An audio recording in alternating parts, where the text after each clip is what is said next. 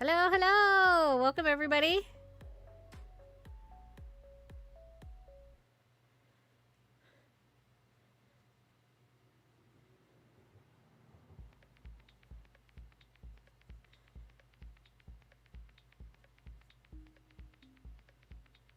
Hello, hello, welcome in. Get yourself a zebra cake! Hey, Lily, how you doing tonight?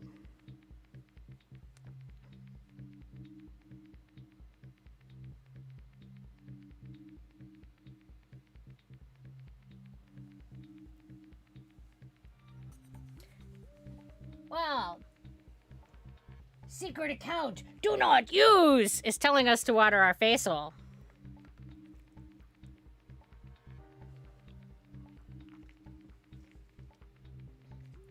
And is also reminding us to sit up straight. Thanks, Loon. It is definitely sweater season. We've arrived to the cold times. Winter has arrived.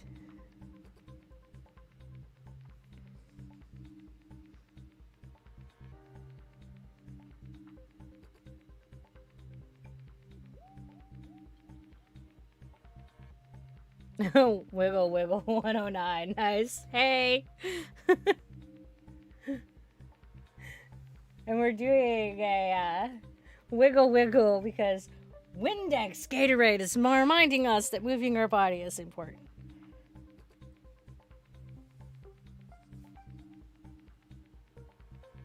Doing a little wiggle.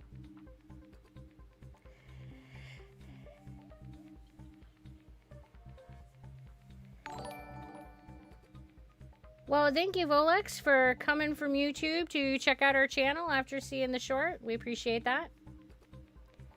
And well, Lily, I'm doing all right.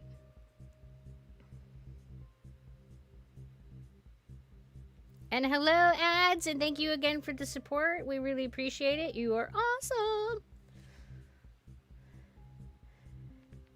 Hey, Sparkle, how you doing?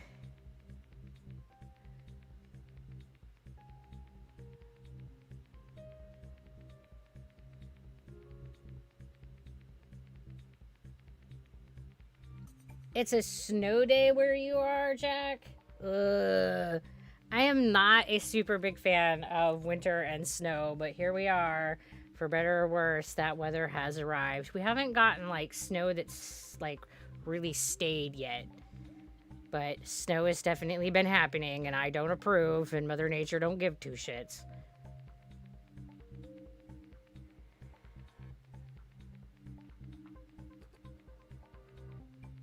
I live in Scotland and it's freezing. Well, I wouldn't say that we're in freezing weather yet, but we're definitely on the it's cold. And hi, I'm a Pex boy. How you doing?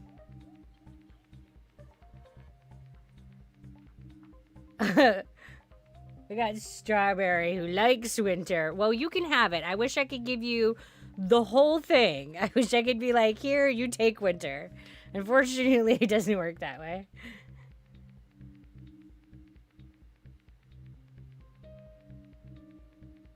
Well, secret account do not use. If you hang out, you will accrue zebra cakes, because that's what we've called our channel points. -6 right now. Oh my god, Sparkle, that's awful. Ugh. I don't know what the temperature is outside, but I'm confident it is not that cold here.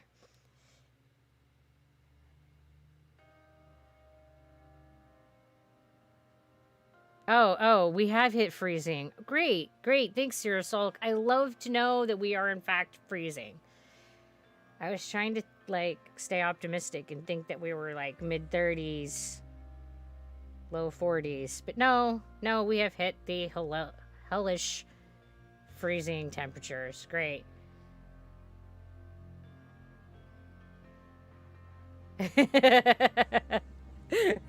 This is Tracy. No ads. She is not new. She is actually Sirisulk's Squishmallow, and she felt that she should say hello to the stream today.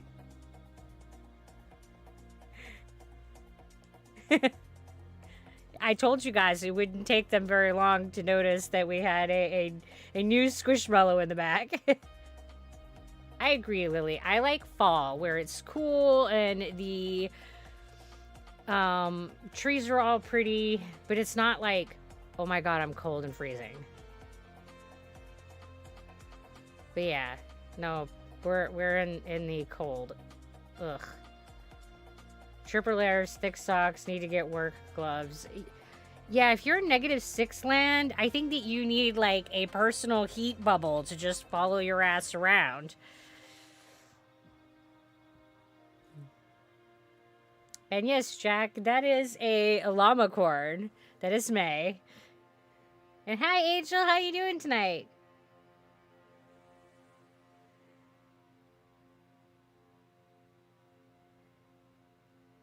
Yeah, blue mac and cheese is kind of crazy. We've had a lot of people join the channel and follow us, and we are now like, oh, what is our official number right now?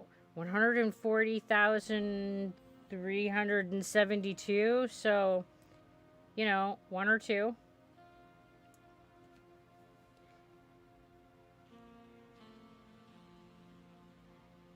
Yes, the Tracy is the chillin' guest Squishmallow.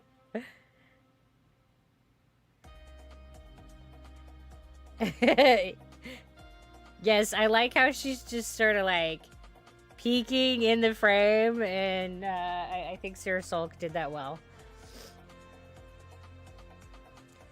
Good morning, Seeker? Seeger. How are you?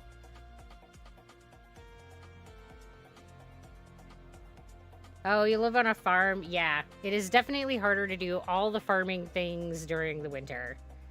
Ugh.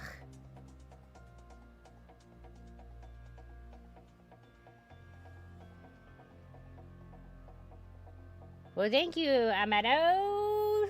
666. I'm glad you like that.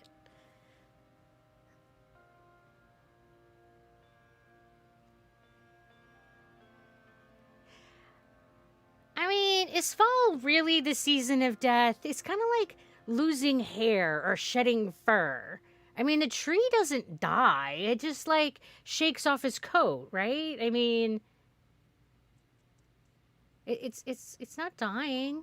It's just getting naked. Welcome, Lightbringer. Welcome to the Dazzle. We're glad that you came and checked us out after seeing the YouTube video.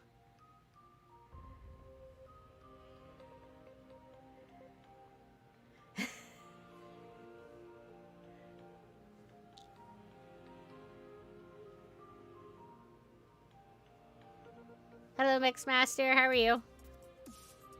Okay, you say Mixmaster, and that, like, makes me think of, like, Tex-Mex and, like, the master of all the tacos.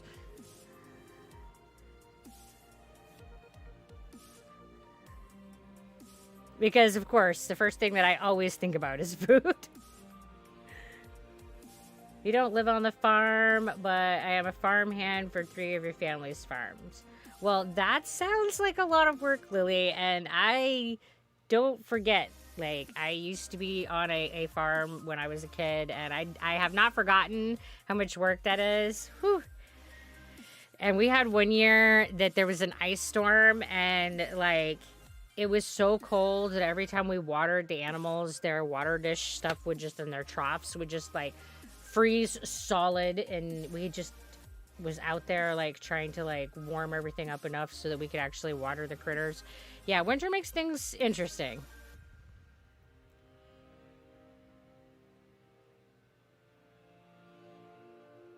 Well, Lightbringer, there's definitely a mixed blessing about being viral. There's a lot of catch-22s in it. And the thing to keep in mind is that just because you go viral does not mean that you will gain any kind of sustainable viewership. Especially when you're looking at something like Twitch, where your followers isn't the metric that actually drives how well your channel is doing.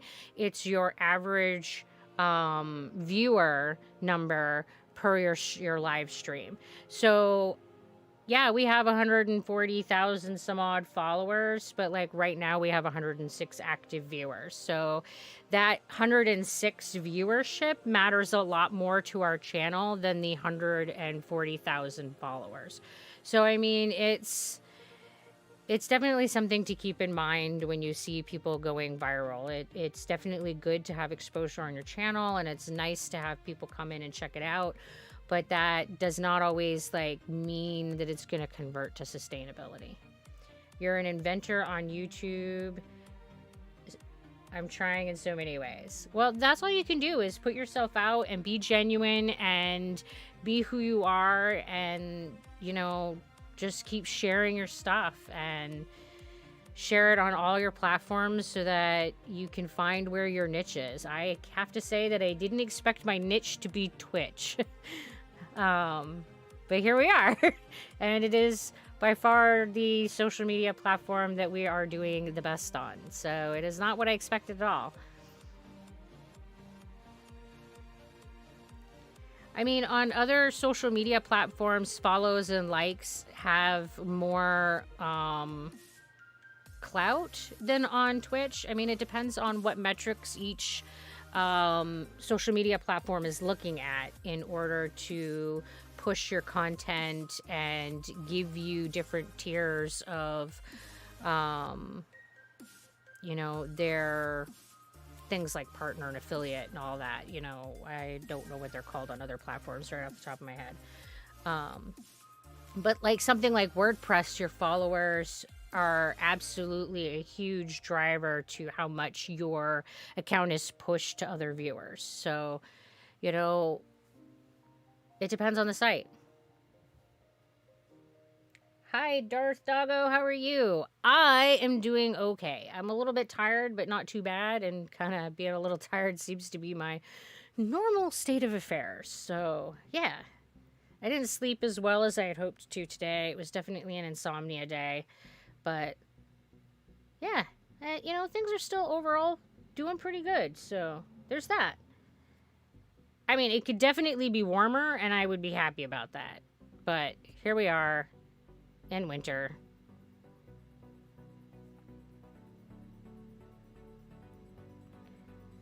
You just bought a 2017 Dale Alienware R6 for my first investment outside of spending crap tons on my mobile games.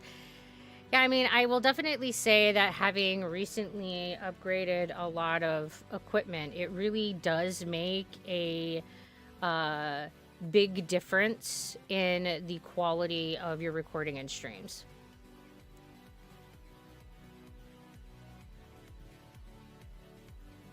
Well, hello. Oh my goodness, I'm not sure how to say this one. Mully Tinytron, I think. Welcome to the Dazzle. We appreciate you joining us. It's shameful in a way to me that everyone throw tons of followers at you but don't stay regular as viewers. I wish the best. I hope you get like 25k views. You deserve it. Well, I think some of that comes from people not understanding Twitch and people that came and followed being people who are used to TikTok, because that's where a lot of this started, was on TikTok. And your followers on TikTok, again, will have a influence on how your content is shared and pushed. So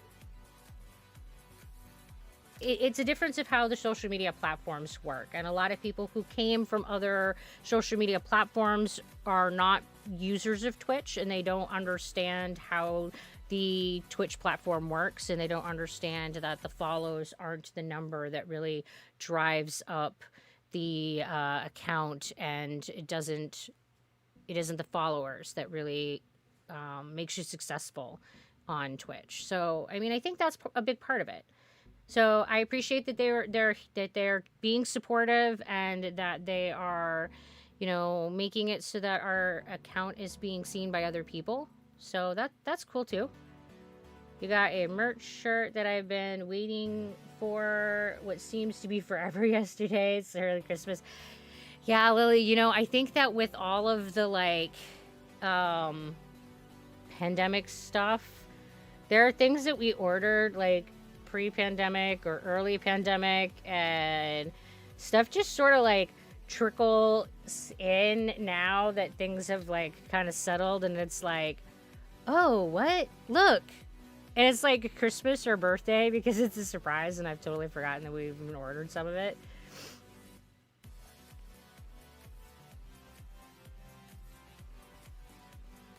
Yeah, the eternal woe of switching between platforms. Yep.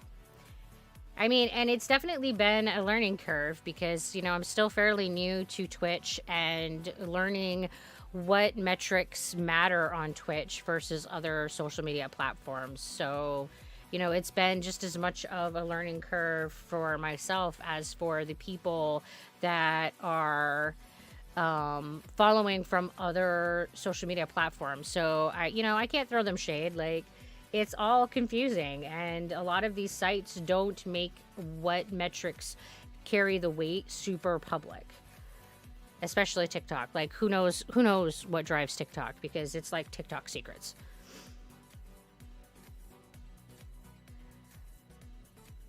T-shirts with "be kind to others" with your handle would probably blow up. I can understand that your positive attitude is amazing. Just happy with whatever life throws. That's an angelic headspace. Well, my headspace is not always positive. I've just long ago accepted that there are things that we control and there are things that we cannot. And I choose to focus on the things that I can control, because putting our energy and focusing on and getting stressed out about the things that I have no control over is just going to like increase your stress level without actually making any beneficial impact in your life. So I choose to put the energy where I can make change. Cyrusol. Tumblr, for example, has likes that mean nothing due to being a blogging site, so reblogs are required. While Twitter is all likes and retweets are less important. Interesting to see how people struggle to switch between them. Absolutely. Like, every social media platform has a very different way of having their metrics impact the way that things are being seen and the way that things are changing, what level of like I don't know, person you are, level of performance you're at.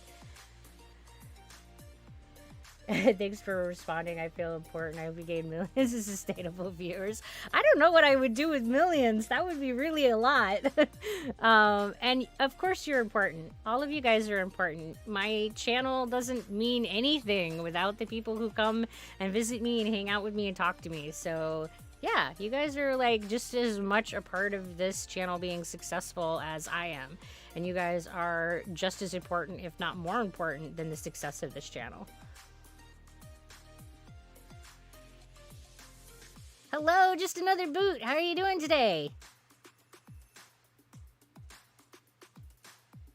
Hello, Fallen Angel Boy. Thank you for stopping by and visiting, giving us good luck. Hopefully all things go well and we have no tech gremlins tonight. Best happy birthday singing ever. Now every time I hear it sang or heard, I will forever think of your kindness. Oh, well, thank you. We appreciate that. Hi, B. How you doing? And we got Glassy here, hello. And J-Ball, hi.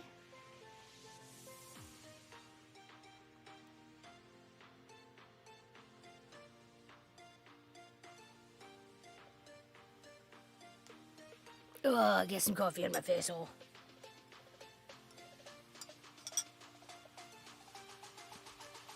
You came here from the happy birthday video. Well, thank you for seeing that video on whichever platform and deciding to come and check out our channel. We really appreciate the support.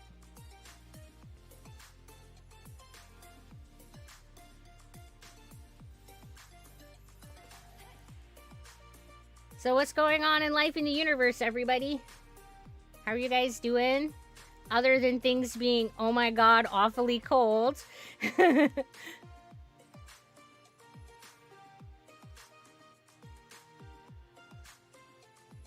You know, too bad it can't be like super warm weather 24/7, 365 days a year. But, you know,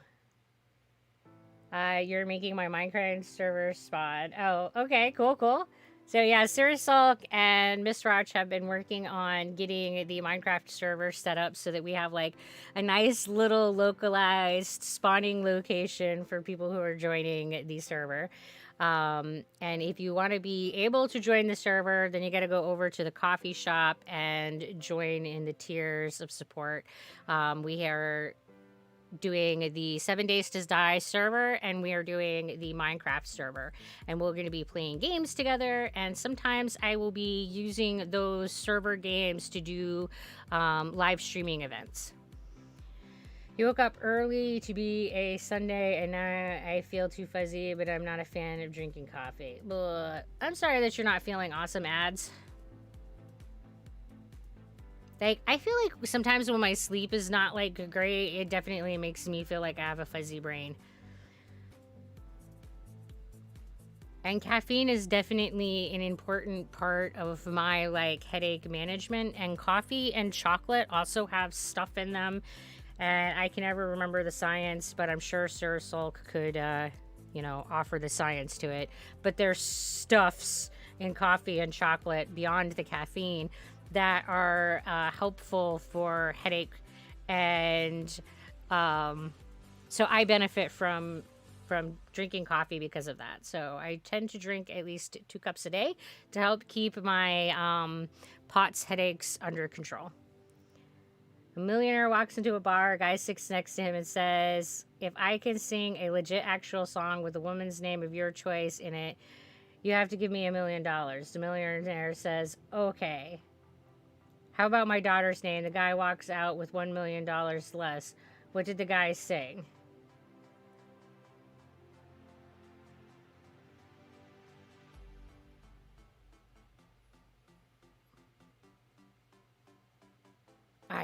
I have no idea. No idea.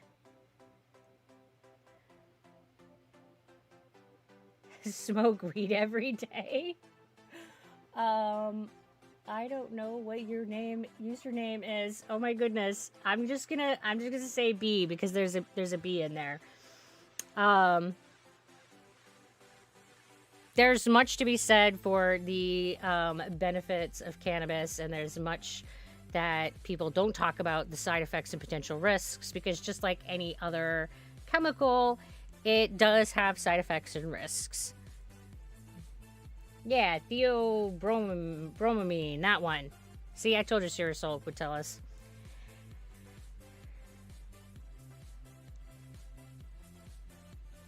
Well, I'm glad that you are enjoying your stay, B. But don't coffee and chocolate start a migraine if you're prone to having them or something like that. Okay, so caffeine is where you can trigger migraines and you can help migraines. So there's something called a rebound migraine. And this is when you are taking any kind of medication, and it's not just caffeine, but caffeine is the one that is most notorious for triggering migraines. If you are taking a medication to prevent a migraine and then suddenly stop it, you will have what's called, you are at high risk of having what is called a rebound migraine or a rebound headache. And this is because of the sudden absence of the medication lowers your migraine threshold and makes it so that you are more likely to have a migraine. And this is why they recommend that if you are taking migraine prevention medications, that you don't stop them suddenly, but that you taper them off over time.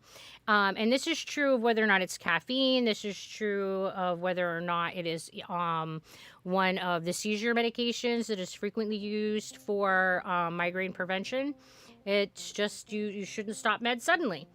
The other thing to keep in mind with caffeine and headaches is that if your body has become dependent on caffeine because you have used it enough that your body has become used to it being in your body and has been gotten to where it wants that to be there, then stopping that suddenly will cause withdrawal symptoms. And one of the symptoms of caffeine withdrawal is to have a headache, but that headache is very different than having a migraine.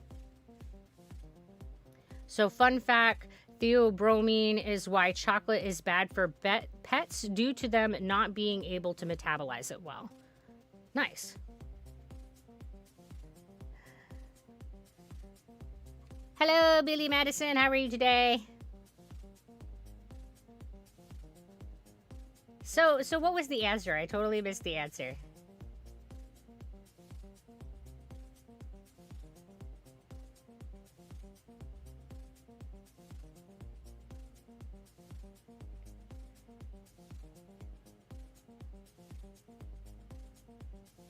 Is happy birthday is correct? Oh, okay.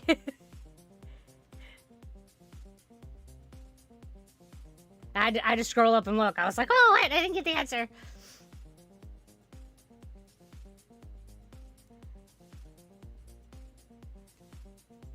That's a lot of piggies. They're just like running rampant. Like, who let the pigs out instead of the dogs out, right? You get to be added to the zebra pig statue.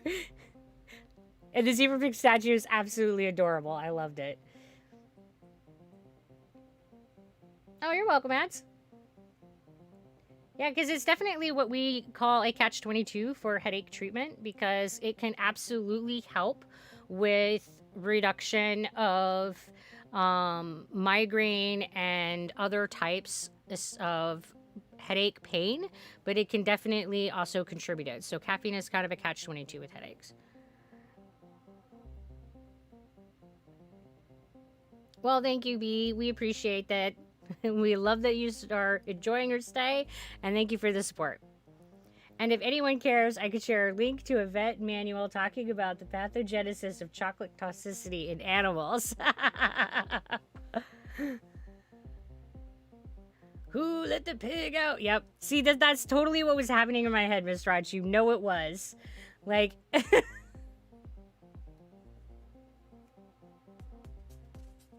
that like the Meat Boy guy? Is that what he's called? Yes. Okay.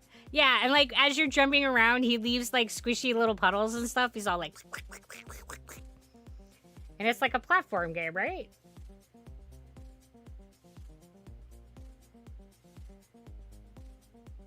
That one was one of the weirder games, but it was funny.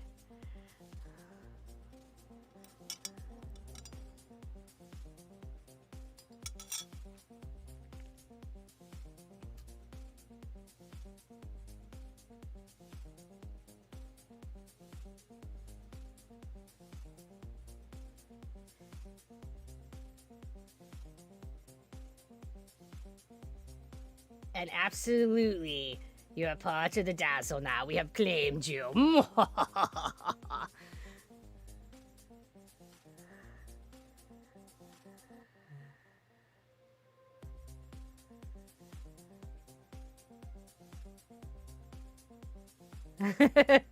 Yeah, I don't have a really good evil laugh. Like, even when I'm trying to, like, be all growly and evil laugh noises, it's got, like, definitely this, like, cute little kid quality to it, trying to be scary or trying to be menacing. Yeah, I definitely have that in my voice always. I'm all like, whoa, and I'll sound like this 5-year-old trying to be the villain. Yeah. And I definitely don't have any, like, growling thing going on. Hey, Cam Parker, how you doing tonight? Welcome back.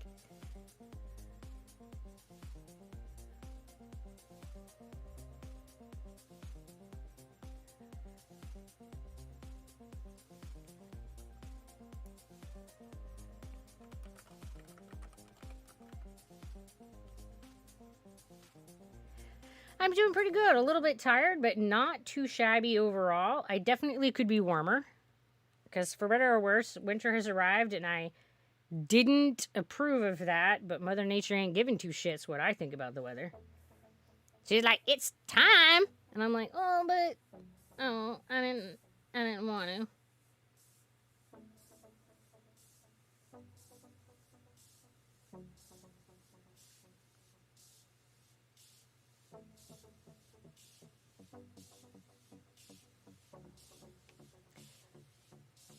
Theobromine and caffeine completely inhibit cellular, oh man, adenosine receptors, resulting in CNS stimulation, diuresis, and tachycardia.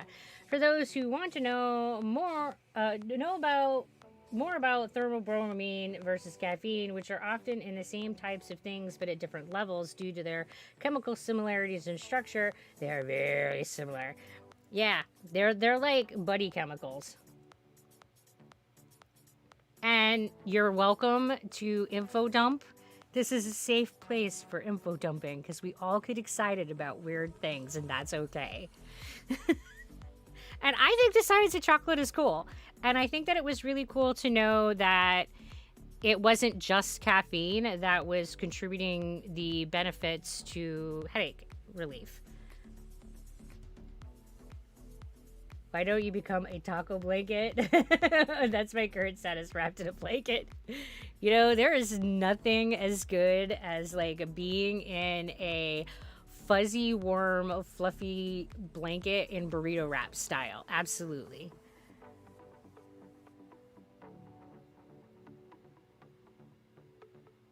Hey, Fire Rocks, how are you tonight?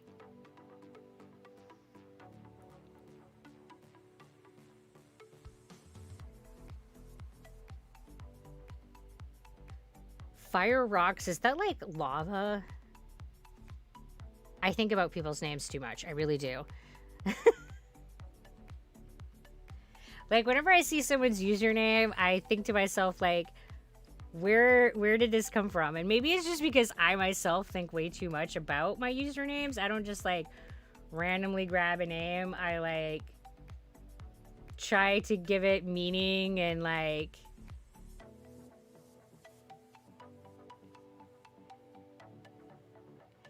Yeah. It's an Avatar reference. Okay, I've watched Avatar, and now I'm trying to figure out where Fire Rocks came from.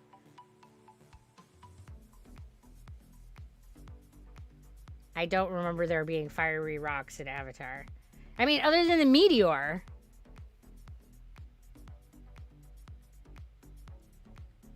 Mine means I have a user's name. Pigs in a blanket, right?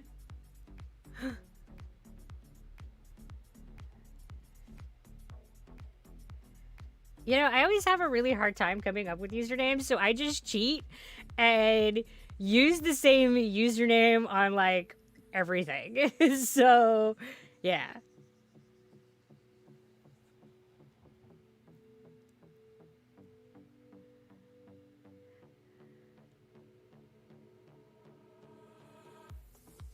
I'll be like, this is the good name, and then I just like stick with it. And you pick the weirdest ones. Well, I think that I have definitely seen a wide array of weird in the usernames here. So I think it's hard to judge whose is the weirdest. Worshipping the statue wrapped in a blanket, is that allowed? Oh, worship is allowed. Yes, yes! Worship! Worship! Well, Otis approves.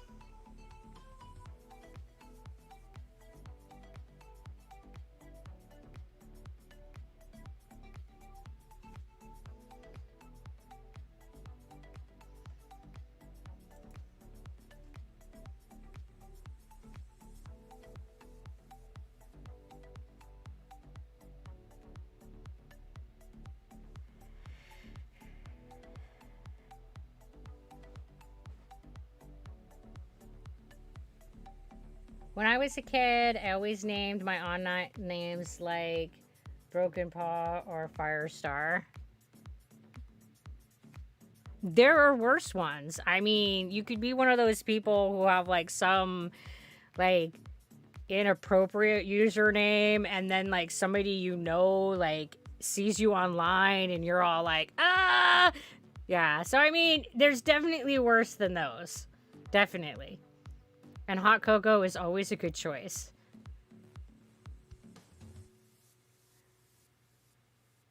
I mean, especially if it's made with a base of warm milk rather than water. So it's like that nice, good, heavy, rich hot cocoa.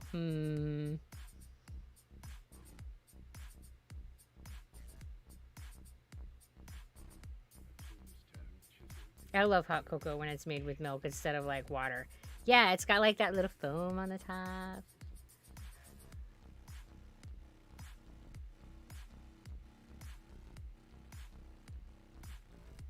Warrior Cats had a chokehold on you as a kid.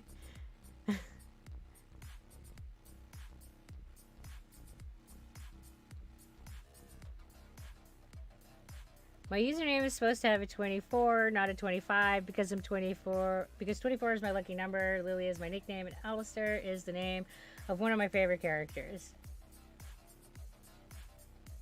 See, like, there's always like a weird story behind it, even if it's like, I couldn't come up with anything, so I panicked and typed a bunch of letters.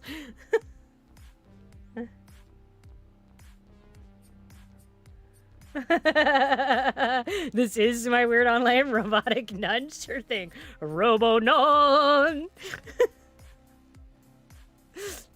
Okay, so like if Robo Nun was a superhero, I now envision her with her like electronic Bible and her rosary, like using it as a lasso to like catch the sinners, and her electronic Bible like beaming light just I don't know, I'm kind of liking Robo Nun. Mine is a misspelling of a World of Warcraft rare spider you could tame as a hunter class, right? And also a word that I can never say proper, so there's that.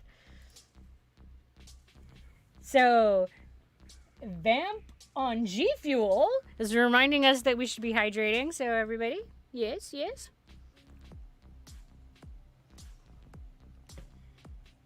And we're also being reminded by Vamp to sit up straight and be good to our backs. The steel ruler of discipline. Yeah, you just got like instead of a sword or a katana, she just like pulls out the ruler. I said behave. I think that would make an absolutely hilarious B-style action movie. Okay, sir. Well, I'm glad that you like my hat. Thank you.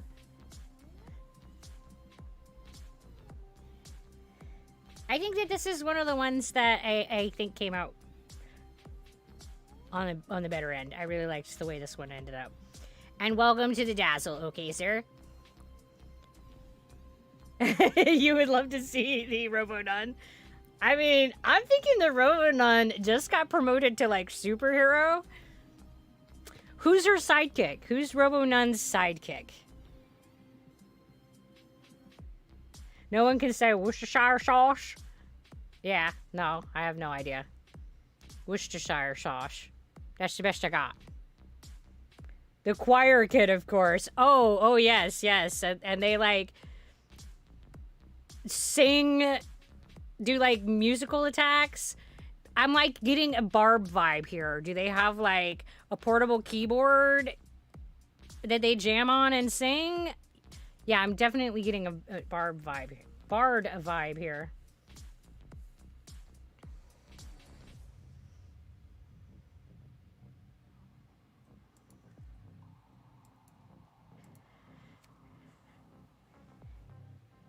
If it is the Robo theme, then totally a techno nerd, right? Like doing the choir music techno style. That's great.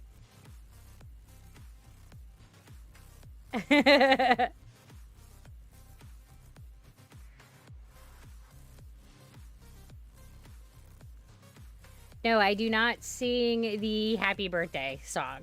I believe that is in my chat rules as a reminder that no. If I did every request for happy birthday, then we would be just sitting here listening to me sing happy birthday on rinse and repeat. And I promise, guys, it's really not that good.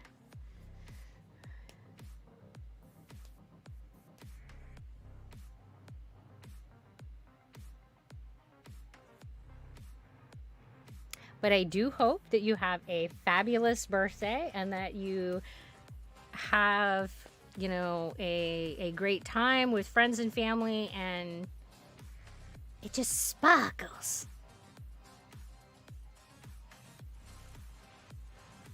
Hello, Beast Man. How you doing?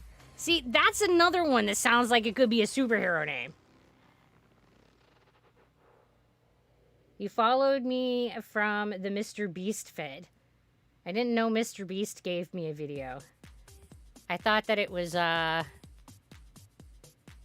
Rocco? I thought his name was Rocco. Well, it sounds like there's another one out there, guys.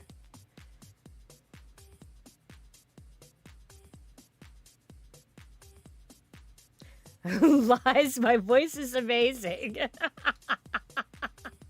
Well, regardless of how awesome you think the voice is, which I think that you're silly,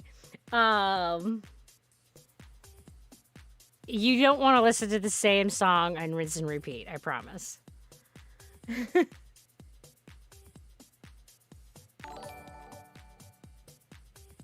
It was a YouTube short or something?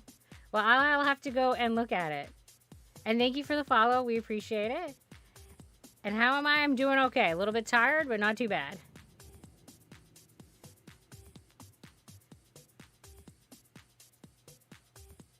And, oh my goodness, I don't know how to say your name. He ben Greeker Snob. Nam. Also came from YouTube. Cool, cool. Happy holidays to you too, okay, sir? Life has been pretty good. I mean, not perfect, but, you know, I am content.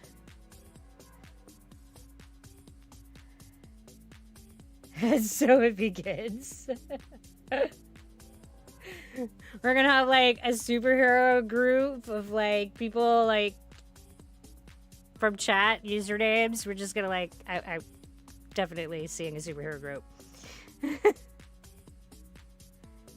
I mean, come on. We got Robo Nun. We got Beast Man. I mean, I agree that Vamp kind of sounds more like a supervillain.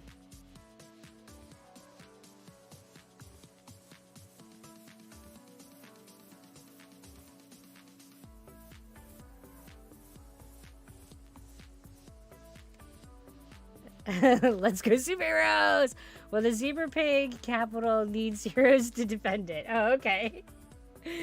Well, apparently I have superheroes now.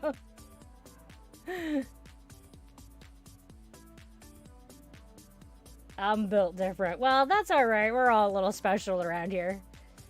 Go, go, Power Rangers! I like where this is going. Pancake Daddy. That's definitely, you could definitely be a superhero. Like, I'm now envisioning that you have, like, a stack of pancakes and you just, like, throw them like discus at the bad guy. And because they're covered in maple syrup, it just, like, sticks them to the spot. Who else is going to protect all the animals, civilians? Right?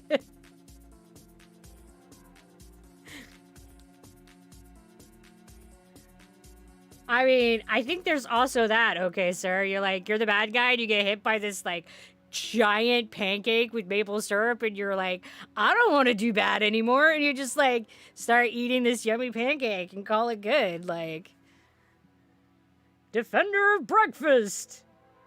Exploding pancakes.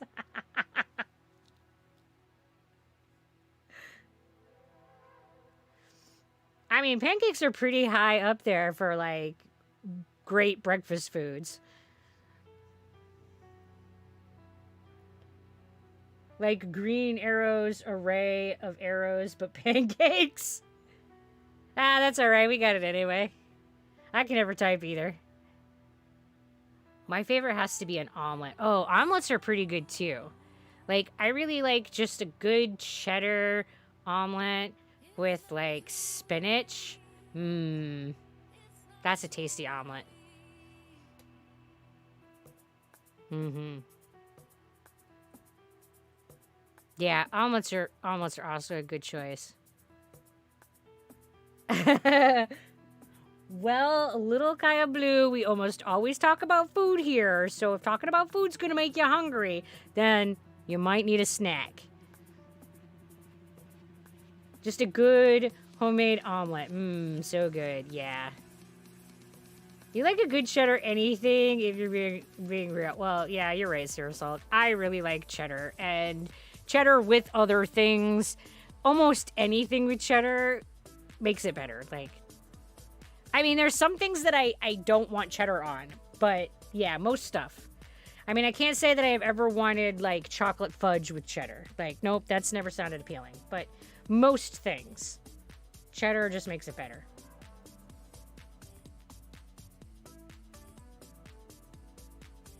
I haven't had an omelet in forever. Oh, sadness.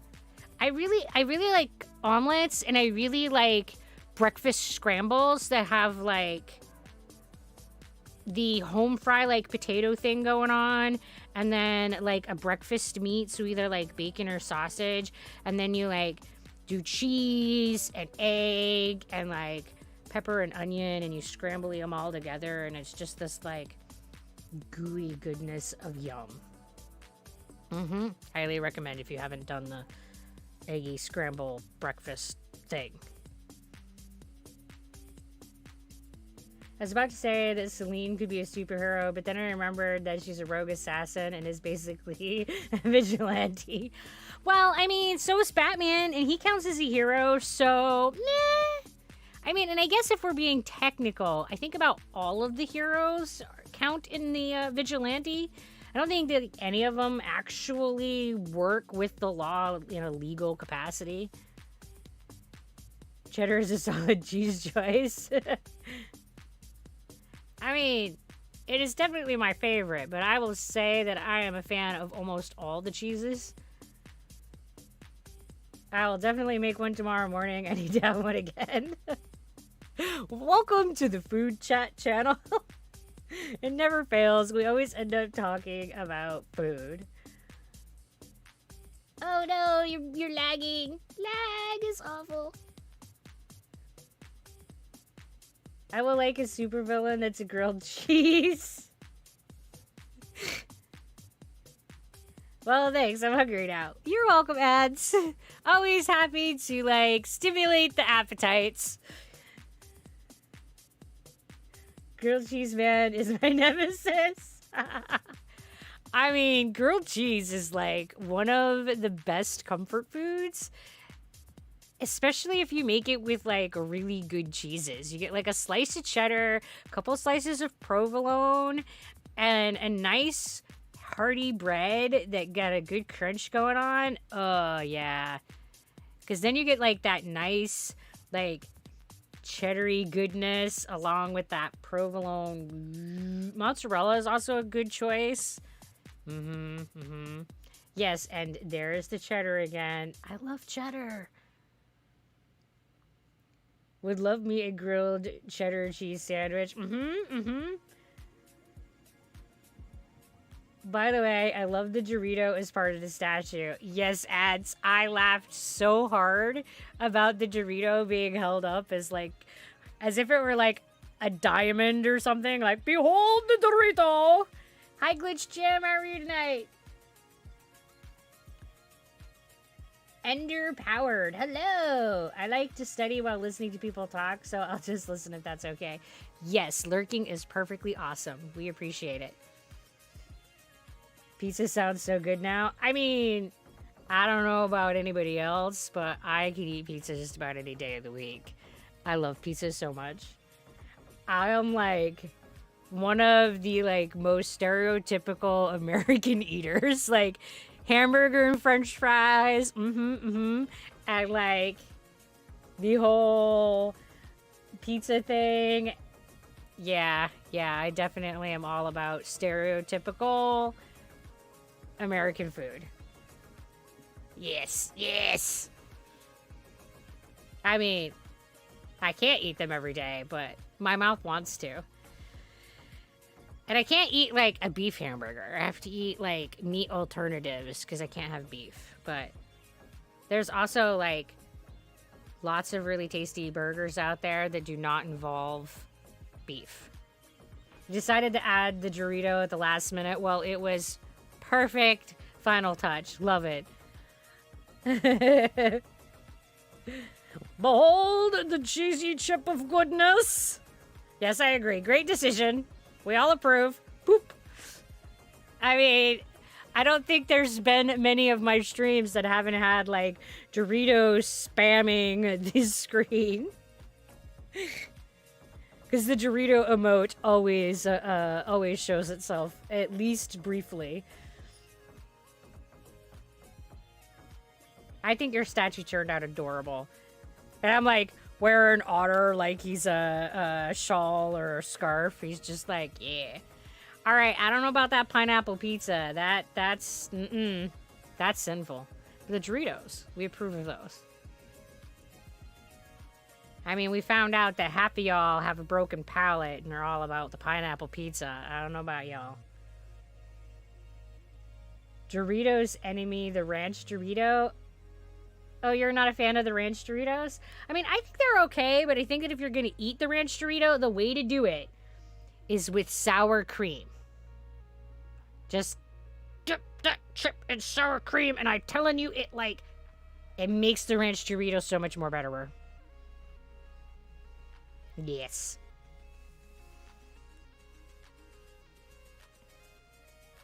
I did not need to put the pineapple pizza. It just sort of like fell in there and contaminated the Doritos. I mean, we like pasta. Pasta's good. I mean, noodles in any variety are, like, approved. Ramen is amazing. I mean, spaghetti, like, with a nice, like, bechamel sauce and a good, like, portion of cheese on top. I mean, this time it's got to be Parmesan. Or maybe some mozz. Yes.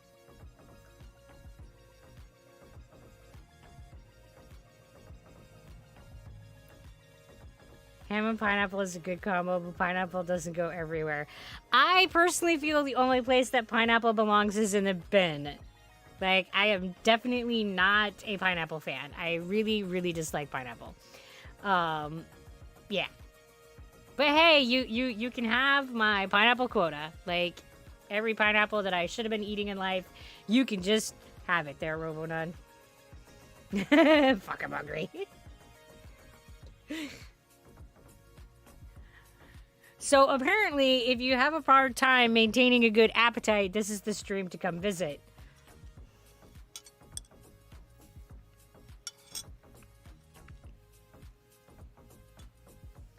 Low on appetite? Come talk about food with the zebra pig.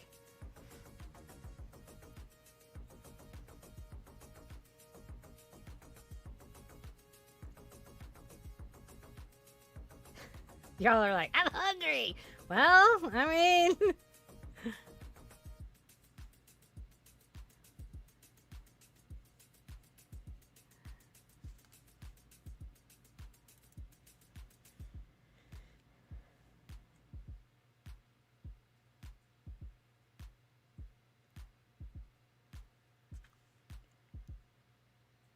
All right. Random useless fact of the day. The word muscle comes from the Latin term meaning little mouse.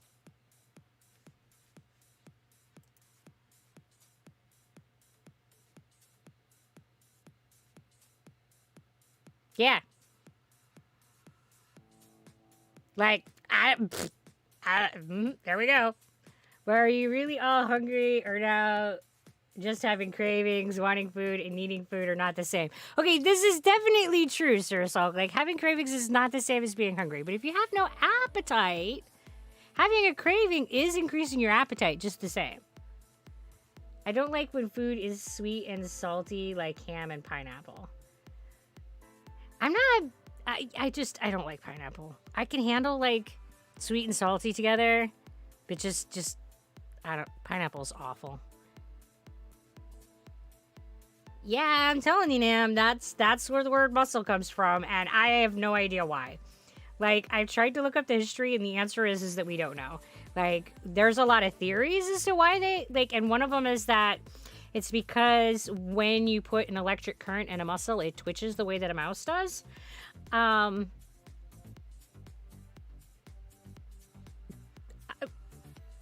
and then my thought is like, so were these early anatomists sitting at a table, electrocuting a mouse, electrocuting a human arm, and going, "Yep, looks like a little mouse in there."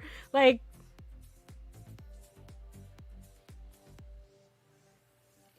I don't think there's a way for me to make that naming of muscle not seem really weird. You love the sweet and salty stuff? Both. Answer's always both hands. My favorite food is a Mexican dish called La Prima. It's Mexican rice with the meat of your choice on top and white cheese dip poured all over it. Oh. Oh. I think I could get into that. That sounds very good. If you had any food in your fridge, freezer, what you eating? Why can't you eat beef? Personal belief, decision, or medical? Yeah, you're always welcome to ask questions, ads. So I have an intolerance to beef. I don't digest it well. It causes me a lot of discomfort if I eat it. So I don't, because it doesn't taste good enough to be worth all the suffering. I won't go so far as to say that it's an allergy because it doesn't meet that set of symptoms, but it's definitely intolerance. My body just doesn't seem to want to digest it well. So I end up eating alternatives, either like the vegetarian stuff or buffalo, which tastes incredibly like beef, but apparently is enough different that my gut can tolerate it without any issues. So there's that.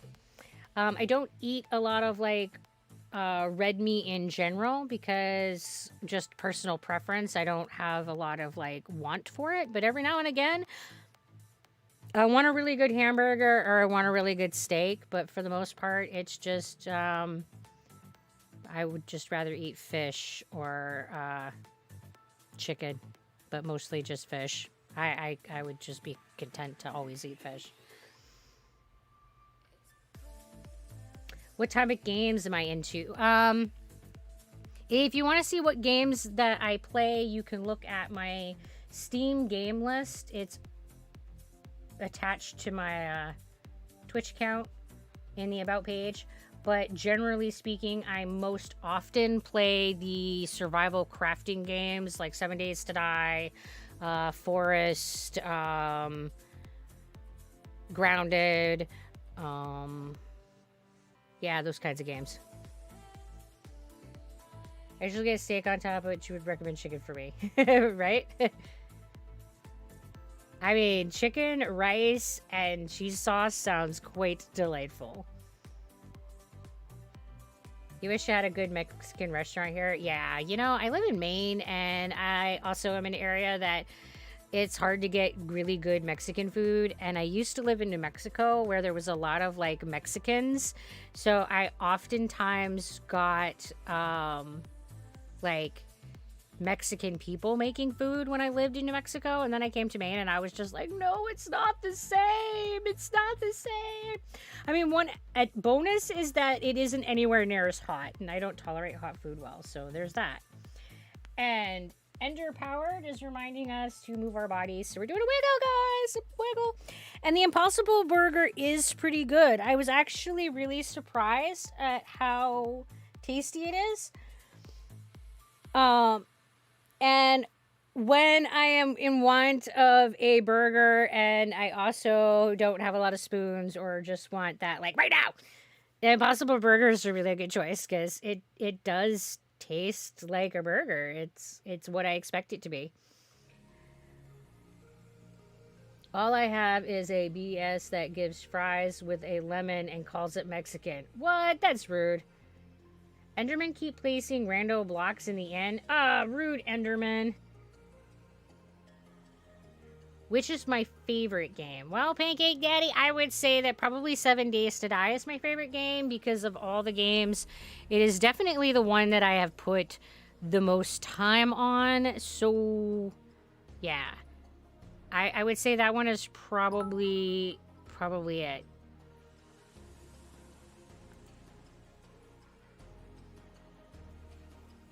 Oh, well, thank you, Make Me Purr. I appreciate the support. You are a rock star.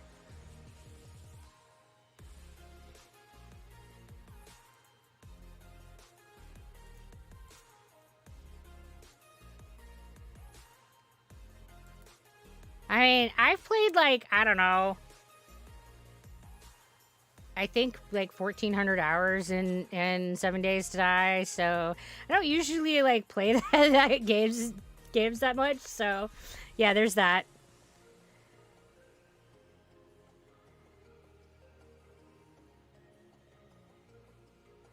Mine is called Taco Mondo. What is my favorite chicken breed? Like Orpington, Leghorn, Silky, etc. Wild chicken, Antichrist. I don't know. My dad did raise chickens, but I honestly am not a very knowledgeable person in regards to chickens, and I don't even know what kind of chicken we had. They were little brown chickens, and they laid little brown eggs. Beyond that, I know nothing. And the boy chickens were assholes. I also know that. Like, roosters are dickheads. But I don't know really much of anything about the different breeds of chickens. Do I like seafood? Yes. I absolutely love seafood. I really, really enjoy sushi. I am a French Italian and I can't tarlet garlic.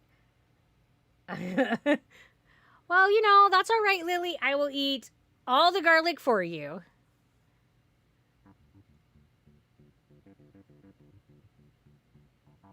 Breaking the stereotypes, aren't we? You know, stereotypes are overrated. Big mohawks. What about big mohawks, Nam? Silkies are so fluffy and ridiculous. I mean, I would say by their name, they sound like they should be all fluffy. I'm glad that that's the case, because sometimes we don't name things well. I mean, as evidenced by muscles being translated to mouse. What?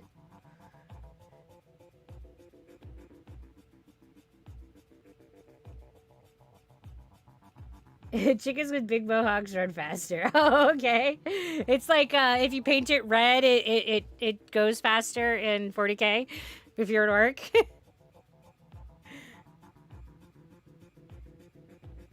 Hey, Alpha. How are you today? Me, I'm doing okay. Like I didn't sleep as well as I would like to have, but other than that, I'm doing pretty good.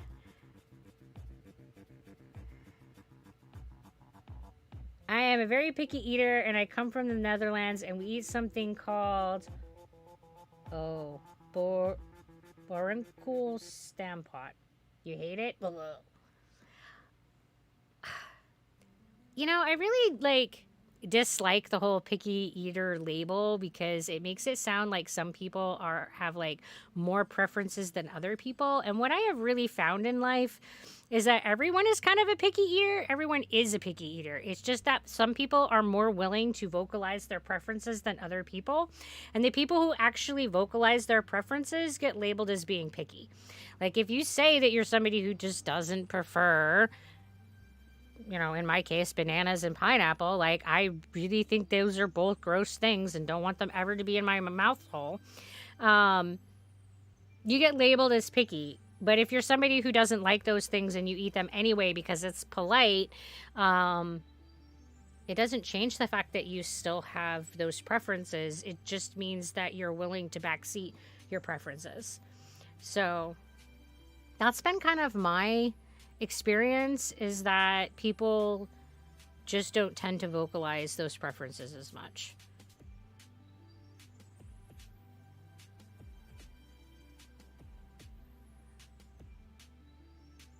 Don't believe him, it's delicious. Oh, yeah, I think you're right, Robodon. We're gonna have a knockdown drag out.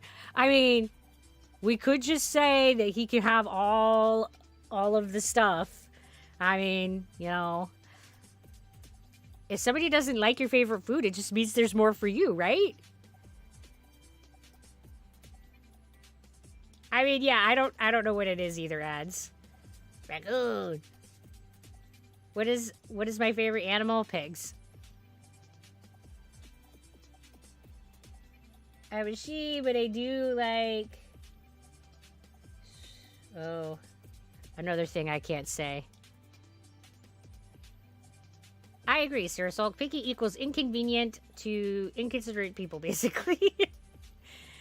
Yeah, I just... And it's also often directed towards children because, at least in America, we don't feel like children should have an equal vote in food, which I find to be exceptionally rude. Like, if I was going to be cooking a meal, I would look at the people that I live with and say, what would you guys like to eat tonight? But the norm in America is to look at just your spouse and ignore your children and ask your spouse, what would you like to eat for dinner? And then be upset if your children didn't want to eat what you were making. But then you don't let them have any kind of vote or say in what's being made. I just find it exceptionally rude. Like, we wouldn't treat adults that way. Why do we treat kids that way? So I find the picky label to be not nice and not accurate. I used to be a huge picky eater when I just allowed myself to try a bunch of new stuff and open myself to a lot of foods I would have hated before.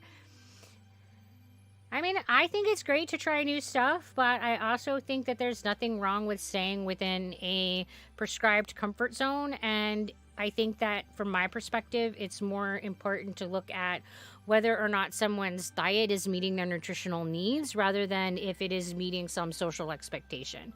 You don't have to eat bananas to get potassium. In fact, it's one of the lower potassium foods. So, yeah. I find that most of the time, if you work with people within their tolerances and their preferences, you can meet the objective of eating, which is to have a good nutritional base and to have a positive social experience. It's mashed potatoes with a vegetable of choice in it with a piece of meat, usually some sausage, and a thick broth. Huh. Sounds a bit like that stuff, potatoes and cabbage. It's a hearty meal for the winter. You love it with sauerkraut. Interesting. How many chickens did you have when you were growing up? Not many. I think that the most that we ever had was like 6 or 10. Like, it was never really many. Like, we didn't have like a huge coop. It was just this little coop.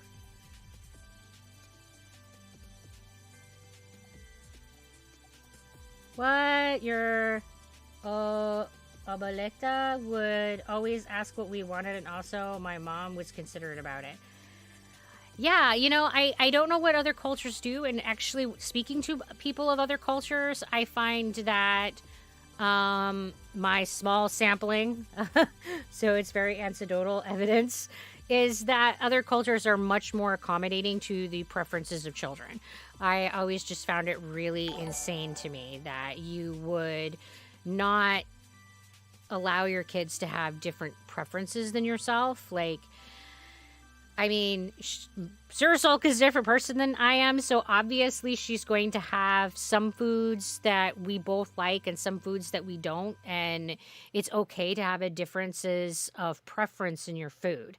I mean, there were definitely times growing up that, when I was raising her, that I would cook something and she was like, I don't want it. And I'd be like, well, I'm not going to cook another meal because I don't have the spoons for that. But there's always peanut butter and jelly sandwiches. There's always you know, fruit and vegetables in the fridge. There's always yogurt. You know, you don't have to eat this, but I am not cooking another meal for you because you don't want this. I mean, so I always felt like that was a reasonable compromise, but growing up where I live, you either ate what you were given or you didn't eat at all. It sucked. Yeah, and Lily, that was my experience. Like, I was served food and I was never asked what I wanted to eat. I was just literally given this ridiculously heaping pile of food that was always way more food than my body needed. And not only was I just expected to eat what was given to me, I was expected to clean my plate. And there was a lot of weirdness around food when I grew up. Well, my family loves meat, but I don't know. I just have some problems with swallowing it. I'm not allergic or something. It's just hard for me. The texture is very weird in my head. Hey, you know, texture preferences are just as valid as taste preferences. For me, the reason that I really don't like bananas is because of the texture. I really just physically reject them. Like, I start to swallow it and gag. It is so vile in my mouth. I don't want them. That would require seeing children as actual people. Americans have a long history of generally being bad about that. That is absolutely true, Sir Sulk. I think that Americans are terrible at treating children as individuals and as people and as the equals that they are. I mean, just because someone is younger than you doesn't in any way negate their humanness or their value. And hey, Torlak, how are you tonight? Abuelita means granny, but I feel weird referring to her in English as the Spanish word has more loving meaning to me. Oh, that's fine. I just wasn't really sure how to say it. And I struggle bus to say English words, so when like words from other languages come in, I'm like, oh no, I'm not sure.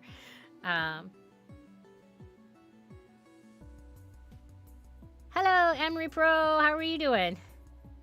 A lot of pickiness is texture-based, I have found. I think that that's true. Like, I think that a lot of people don't think about how important texture is.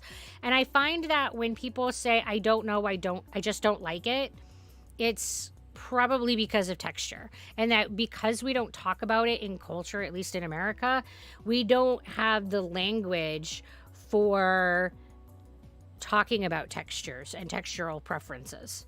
And for me, the texture of a food is actually way more important than the flavor of a food. Yes, hello. Welcome to the food chat. And yeah, I say all the words badly. Fun fact, my family eats cheese with almost anything and every meal. Yeah. Like, that's my family with, like, salt pork. When I grew up, like, salt pork was used to cook a lot of things, and pork lard was used to cook a lot of things, and it was just added into everything. Everything. I was a very picky eater, then I get married into another culture, and now I eat everything.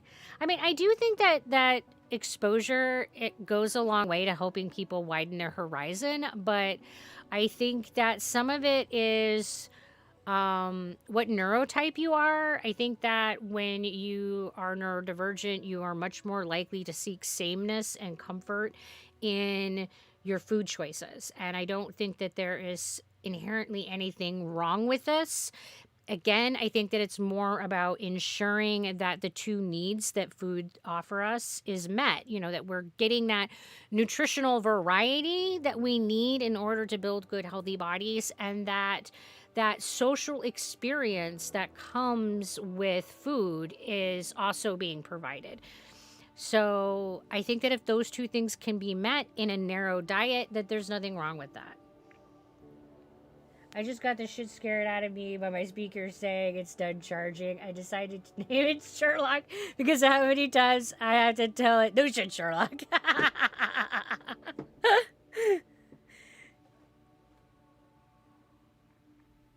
Zira, you are too much fun to talk to. I forgot I still have to study. Oh no!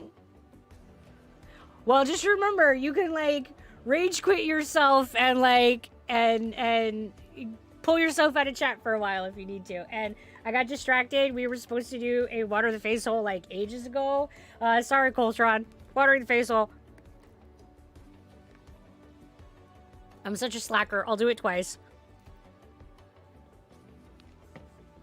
I'm sure that somehow makes up for it, right? I get scared when zebra headphones say it too. It does startle me. I thought it was just me. Like, when it suddenly talks to me, I'll be like, oh, all right. And I don't know about you guys, but for me, it's really loud.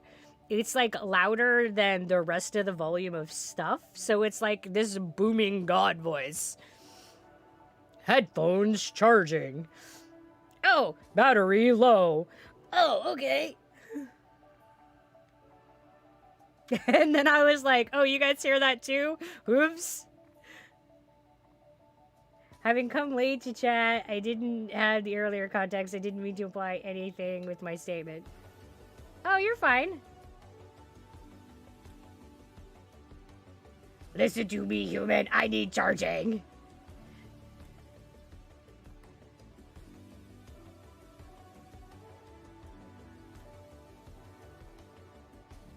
Yeah, it's always interesting to step into a conversation like mid-go, and then you're like, oh, wait, what?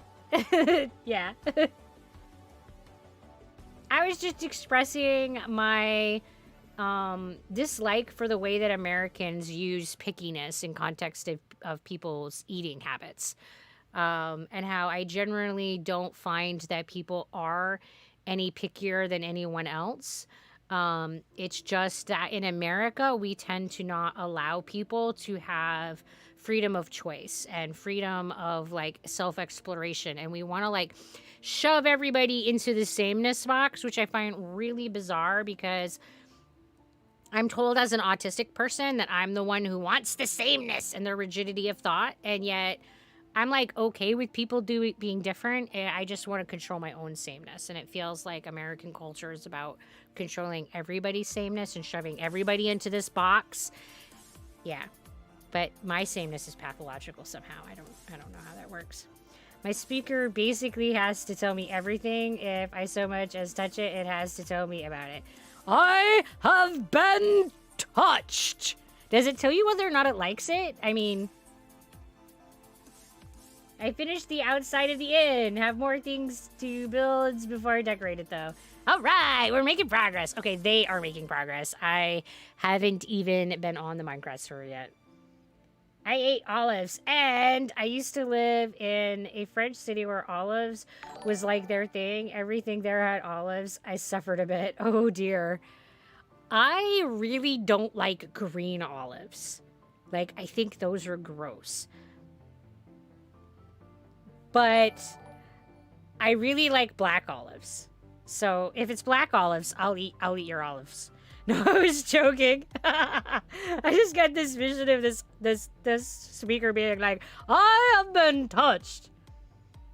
And I liked it. Hey, Maddie, how are you today?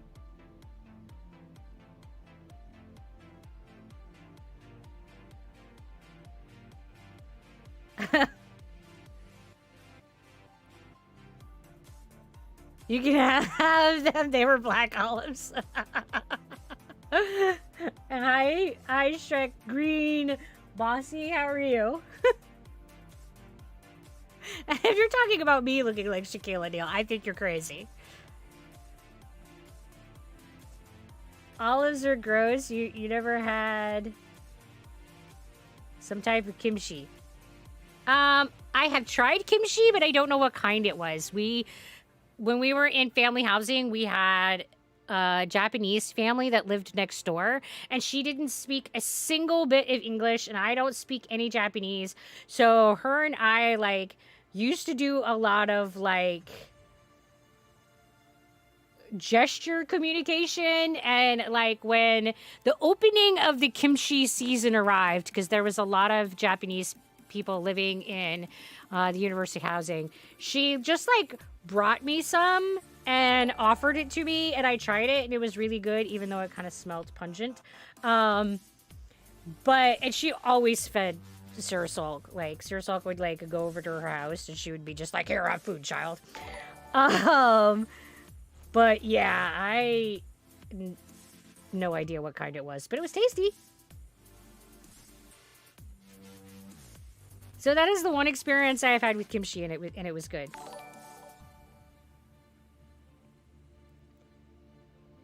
You must go. Thank you for the fun. Well, Nam, you have a good night. Thank you for hanging out with us.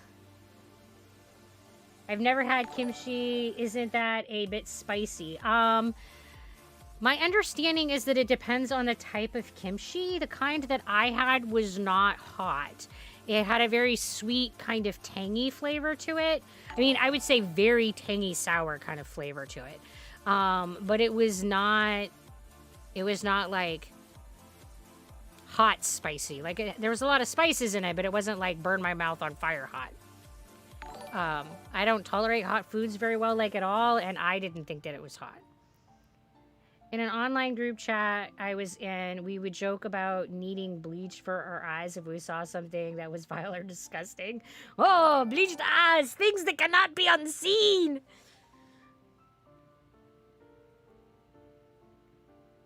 You have homemade of that stuff from your dad's kimchi knob?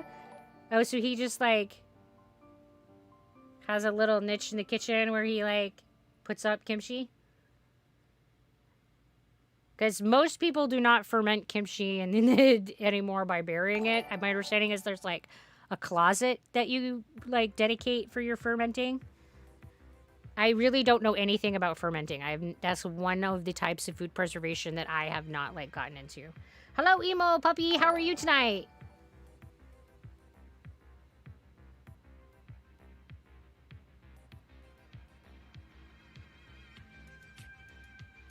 Don't pay attention to Maddie. He's just trolling. Oh, all right. See, I don't know anything about it, so it's fine.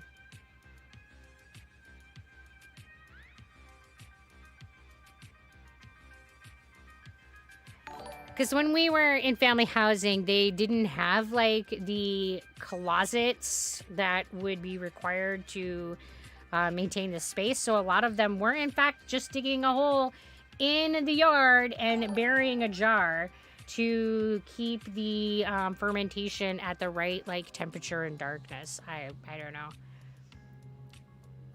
You finished your work and you like your squishmallow. Oh, well, thank you, Emo. Today we have Tracy along with me hanging out.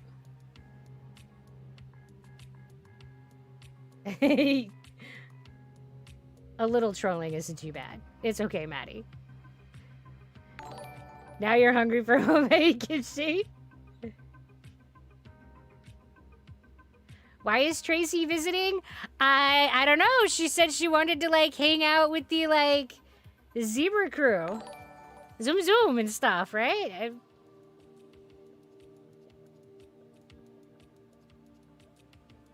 I think that as a zebra, she wanted to see the other zebra crew.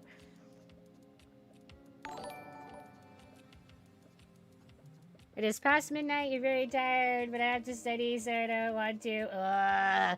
I hate it when I'm like, I should be doing this thing, I should be adulting, but I don't want to. Happens to me all the time.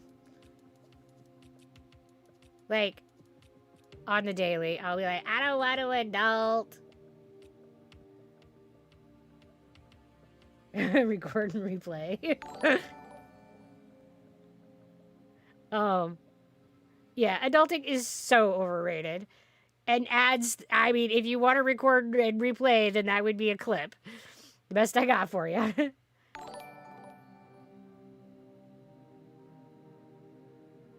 After trying that particular type of kimchi, you put as much on anything as you're eating. So you're, like, really into it. You can't sleep. I'm sorry, Emo. Insomnia sucks.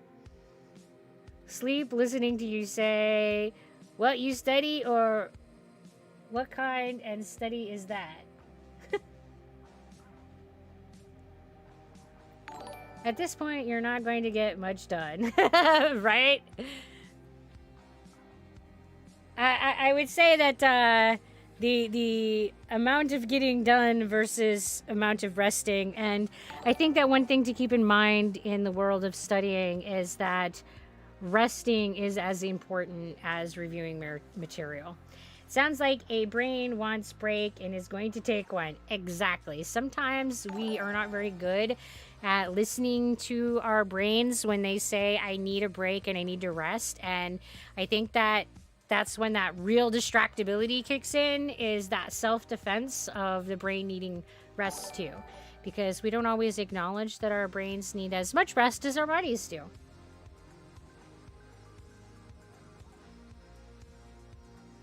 Having done all the studying things, sometimes a break is more helpful than staying up late for the last minute studying. Exactly. I know, but I'm trying and it's boring. Yeah, studying is always boring. Are you a fan of Guillermo del Toro? I am hyped to see his new movie, his version of Pinocchio. No, I don't know who that is. And hello, Glam. How are you? I still have, oh my god, it is test day nightmares, and I am in my 50s. Oh my god, like, I feel that in my soul.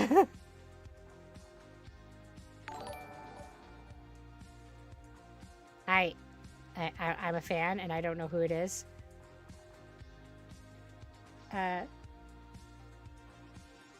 Oh, he's the labyrinth. The guy. Oh, okay. Okay. Yes. Yes. I don't know names very well. But yes. That is not the name of the movie.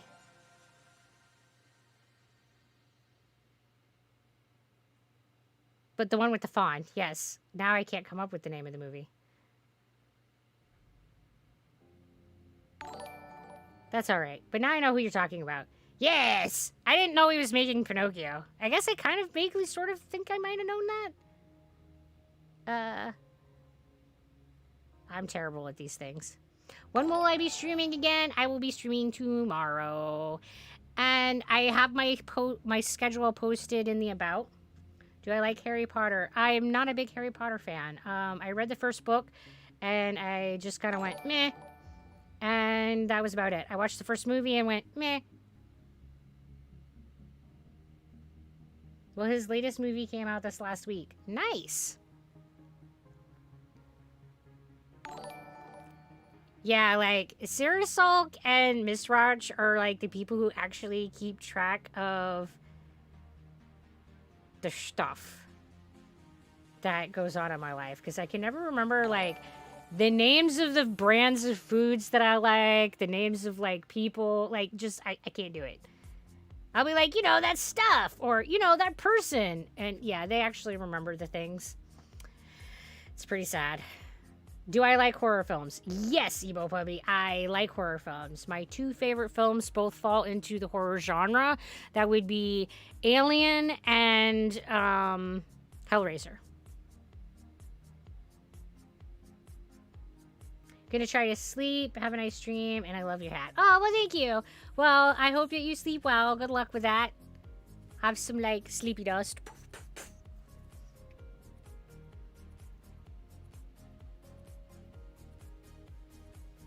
What is my opinion on poor people? That is a very vague question. I am not sure. And do I want me to read that? Well, she might want me to, but nope. I mean, I can try if you guys really want the entertainment. I mean, El Labyrinto del Fauno is the actual movie name. Like, do I think that poor people are bad? No, I think poor people are poor. Like, it isn't a value statement. Hey, I have a great memory until I need to recall that memory, then nothing. That actor, his name, oh yeah, and if you put me on the spot and ask me, like, a question on the spot, I am way more likely to forget a thing than if I'm just, like, thinking about stuff randomly in my head. But do you just forget the names, or do you just forget you watched and how it was? Sometimes both. Like, there are definitely times that I have watched a movie and I have totally forgotten everything that happened in the movie, but I'll be like, I know we watched this, but I don't remember it. And I'm like that with books too. Like, I think that some of it is that I just consume so many stories that my brain just doesn't keep all of them. And I think some of it is just the way that my memory works. If it's not, if it doesn't have something that really strikes a spark and doesn't drive one of my special interests or really get me passionate about it or whatever, then it is likely to not embed as a long lasting memory. Yeah. Hello from McDonald's drive-thru. Well, hi, Sharky. How are you tonight? Just finished my shift at 9 for McDonald's, right? Whew. Man, bless you, emo puppy. People who work in food service, just bless you. Because, man, people are assholes. Shark, grab me a chocolate shake if their machine is working, right? I adore Pan's Labyrinth. I only wrote like an 8-page paper for college lit class comparing the Pale Man, Vital, and the Spanish Civil War, right? I really, really, really loved the movie. I thought it was so well done. I loved the way that they approached the visuals. I loved the embracing of the Fae lore. I loved that it was definitely social commentary without like beating you over the head with it. I like that when stories have layers, you know, that they have this surface story, and if you're feeling like being a vegetable and you want to just like let it hit you, you don't have to dig deep. There is an interesting like surface story going on. But then if you want to dig in, there is that mythology going on that implies a lot. There's a lot of discussion about like what is a monster and what makes someone, you know, the nature of evil. Social commentary, definitely the nature of war, all of that like is there if you want to dig in. Today went surprisingly well. A few things missing from orders, but I sorted it. Good, Emo. I'm glad that things went well.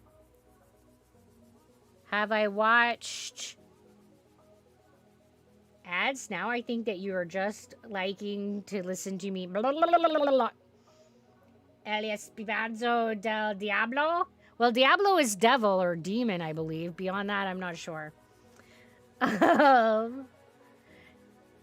I don't think that I have watched that one. I once heard someone excuse their bad behavior towards a server by saying they were poorly treated as a server, so it is okay. Like, what? Yeah, Torlock, this is called the Circle of Violence. And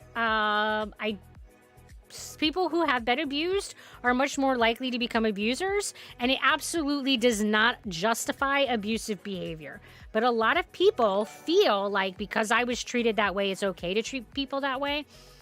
But it's total bullshit. I don't buy into that logic at all. And this is absolutely where this circle of violence and circle of abuse and mistreatment of people just continues to perpetuate. And at some point, we want this to stop. We have to be the person that says, fuck that shit. I ain't treating people poorly just because I was treated poorly. Everyone should have to work food service or retail at least once in their life. I think that it would definitely open people's eyes to it not being the job that they think it is.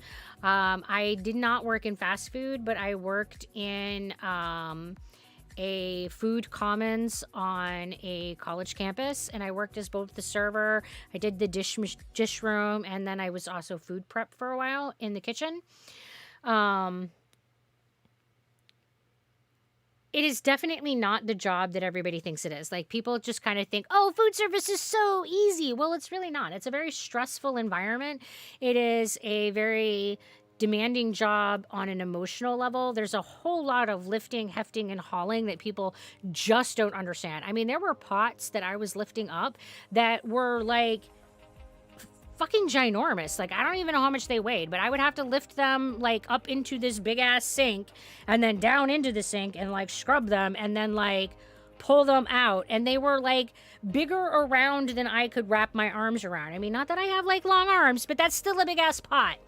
I mean, so people think of food service like in context of what they do in their kitchen, which is like a little microwave meal that you pull out and then you hand to somebody, but that's not what it looks like. And they don't have a lot of context. And I think that's part of why people are assholes. But again, I still don't think it justifies it, because even if somebody has an easy job, that doesn't give you the right to treat them badly if they don't do it well. Trans rights! Yeah! Everybody should have rights. I mean, what a novel idea in America. Equal rights, right? Yeah. I'm not trolling you with the Spanish. It's another movie that he worked in. It's also about Spanish Civil War, and I don't really know the English name of them. It's okay. I was just teasing. And I was feeling woefully inadequate to properly enunciate these words. Pronunciate. Say them. I can't even say the word. Pronounce. Yes, I got it. I was supposed to work in Primark, but I didn't get it, so I went for McDonald's. I don't know what Primark is. What's Primark? And I've never worked in retail, but I feel like it's in that same venue of like people don't understand how stressful it is and how demanding it can be. And again, there's a lot more physical labor involved than people think there is. Like stocking shelves can be absolutely exhausting, and like sorting out inventory and binning out inventory is not like a non-physical task. Hi Cyrenix, how are you doing? I despised working food service when I did. Yeah, like, I really didn't like being on this food service line, and I really disliked washing dishes. But when I was doing food prep, I really, really loved it. I loved just sitting and cutting, like, food prep was like, I was just cutting vegetables, and mostly vegetables for the salad bar. But I would also like be asked to like cut up and break down chickens and that kind of stuff. Like I was literally just getting the food prepared for the cooks to make it into the goodness. And I really liked it because it was like me and my music, and I had this set of cutting boards, and I was just allowed to do my thing, and I loved that job. It was very like Zen meditation kind of repetitive tasking that is very calming to me. I learned a lot about being respectful. You never know the types of customers they have been having in their shifts. I understood a lot. Yeah, I think that when you work in any kind of customer service, you learn a lot about interacting with other people respectfully. Working returns the day after Christmas counts as time off in purgatory. Jesus Christ. I can't even imagine doing returns after Christmas. That's got to be like a clusterfuck. I'll refrain from going on my tip culture rant and how people should be paid a living wage. You know what, Torlock? I will go into it for you. I think that tip culture is absolute fucking bullshit, and that nobody should be expected to live off of tips. I think that tips should be fucking illegal, that every single person should be getting minimum wage because it's a fucking minimum wage, and that should be the bottom bar. This half minimum wage and then tips is absolute bullshit. Bullshit. And then you share your tips in a pool with people that may or may not have contributed to your work, also fucking bullshittery. Tip culture is bullshit, shouldn't exist. Blah! Just pay fucking people what they're worth. Like, if it's minimum wage, it should fucking be minimum wage. Shouldn't be anything below that. Primark is a clothing store that I used to shop there. Oh, okay. It has been a while, but I really enjoyed my 4 years of studying Spanish and Spanish culture during high school. It was also an absolute blast to go to Spain and see many things that I studied there. So I get a special kind of amusement from the pig butchering Spanish. You're welcome, Sir Sulk. Because it doesn't matter that I also spent several years studying Spanish. I failed it miserably multiple years in a row. The worst part for me was our stockrooms being on a different floor and the elevator constantly breaking. Oh my god, that sounds like a small slice of hell. People refused to help me with restock, so I had to carry things up and downstairs, constantly dealing with my joints dislocating and the manager not caring what was happening. Oh my Jesus God, that is like awful. Ugh. Blah. I'm so sorry. That sounds like an absolute slice of hell. I studied Spanish and failed. Yeah, me too, emo. I studied Spanish for 2 years in high school and a year in college and failed all 3 times. Yeah. Yeah. Hello again. How's your day been? Well, Plastic Muncher, we're doing pretty good. How about you? Well, thank you, God Without Potatoes. We really appreciate your support. And why don't you have any potatoes? That's so sad. I love potatoes. I mean, maybe you don't want potatoes. Maybe you're anti-potato. I don't know. Spanish is hard as fuck for real, as is French. Both have grammar from hell. I mostly failed on being able to the verbal components. Like when I was actively studying Spanish, I could read and write it very fluently and was really like good at the written language, but being able to like pass the verbal component was an absolute no-go. I couldn't hear and understand, and now I know that it's because I have issues with that auditory processing disorder, so I have a hard time understanding English when I'm being spoken to. So when I'm then trying to hear what's being said and translate it, yeah, it just gets really messy quick. Small slice of hell and just flat out dangerous to have to constantly restock via the stairs. Absolutely, Torlock. That is just insanity. I'm glad you're doing well, Plastic Muncher. You failed Spanish and now decided to learn Danish, which is harder. Good luck, Emo. I hope it goes well for you. I studied Spanish in high school for a year. Not much stuck. Yeah. And I think that language is one of those things that it doesn't matter how long you study it, if you don't use it, it just kind of fades away. I took Spanish for 3 years in high school. Wish I had kept up with it, but now it's too much work to start over learning. I mean, they say that learning or relearning a language that you've allowed to fade is easier than learning from scratch. So there's that. But yeah, it's still a lot of work. Absolute truth. Like, I still have no idea what subjunctive really is, and I still don't 100% know if it is para or por or which pronouns go to which situations. Yeah. I was just picking myself up a cheeseburger. Yes, the glorious cheeseburger! / envy. Did I gain 140k followers from the YouTube short TikTok? Well, Dizzle, yes, sort of. It started at TikTok and then went to Reddit and then went to YouTube and then went Facebook, and now I think there's another YouTube. I'm losing track. But the weird viral event is absolutely what generated the 140,000 followers. Yep. I'll have to make sure. Oh, wait. Make sure it's made how you like it, right? I'll see your Spanish grammar and raise you German. Oh, Robonon, is German a hot mess too? Oh, you speak Spanish as a first language. Well, there, Sharky. Then you might want to close your ears and definitely not want to listen to all the mutilations of the Spanish words that have been happening tonight. Sorry. People down here don't even use it, but yeah, that one is a hardship. It is a lovely language that I really love, but sadly have not had the energy and time to maintain my meager grasp of it. Yeah, it's definitely a maintenance thing. I'm empowered by love. Aw, that's a nice name. That's like definitely a superhero name. I wield love as my superpower. What does that look like? Like beam of hearts? Brrr. As a kid, I went to Greek school. My whole family is Greek. I'm first born in America and I don't speak Greek. I can understand it though. Well, that's cool.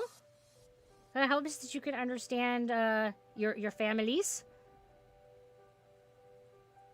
Which one of all of the Spanish versions we have, right? I mean, it's kind of like saying English. Like there's lots and lots of dialects. I don't think that there's any language that there's just like one dialect of it. You've been learning Scots Gaelic instead of relearning Spanish. It's a pain, but I'm enjoying it. Well, that's cool, and I'm glad that you're enjoying it. Enjoying what we do is always important. You're from Puerto Rico. First 12 years of me life were Spanish only. Cool. Like, I've just been super saturated English, and I still struggle best with that. So there's that.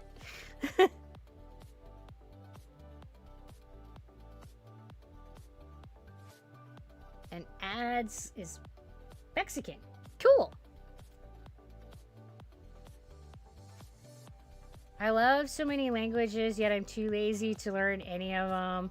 I moved to US, so I was forced to learn. Best thing is move to Mexico and force it on yourself. I think that there's definitely something to be said for immersion and necessity. However, there's definitely some hurdles that make learning languages a challenge. And having auditory processing disorder definitely makes it so that, like, absorbing information is hard in my native language, let alone a second one. So I don't know if immersion would help me or not.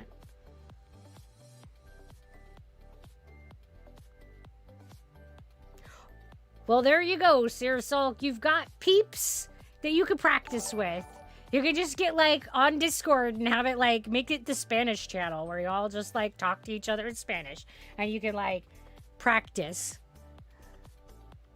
Well, thank you, Phyllis Nihilo. I don't know how to say your name. I'm sorry, but we really appreciate the support, even though I just butchered your name. The version I was learning was Spain dialect with some nods and notes on Latino Spanish variations. I did think about studying abroad in Spain, but it was not economically practical. It's always about the money. Hi, Tadpole. How are you? Aw, well, thanks. Just wanted to say hi and stay cool. Well, thank you.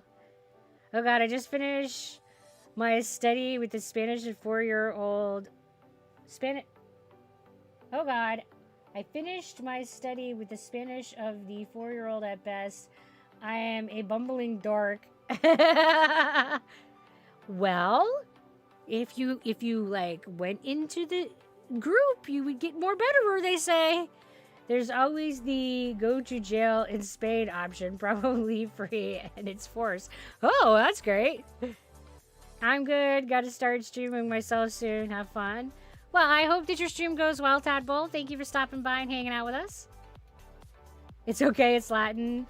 I don't even know how to pronounce it myself. Okay, that makes me feel a little bit better. I'm like, oh goodness, I have no idea. Spain Spanish is hard. They have too many phrases that poof.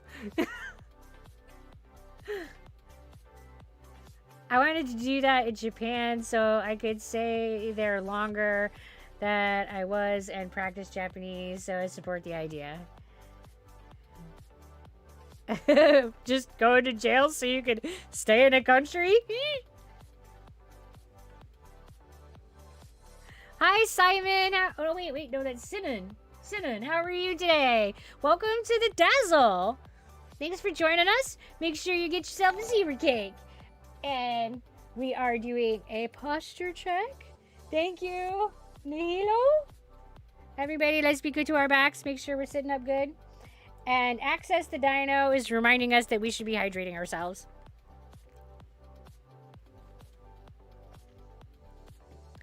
We'll just call you Phil for short.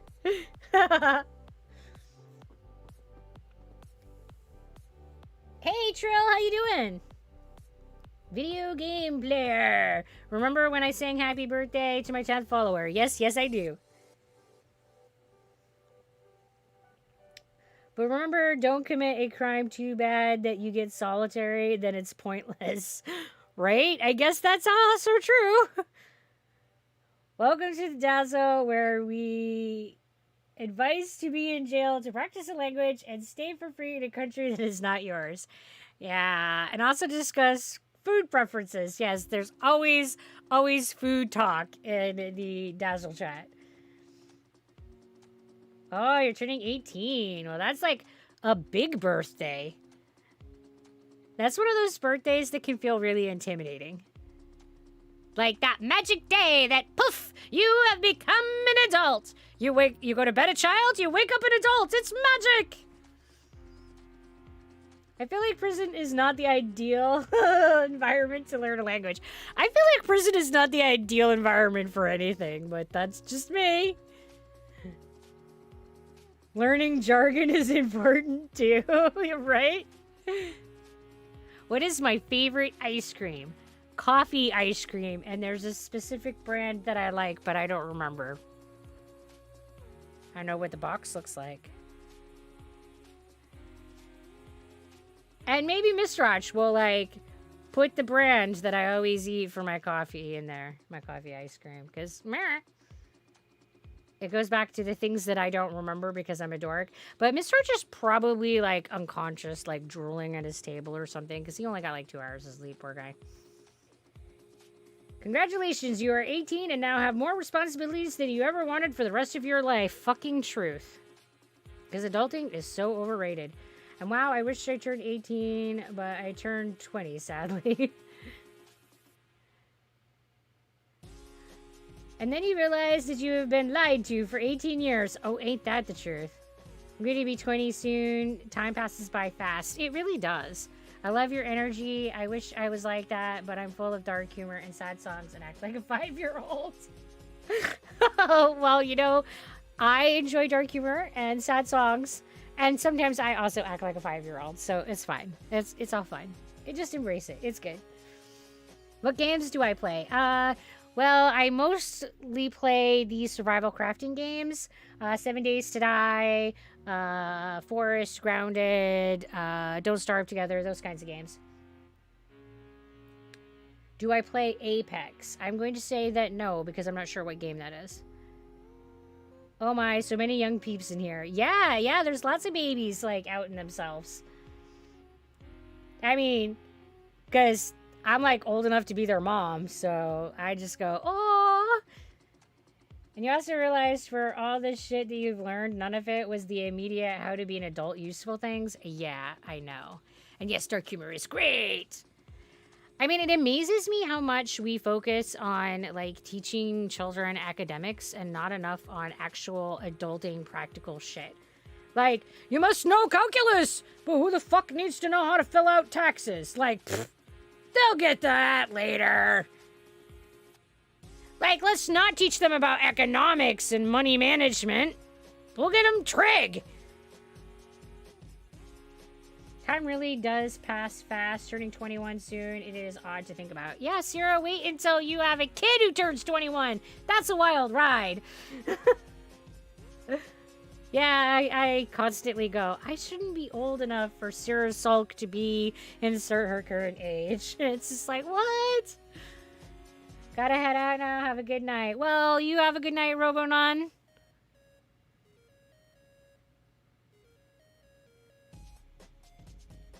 Are you? No. Yes, Shark. I am a mom. And Sierra Sulk is the offspring. I get called Baba. Some are even younger than me by several years. Yeah, I know. It's like, definitely, I am old enough to be their mom. As evidenced by being Sierra Sulk's age or younger. And hi, I'm your offspring. Yep, that's Sierra Sulk. Yeah, but learn your 30s are the best, to be honest. And your 20s is like a strike of adult life, and you're like trying to get used to and seeing what to do and stuff. Um, yeah, when I'm asked like what is the best part of my life age wise, I feel like every decade I advance into has been better than the last in a lot of ways. Like um, when I was an adolescent, I was very angry and confused and felt like I had no control and power.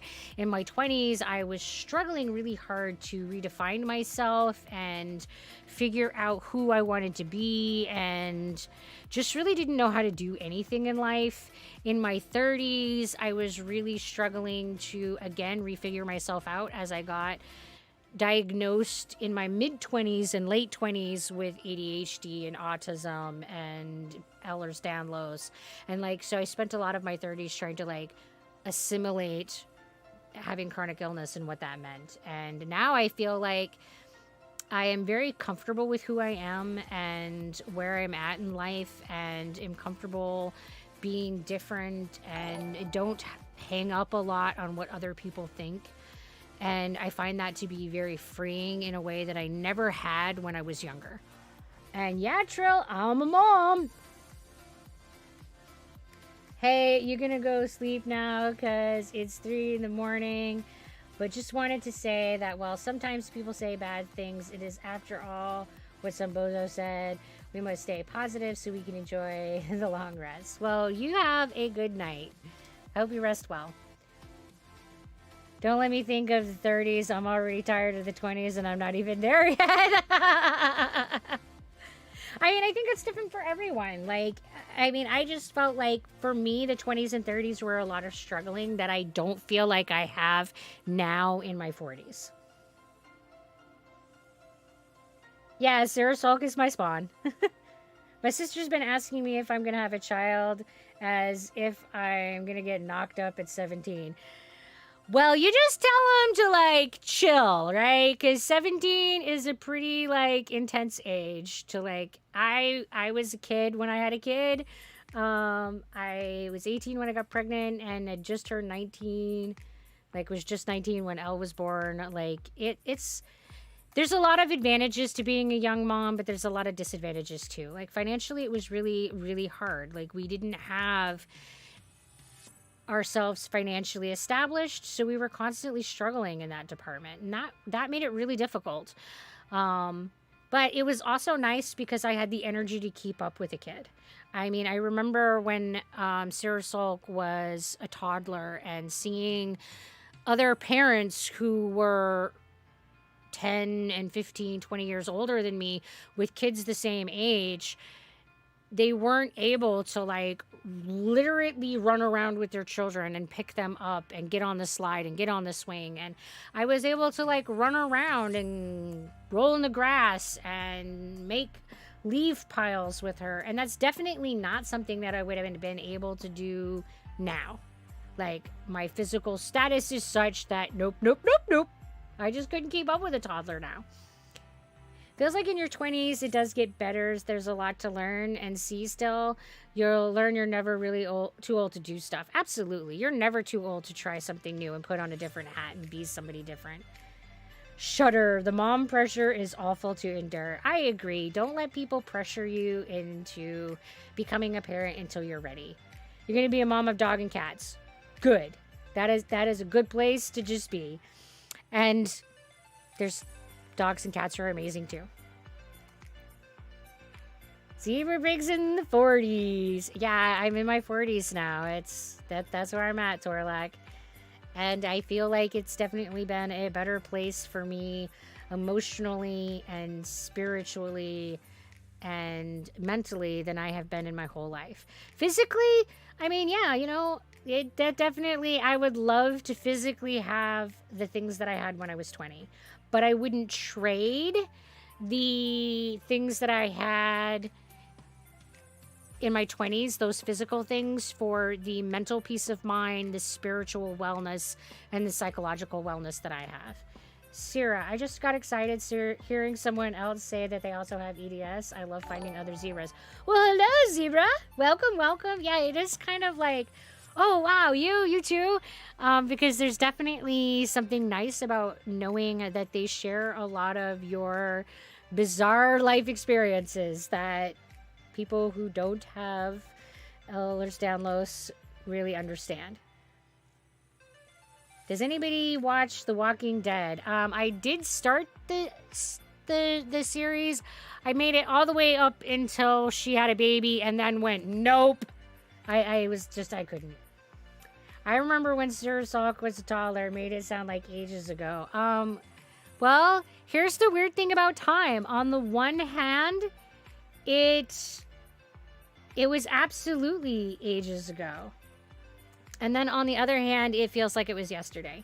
So time is a weird thing like that. The Noon Pro.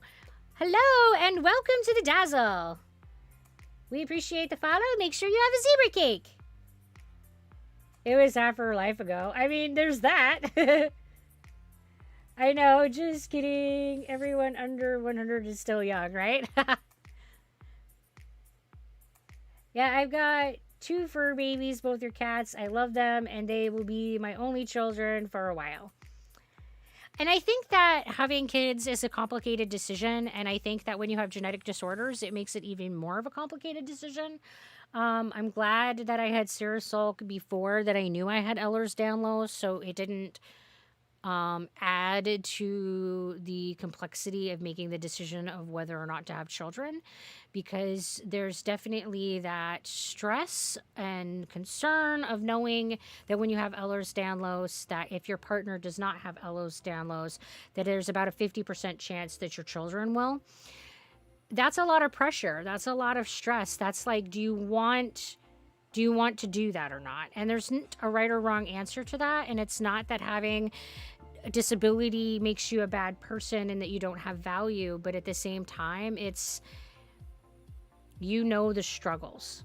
And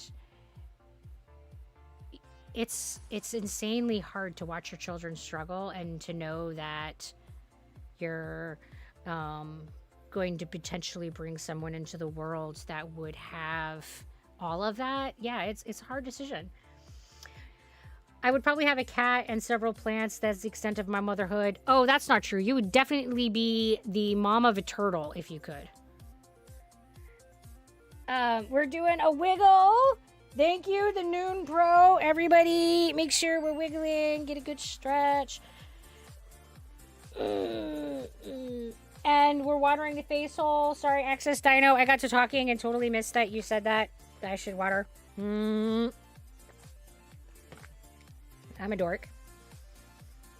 I want kids, but I don't till I'm rich. Yeah. I mean, I'm going to tell you there's never a good time to have children. You're never ready. You're never financially prepared. You are never emotionally prepared. You are just never ready to be a parent. Like, that first kid is like an absolute life culture shock. It is you having to redefine everything in your life. You have to redefine your priorities. You have to redefine like who you are as a person in context of this other little being. You're never ready. Like, even when you feel ready, you're not ready. You just don't really know what you're getting into until you're fucking balls deep, and then you're like, ah, shit. And they don't come with a user manual, so every kid is super different. And like, what worked well when I was raising Sarah Sulk would not necessarily work well with another child. So yeah, it's just interesting. LOL, only a turtle mom if had a place big enough to give them an appropriate sized enclosure. Yeah, like I said, if you could. I would totally get a shark if I could. Like, I don't know, like, how hard would it be to, like, take care of a shark? Like, would you just have, like, a pool in your backyard? I don't even know how much space they need. It really does. I found out that EDS was the issue before I was even 18, and I know that mine is genetic. My mom and sister also have it. My partner also has health issues, and I worry about that a lot. I mean, it adds a whole nother layer of complexity in the decision making. And when I was diagnosed with Ehlers-Danlos, my first fear and my first thought was, what about Sirasalk? And yeah, there was a lot of anxiety of knowing that because the hypermobile type doesn't have a genetic test, I couldn't just take her into the doctor and get her tested for it. We had to just wait and see, and that sucks so much. I mean, she was old enough that we could say fairly confidently, probably not.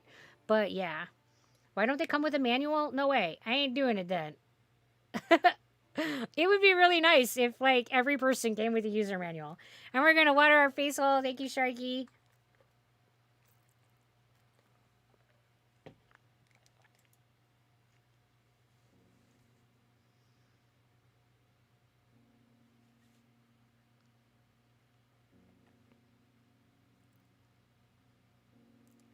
I have trouble since I'll try to let... I have trouble since I try to pet it. Oh, okay, gotcha. I'd get a black cat to go with my vibe, right? I mean, yeah, black cat seems like it would go with your emo vibe. Dr. Spock's baby manual. Wow. Yeah, you definitely dated yourself there, Torlock. And Dr. Spock was full of bullshit. And the thing about, like, all of those, like, children's stuff is that they assume a lot of things. They assume, like, a lot of cultural preferences, and they assume that your kid is neurotypical. And yeah, like, the reality is that being neurotypical is the minority. When you look at all of the people who have some type of neurodivergence and some type of different way of thinking, we far outnumber those who are neurotypical. Sharks need more than a pool pig. I don't know how much space, but I bet it is more than that. I mean, like, a really, really big bull, right? Like, ginormous bull. You totally redeemed Rage Quit. I was trying to figure out how to do it. Because normally Miss Raj does it, but I think that Miss Raj is in the sleepy place, and I honestly have no idea how to time someone out. So, Miss Raj just picks a random time.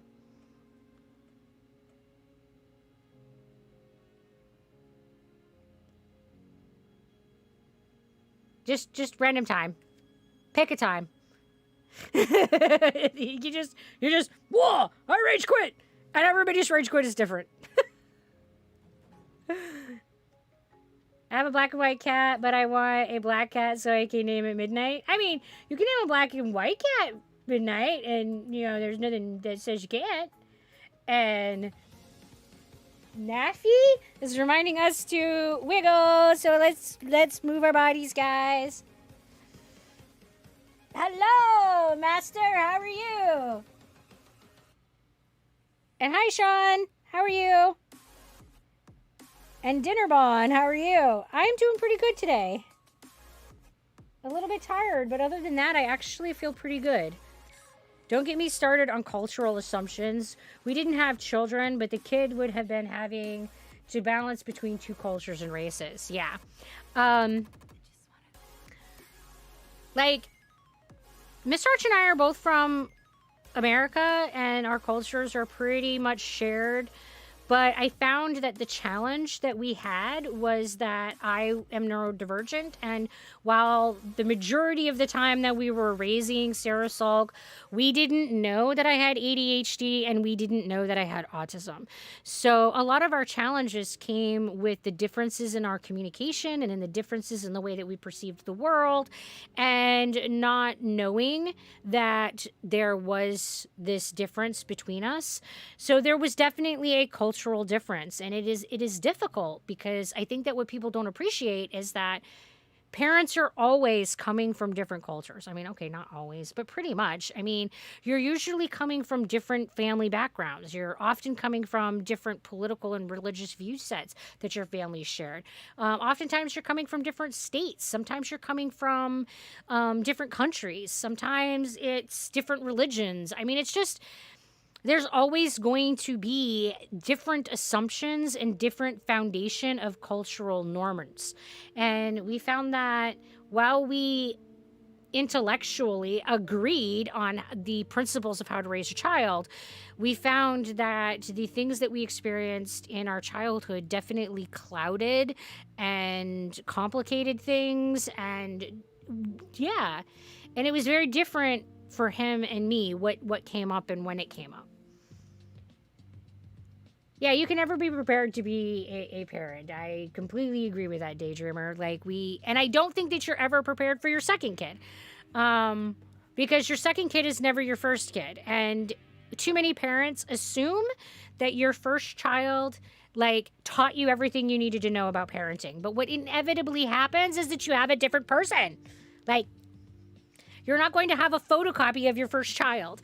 And so inevitably, what happens is that second child brings forth a whole different set of challenges to your parenting style. And while you now do have an established parenting style because you have this first kid that taught you what your parenting style is, it has to be applied in a different way to be useful and helpful and nurturing to that second person. And I don't think that, especially in American culture, that we acknowledge the individuality of our children enough. Each child, each human being is an individual and has distinctly unique different needs. What's going to work for person one is not going to work for person two, and it's no different with our children.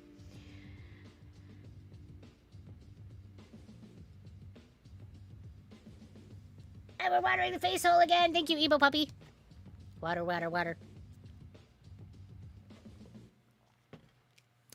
And I will say that a lot of my parenting opinions, definitely come from having raised a child, but I've expanded on my parenting opinions from having worked with children in the medical field.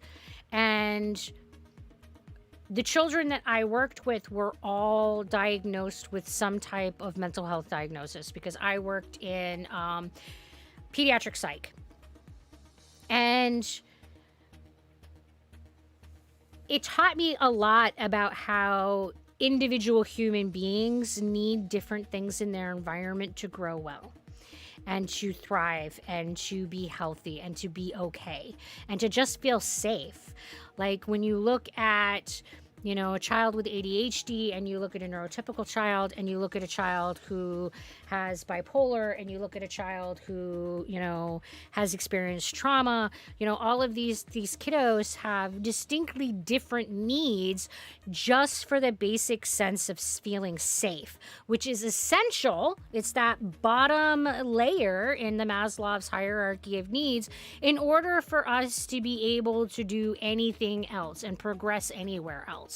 So just meeting that basic fundamental need is inherently different with every person.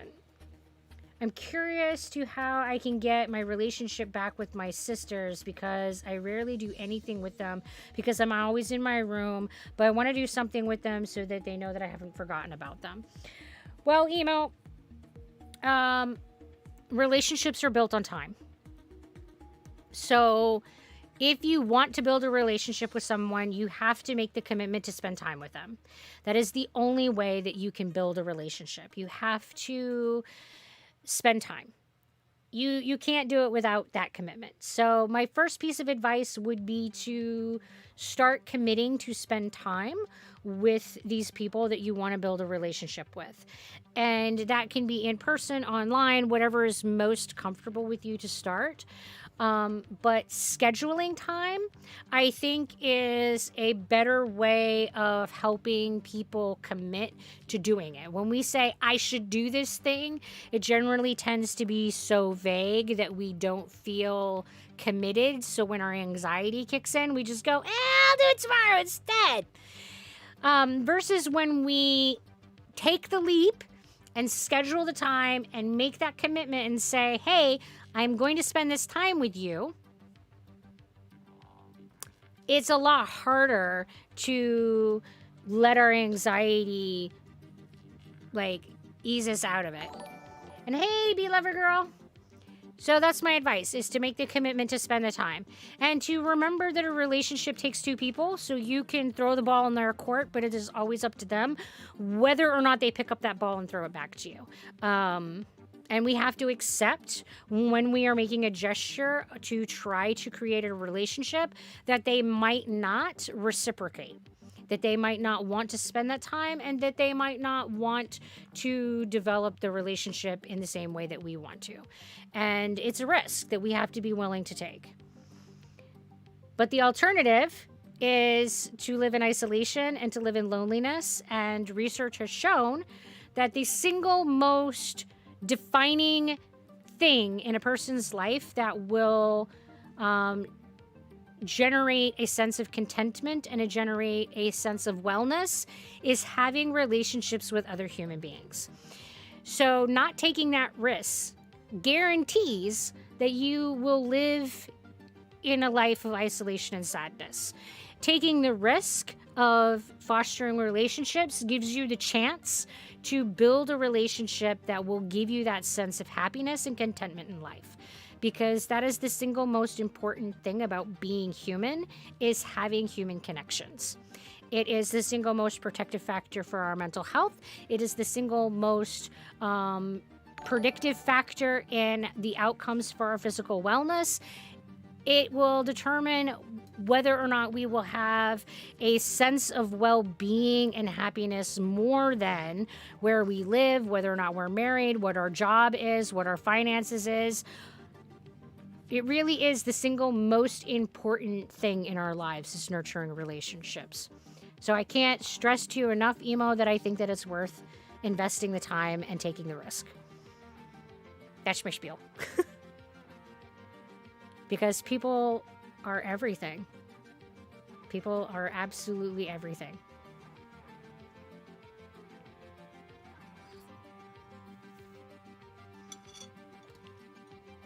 So hi, Bee Lover Girl. How are you doing today? Welcome to the Dazzle.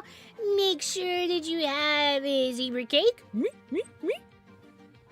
Glad that you joined us. Do I think that free healthcare would solve problems?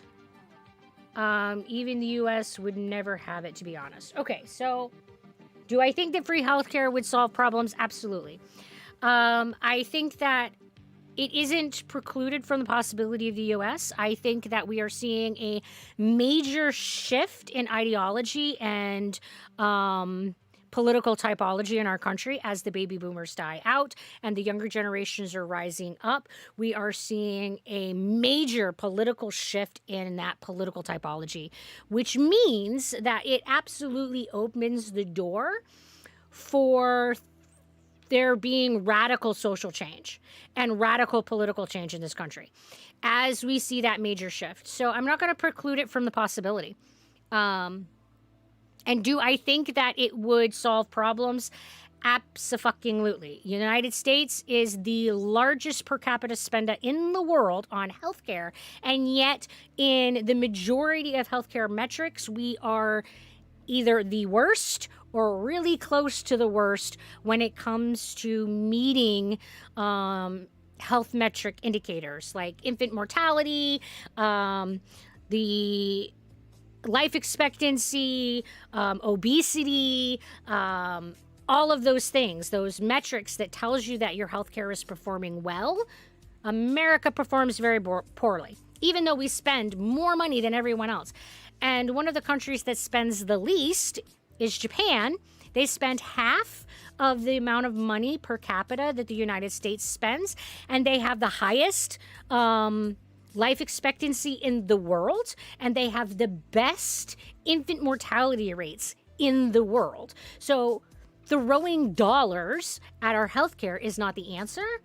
And no, it would not result in higher taxes, because we could actually spend less if we were not for profit. Because right now, the majority of the money that is spent on healthcare legit goes into a corporate CEO's pocket. It is a profit system. It is not interested in Outcomes, it's interested in generating dollars for the people who own the corporate hospital, or healthcare facility. So you could actually spend less money and therefore not increase taxes. And because instead of paying that money into our health insurance, we would be paying that money into a national health program. And we could spend less on our health care and have improved medical metrics. That's what the models in other countries has consistently demonstrated with national healthcare systems. Are national healthcare systems without problems? No. Let's not be delusional. It's not going to solve every healthcare problem that is faced in the healthcare system. We're still going to have trouble with there not being enough healthcare providers. That's a worldwide problem. There is a shortage in doctors and nurses in the whole world. That problem isn't going to be solved by going into a national healthcare system. It's not going to solve the reality for the need of triage. There's always going to be more people that need healthcare than there are the resources to provide that healthcare. That is a triage reality that is not going to be solved and eliminated because we go to a national healthcare system. What it will do is make sure that when we are triaging healthcare, it will go into an equitable framework of triage. So rather than saying whoever has the money to spend gets the healthcare, we will look at who, based on the medical ethical principles of triage, who should be getting that healthcare because they're statistically most likely to benefit, statistically most likely to survive the care. So I will say that absolutely national health care has been proven in country after country after country after country to far outperform, both financially and in quality of life health metric indexes, to by far outperform the American for-profit system. So we could spend half the money and set up a healthcare system that increased our life expectancy by about a decade, because that's what Japan has done. Yeah. As a dual citizen, U.S. and Canada, socialized healthcare removes a constant source of fear and worry that I felt in the U.S. My taxes are about the same in Canada when compared to the U.S. Exactly. It's all about the reality that there's money currently in a for-profit system that, the majority of the money that we spend goes into profit. The other thing to keep in mind is that if you have a national healthcare system, you are not marketing. Hospitals are no longer competing. Hospital A and Hospital B right now in a for-profit system are competing to get patients. So they're spending money to market and to advertise their services because they are competitively competing against each other in order to get the most money. In a nationalized healthcare system, they are all on the same team, and you go to the hospital based on to which hospital can provide you the best need, can meet your needs the best. And it eliminates the need to spend money on advertisement. So that's, again, a huge chunk of our money that we wouldn't have to be spending in our healthcare system. Hello, Jack Boy. Thank you for joining us. I'm glad that you're here. And we have O'Demption. Thank you. Welcome thank you for joining us. And Jeffus is also a first-time chat. Welcome. Thank you. I think that the food that Americans consume result in early death. Our food has so many chemicals and bad things in them, and the American diet is horrible. Yes, overall, statistically speaking, Americans have an absolutely horrendous diet. We are the highest consumer of high fructose corn syrup, which is probably why we have such a crappy obesity metric. We also have one of the highest salt consumptions in the world. Yeah, we perform very terribly on our nutritional metrics when we compare ourselves to other countries in the world. We have more people starving in this country when you compare it to other countries of equivalent wealth. Nutritionally, we fail horrendously, and nutrition is absolutely a big factor in our overall health and wellness metrics, but it is far from the only piece that goes into why we perform so poorly on our quality of life, health indicating metrics. Some socialized medicine programs are under attack from people cutting funds in order to make them perform poorly and attempt to introduce private healthcare. Yeah, I mean, the reality is that healthcare has the potential to be an insanely profitable market, and America has proved that.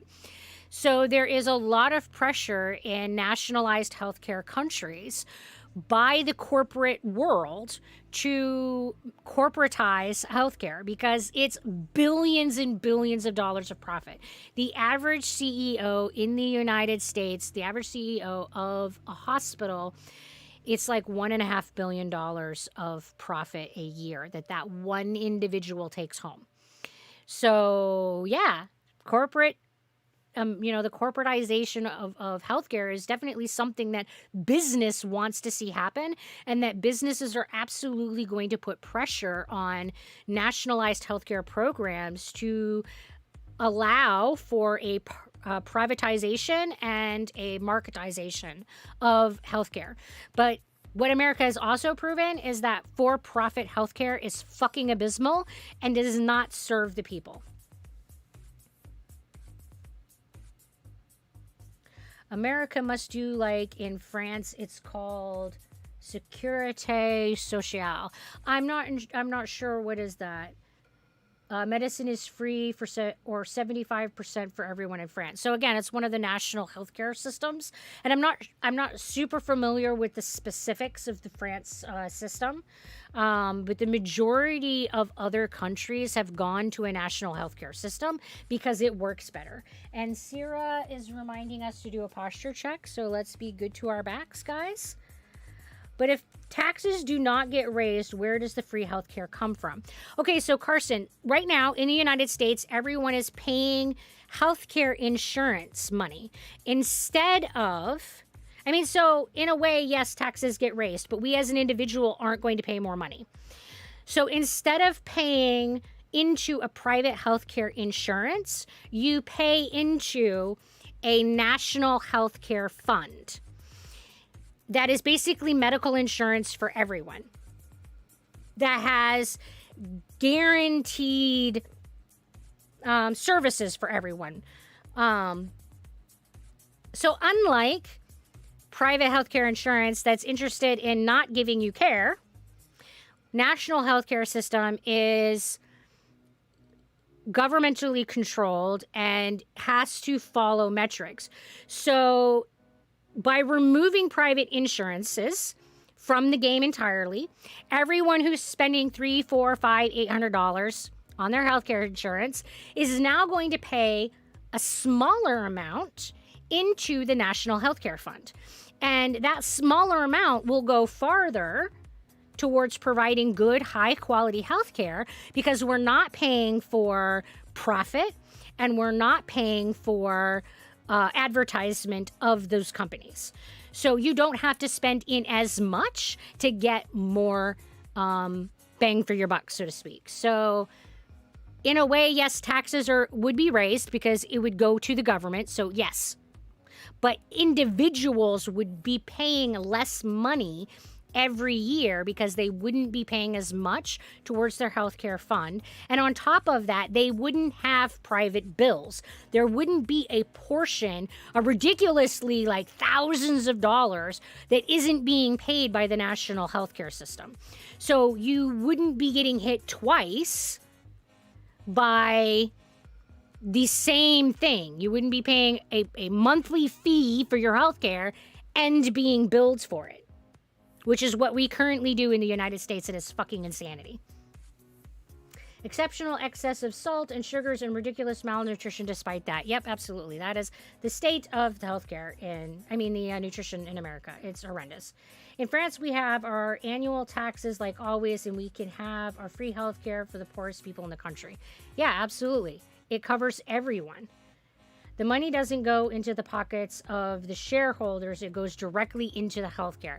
Exactly. That's how a national healthcare system works. Nobody cares about the people. Record profits for all insurance companies the last 2 years is absolutely unsustainable. Yes, Jag, welcome to the Dazzle, and you are absolutely true. So even during the time of the pandemic, when people are dying by the fucking millions, health insurances and hospitals were making more profit than they had in previous years because they weren't interested in saving people's lives from COVID. They didn't give a shit if you died. What they cared about was whether or not that they were making good money. And yeah, so when they were given these relief monies, most of that went into profit. They didn't use it to improve the health care that people were receiving. Oh, it would cut the insurance bill and you pay taxes for the free health care. Yeah, exactly. It's just shifting who you're giving that money to, and that bill would be smaller. Canada is lagging on socialized prescription and dental care, but I paid $0 for my gallbladder and hernia operation. Money was never discussed. Can you fucking imagine going in to have a life-saving surgery and never once having to worry about how you're going to pay for it? Because I can't imagine that. Someone who has chronic illness, who is chronically partaking of the healthcare system, I constantly have to ask, am I going to get enough benefit from this thing to justify the cost that I'm inevitably going to pay? So when my POTS symptoms get really bad and I have to go to a ER or a express care kind of service to get an IV to improve my symptoms, I have to ask, are my symptoms bad enough to justify the several $100 bill that I'm going to get after my insurance has paid for its portion of my healthcare? It's fucking insane.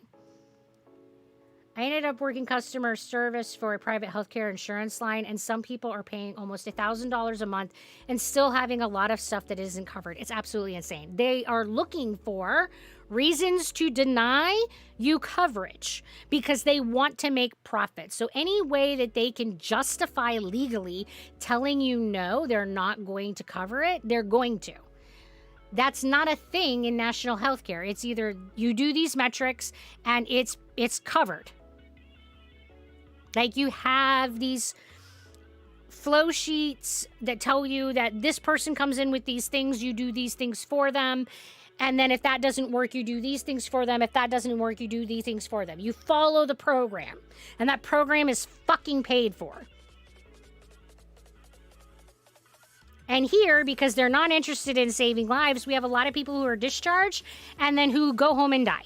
It is very common in the United States to go in for a screening of a stroke, actually have your imaging done too soon to see that the stroke has happened, go home, continue to progress through your stroke, and either die from the stroke because it's hemorrhagic or progress through the symptomology so severely that it is irreversible. And that is less likely to happen in other countries where there's this metric that says, oh, no, they have to stay 4 to 6 hours and get a second scan. That's not a thing in the United States because there isn't profit in doing it that way. So they don't give a shit if you're actually having a stroke. What they care about is, are you giving them money? As a nurse, have I had sad experience where someone couldn't pay for their medical bill? Yes, I have had people who have refused life-saving care because they couldn't afford it and they were worried about leaving their family with a debt that they couldn't afford. They did not want to shackle their family with financial debt, so they chose to die rather than taking a procedure that had a 70% chance of saving them. And they said, well, what about the 30% that I die and I leave this debt to my family? It is a really fucking horrendous thing that people have to decide between making sure their family has a house, making sure that their family is fed, making sure that their family has just general needs and well-being and freedoms met, and getting good health care. And I have absolutely known patients who chose to die to make sure that their family would be okay. Yeah, rich people got richer in the pandemic while the poor are getting poorer, and the medical corporate especially got richer. And it's absolutely disgusting, and it shouldn't be allowed. It should not be allowed. It is so disgustingly unethical. It should not be allowed. And yet, it's the system that we're swimming in. I'm honestly not sure about hospitals making more money, as most rural hospitals seem to be struggling, especially rural hospital. Insurance companies definitely made bank. Okay, so when we talk about the overall numbers, absolutely, there are certain types of hospitals that were making more profit and certain types of hospitals that were struggling. So, critical access hospitals, which are these rural, small, anywhere from 10 to 20 bed hospitals that only provide critical services, are much, much, much more likely to suffer. However, something to keep in mind is that these are also not corporate hospitals. So, corporate hospitals in a corporate environment, for profit environment, struggle, often fail, and do not thrive. Then the corporate hospitals, these large conglomerate hospitals where it's a company that owns literally hundreds of facilities, they're the ones that start making more profit and they thrive and are sucking the soul out of our healthcare system. Hello, Cyberpuffs. Welcome. Thank you for coming and visiting us. We're glad to have you in the Dazzle. And nurses do not get full coverage. Nope. I have shitty healthcare just right along with everyone else. I have had to make decisions about my healthcare that are pretty atrocious. And hello, Ultra Buzz. Welcome. We're glad to have you in the Dazzle. The number of Americans who actively avoid diagnosis solely because they 100% cannot afford to have the condition, so they avoid it to not starve to death or become homeless. This is such a problem that insurance often requires yearly doctor visits because people avoid doctors so much due to cost. And yeah, insurance often makes preventative care. They put it in this like, oh, we're worried about you package. But what it really is that they want to demand that you are paying in a certain amount into the healthcare system. So they require certain things to be part of your preventative care package in order to meet the benefits requirement. So if you don't do these things, you don't get your coverage. It's fucking insane. So if I don't pay money that I can't afford for a health visit that I don't really need, I don't get the coverage when I do need it. Yeah, they come up with anything and everything they can. For the old folks, the singer in the 60s and 70s songs, The Letter, is Alex Chilton. He died of heart problems because he didn't have the money to see a doctor. Yeah, this is a really super, like, I don't know that particular case, but those kinds of cases are ridiculously common. And it's really horrific. The number of times that Americans have to decide whether or not a procedure is affordable rather than a good clinical decision. Similar to the U.S. Post Office, it is required to deliver everywhere while the private companies decide to not deliver to rural areas due to it costing more. So the U.S. Post Office, of course, looks bad. Yeah, exactly. Exactly. Yeah, the deductibles are stupid. Like, you pay all this money for insurance, but then you have to pay more for coverage. And it's not just deductibles. It's co-pays. They only cover 80%. Very few insurances actually cover 100%. And if you are getting 100% coverage after you've met your deductible, then you are A, paying an enormous deductible, and B, paying a ridiculous monthly bill. Would nurses' salary change if healthcare was free? It would not be inherently part of the package, no. However, if Americans continued to spend the amount of money that we're spending, we could absolutely increase what we're paying for people who work in healthcare. The average CNA in the United States, who is the absolute cog and backbone of healthcare and is very undervalued in healthcare, the average CNA in the United States is on welfare. And that's fucking disgusting.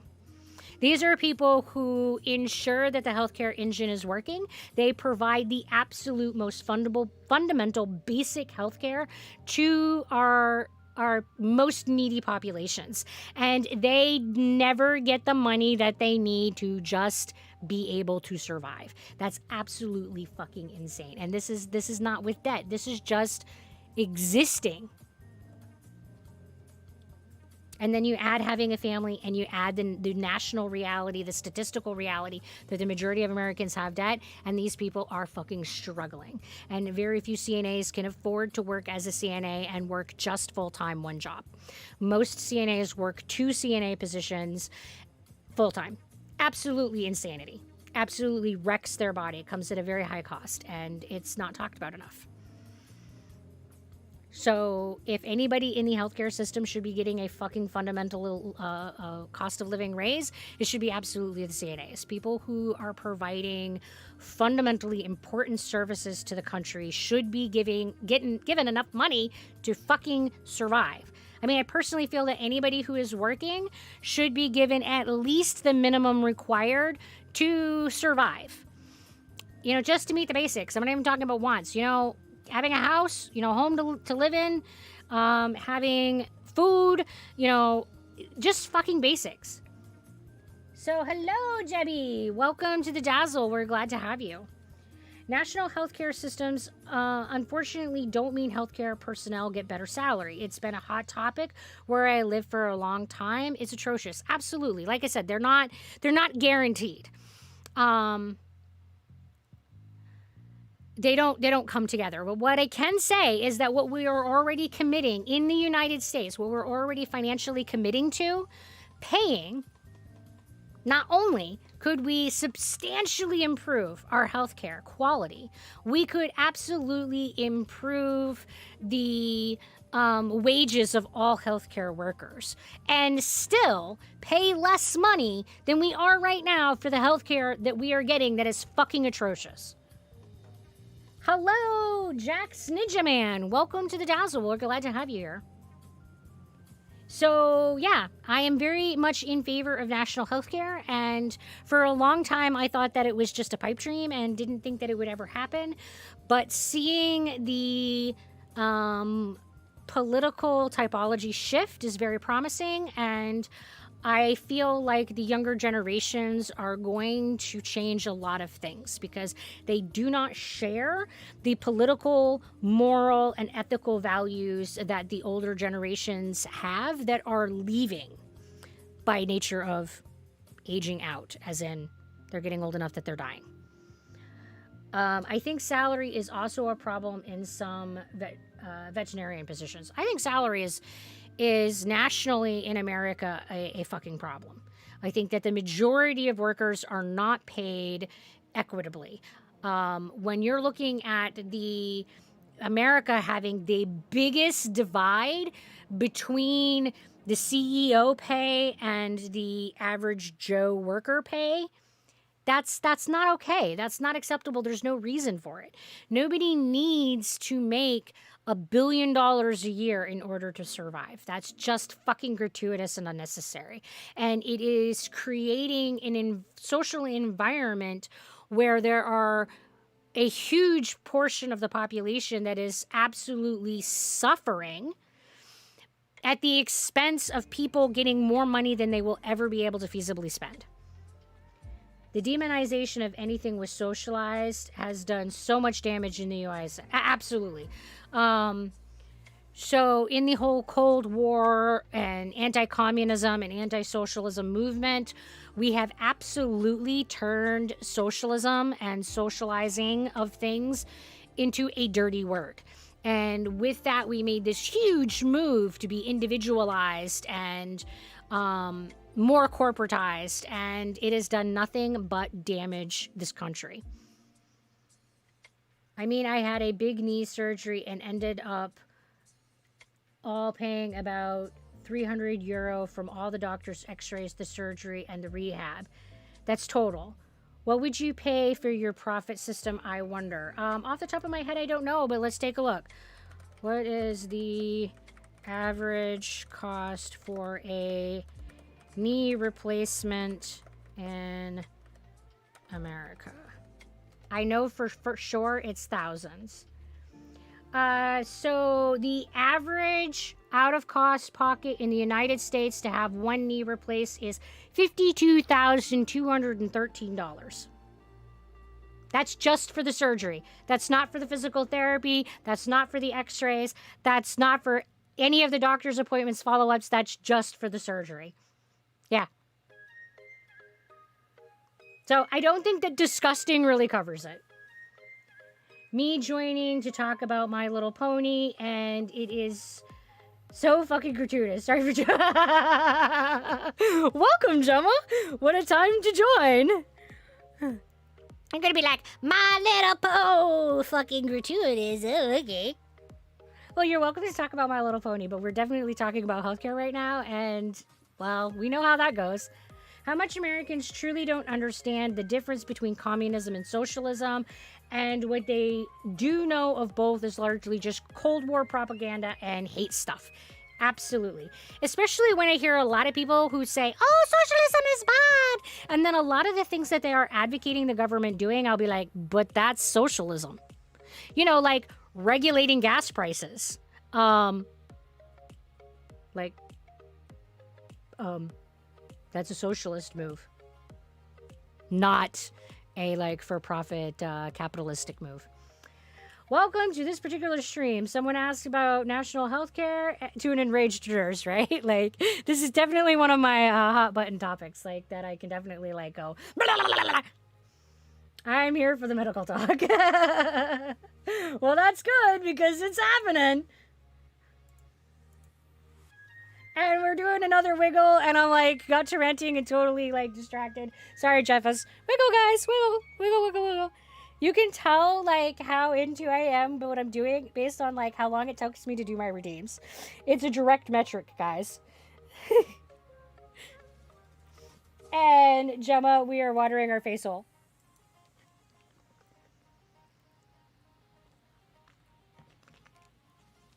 I think we need a middle class, to be honest. Other countries are either really poor or just wealthy. I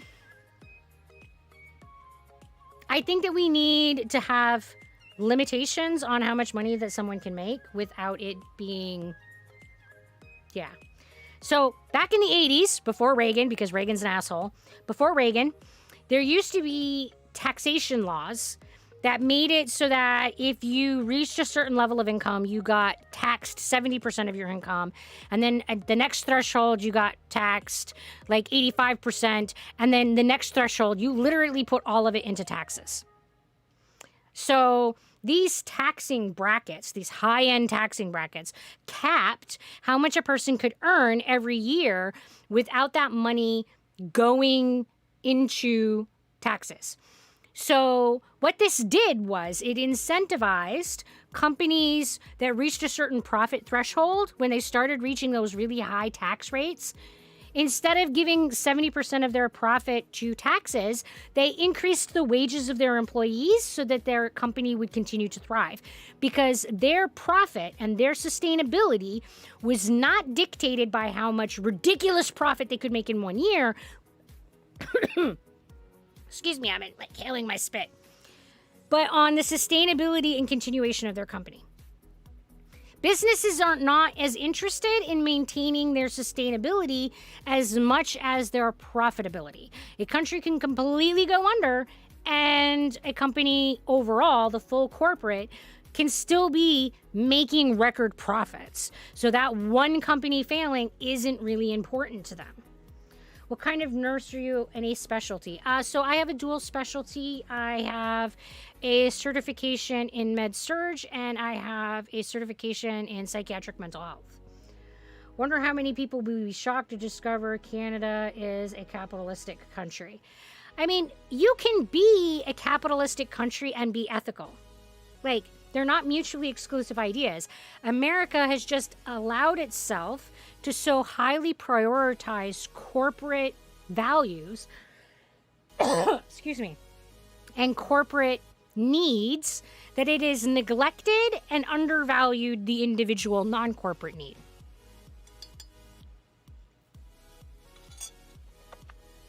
And then 9 times out of 10, the argument against socialism things is, but do they deserve it? Or what if they haven't earned it? Or other exceptionally egocentric and selfish responses like, I'm sorry, bro. I don't know how to tell you that you're supposed to give a fuck about other people as inherently valuable entities. They don't have to earn the right to live. Abso-fucking-lutely. And this right here tells me that I've done okay as a parent. But yeah, that right there. Like, this idea that you have to fucking earn the right to exist is fucking bullshit. And it's something that has become a very frequent pollution of the dialogue in our country. Don't get me started on how crazy capital gain taxes. Yeah. I love how I'm trying to act like I know what's going on, yet in reality, I'm just confused middle school chorus kid. Well, Joma, here I am in my mid 40s, and I would love to say that I understand what's going on, but it is a fucking hot, raging dumpster fire of a mess that has so many complex layers that I only understand portions of those layers of things. And while I am very knowledgeable in the world of the medical system and healthcare and how that is falling apart and how we could do better, I can't speak to the jail system. Like, I can say that we are failing our country in the way that we are running our legal system, and we are the number one country for rates of incarceration, and that's disgusting, and it's unnecessary. But I can't speak to how to address those problems, and I can't speak to why those problems exist, because I don't even begin to have an understanding of the nuances of the legal system in this country, because there's just so many layers. But the reality is that America is fucking broken and needs to do better. Just period. All across the board, we need to do better. Some wealthy people work hard for their money, and I don't think that the government should take that away from them.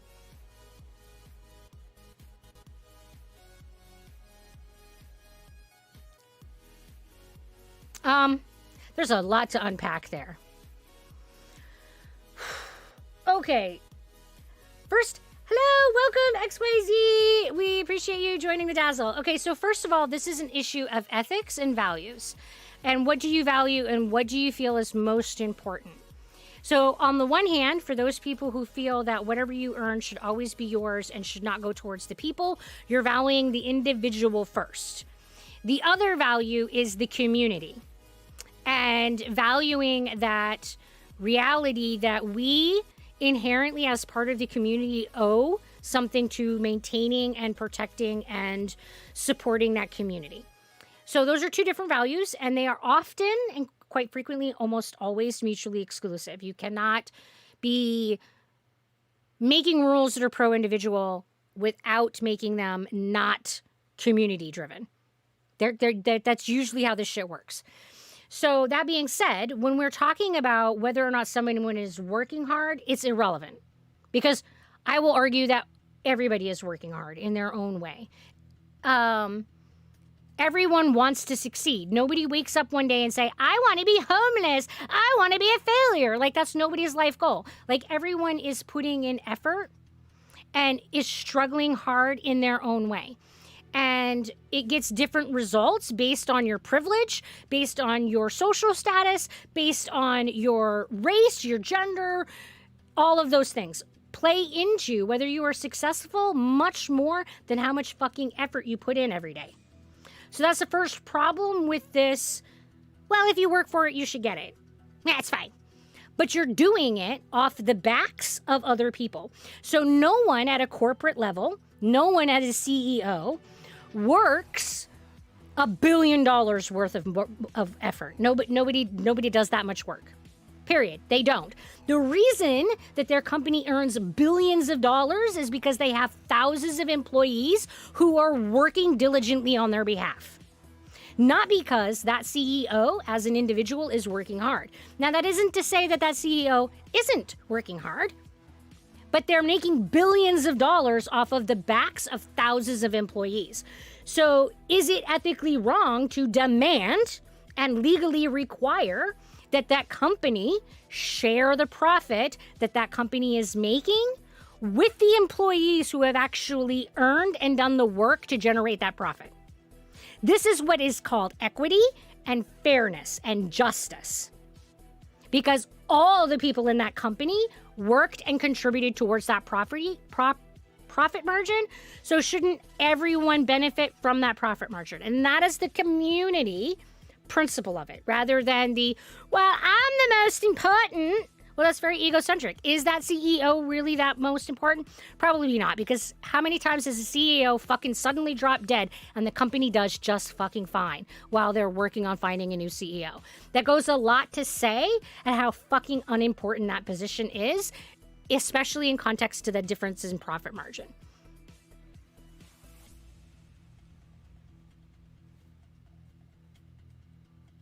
I believe that it is crazy that a football player makes more money than someone who is saving lives, but sadly, there is nothing to do about it.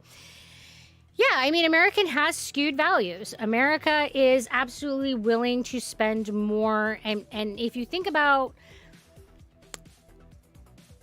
yeah, it comes down to people who are the type of person who go in healthcare are interested in helping people, so they'll do it for less money. Versus, yeah, it's just complicated. It's fucking complicated. And there are things that we could do about it. We're just not choosing to do anything about it. And yes, our incarceration practices are very racist. They're very ableist. They're very, very fucking biased. Absolutely. I'm just a confused adult who is trying to desperately understand how to survive in the dumpster fire around me. And the more I learn, the more angry I get. And it is so complex just how much of a disaster it is. Absolutely, Sir Sock. I think that's how everybody in their 20s is feeling right now. Hurts neck vigorously nodding at an agreement. So systemic oppression is a major factor that makes this a very difficult thing. Poor people and marginalized people are often the most desperate and hardworking for the sake to survive. Is being born into privilege working harder than needing 3 jobs to just not die tomorrow? Just some food for thought. So yeah, and this is what I'm saying about I'm not saying that people who own companies are not working. But their work should not be valued more than the poor person who is working 3 jobs just to sustain their family. Absolutely. It doesn't have more inherent value. And the only reason that they can get that billion-dollar paycheck is because of thousands of people's worth of effort, not because of their effort. They themselves do not fucking run that company. They themselves would be nothing without the labor of their employees. This is the definition of slavery. This is how slavery works. When we make it so that a certain class is higher and that the other people have to perform labor in order to survive, it's called indentured servitude, and it is a type of slavery. We look back at the medieval era and go, oh my God! And yet what's real is that the gap between the medieval era royalty and the peasants, the serf, is smaller, and they were guaranteed more basic rights than the average American right now. That's what's fucking real. So if you look at indentured servitude and serfdom and go, oh my God, then you really should be disgusted with what's happening in this country, because it's taken that model and it magnified it and made it fucking grosser. If someone can be a CEO of 3 different big household name brands, I'm going to guess being a CEO isn't that time consuming. Exactly. That's my point. Like, I'm not going to say that they aren't working and that their work doesn't have value. That's not what I'm saying. What I'm saying is people should not be able to exploit the work of other people. And you do not end up with a multi-billion-dollar company without exploiting the workers who are actually generating the profit for that company.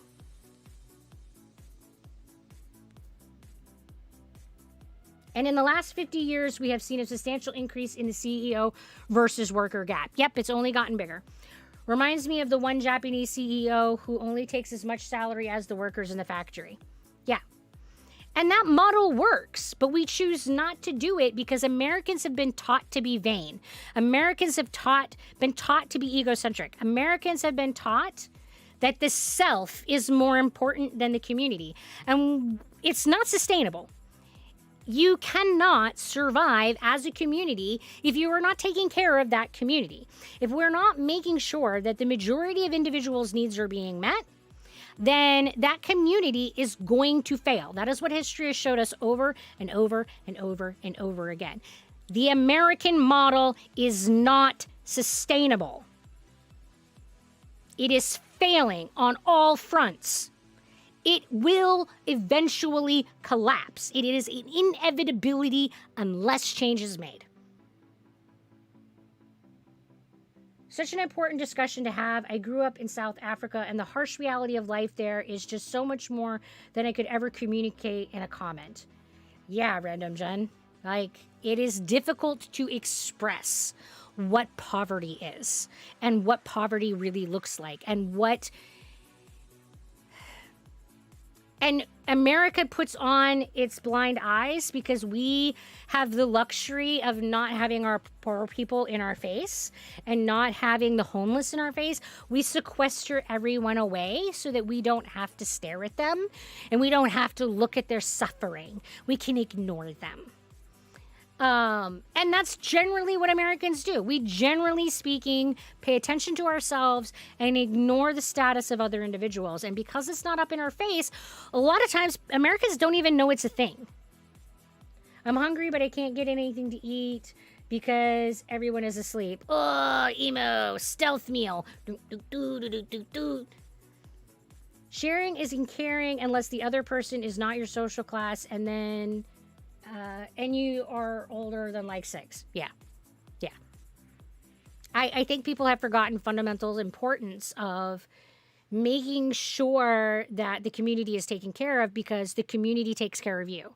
Like, the community means making sure that there's healthcare when you need it. Having a community means that there's a fire department to put out your fire, that there is going to be police to come and help you if somebody's beating the shit out of you. Community thriving is the individual thriving, and Americans have forgotten that we need community in order to be well.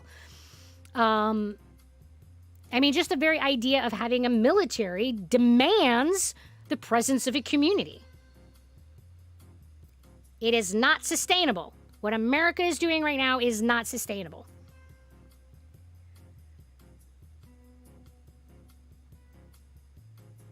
A two-party system is just a fuel to the fire in the failing system, so none of them will actually realize what is actually wrong. We spend a lot of times arguing about stupid shit that doesn't matter. It blows my mind how much time in this country we spend arguing about stupid shit that doesn't matter when there are real fundamentally broken things. Like, who the fuck cares what clothing someone chooses to wear? Like, I don't fucking care. I don't care if a dude wants to wear pants or a skirt. Why do we care? Why is that what we are going to spend our national effort on when there are people starving, when there are people not getting health care, when there are people who are struggling to maintain their existence? And that's what we're going to put our fucking social effort into. It's mind-boggling to me. Americans have been taught that socialism is evil when actually social investment is really beneficial for the entire community. Helping one helps many, and helping the many helps the one. Abso-fucking-lutely. Oh, I'm sorry, emo. I hate it when I want cravings for, like, ordering something and I don't have the money for it. Unfortunately, it happens to me way too often. I don't think that my big rant of America's stupid system is showing up. I'm sorry. I don't think it did show up. Boo. And I don't know why it's not showing up. Fun nugget of shittiness for you. There are more empty homes in New York City than there are homeless people in the city. If that doesn't scream broken, I don't know what does. Yeah, it's numbers like this that make my fucking brain hurt. Like, there are things about the American culture that people just don't know. Like, most Americans do not know that there are cheesecapes, that we have a national cheese bank where we store cheese in a cave, and we have enough surplus cheese that we literally could give every single American a pound of cheese for the next 2 decades and not run out. But we allow people to go fucking hungry in our country because it's bad to just socially give things to people that they haven't earned. We literally dump milk every year nationally onto the fucking ground so that we can maintain the profit levels because we're making too much dairy in this country. And people are going hungry. So numbers like this are fucking gratuitous and are fucking gross. We have more houses than people who need them. We have more food than people who need them. And we refuse to allow that resource to be allocated to the people who need it because of profit margins. That is the only reason that this allocation is not happening. It's fucking disgusting.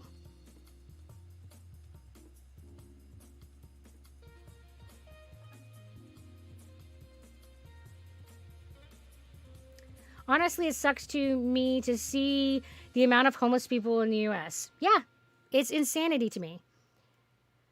Even if it is not actually burning down around you in terms of Bakani school, some parts of the world, yes, America is on fire. Because social investment costs money and getting upset about people's personal choices doesn't. Keep everyone focused on the things that don't cost billionaires any money. Yeah, it is definitely sleight of hand. I should probably try German suplex this insomnia and get some shut eye. Well, good night, O Redemption. I hope you sleep well. I don't get nurse stuff as I have never taken a nursing class, but America is very classist and racist, and it is just so stupid. The school system is so broken to the point that I sometimes almost have to break down getting up in the morning because of bullying. And school is just so messed up. I feel that if we actually came together and tried to fix our economy, homes, schools, maybe life would be a little better for all of us. Even the people who want to argue, just to argue our country is doing just fine. No, it is fucking not. Look around, even if it is not actually burning down around you in terms of economy, school, some parts of the world, it absolutely is. Yeah. Me too, Random Jen. My indignance and rage against the injustices that I see around me has always been very high, and I've never really known well how to manage that, and I struggle with it a lot. And hello, Wildosaur. And yeah, I'm supposed to be drinking again. This is it. Thanks for that. Well, water the face all, because I am so bad at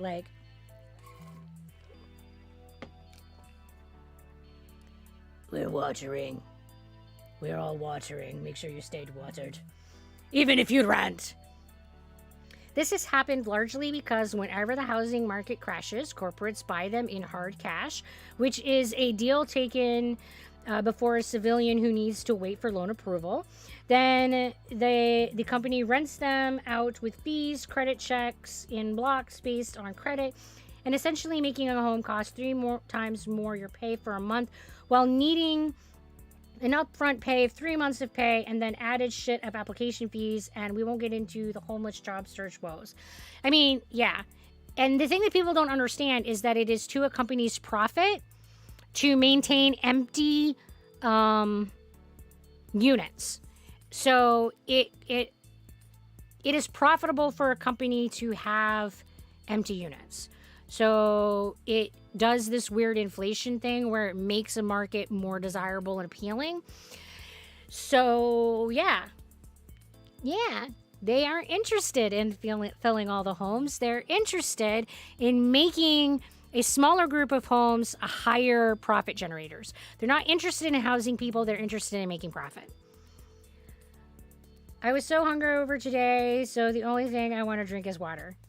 That is a good thing to drink after being hungover. Electrolytes are also a good choice. So yeah, whew. I mean, it's crazy shit. And I think that we have forgotten a lot about the importance of taking care of each other. I have a chorus concert in like 3 days, and I have this one song that has Hebrew in it, and I still can't sing it. Oh, I hate that. For example, in New York, there is a law to cap the renter application fee at a set price, but companies charge much higher than those. If people point this out, they are told the house is not available anymore. They are refunded, and then the next day the house is listed again for rent. Yep, that happens all the time.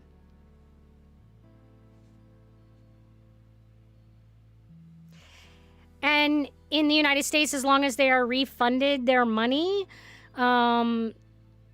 they aren't, it isn't pursued. So you have the choice of paying the over the law limit in order to have a chance of getting a house, or complaining about it and then not getting a house and not seeing justice pursued. So you're in this rat race, and this is the challenge for America, is that we are caught in having to play the game in order to survive.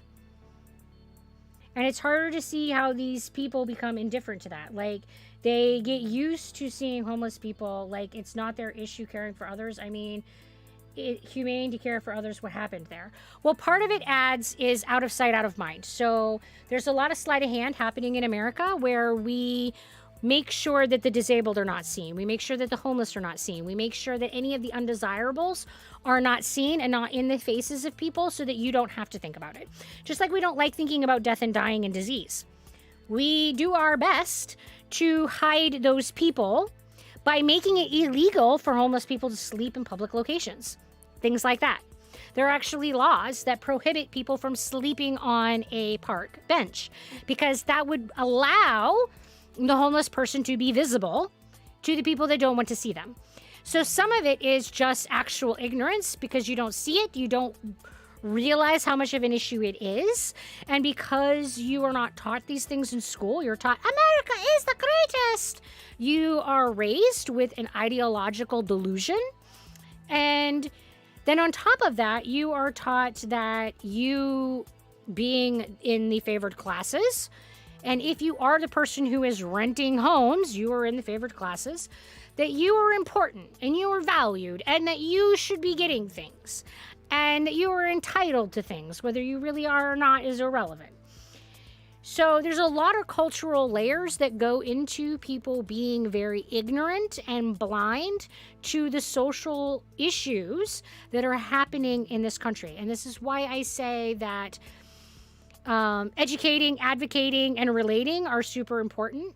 We need to be speaking out about what is happening in order to educate people so that they have the opportunity to make a different choice. If someone doesn't really realize what's happening, they aren't going to make another choice because they don't know it's a problem.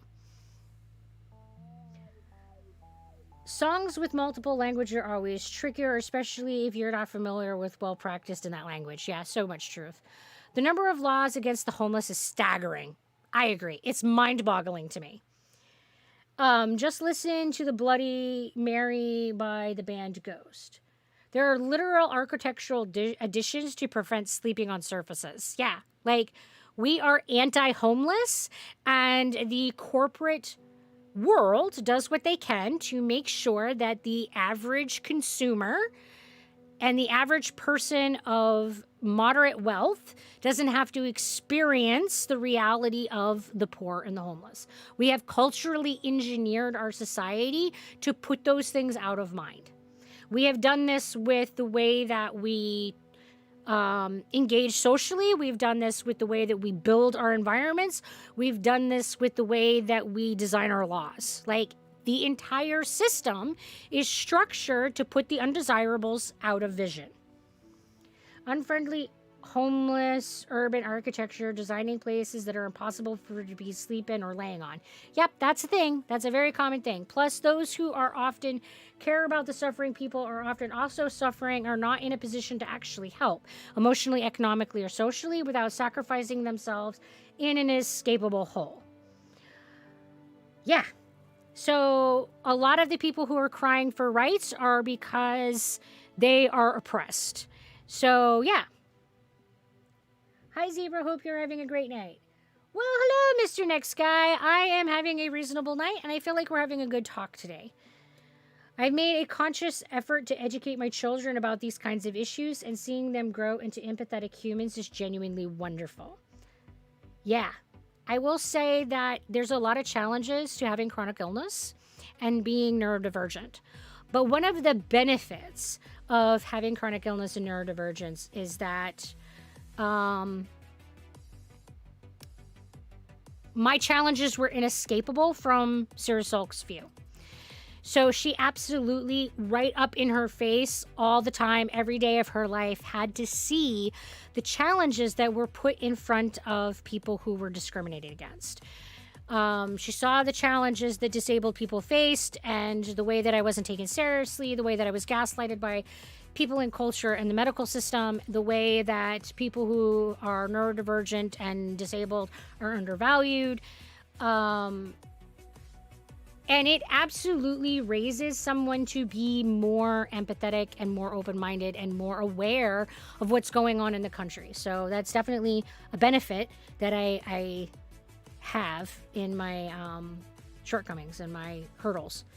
It's always the poor trying to help the poor. We have a saying meaning that in Mexico. Absolutely. The rich aren't interested in helping the poor. The rich want to stay rich.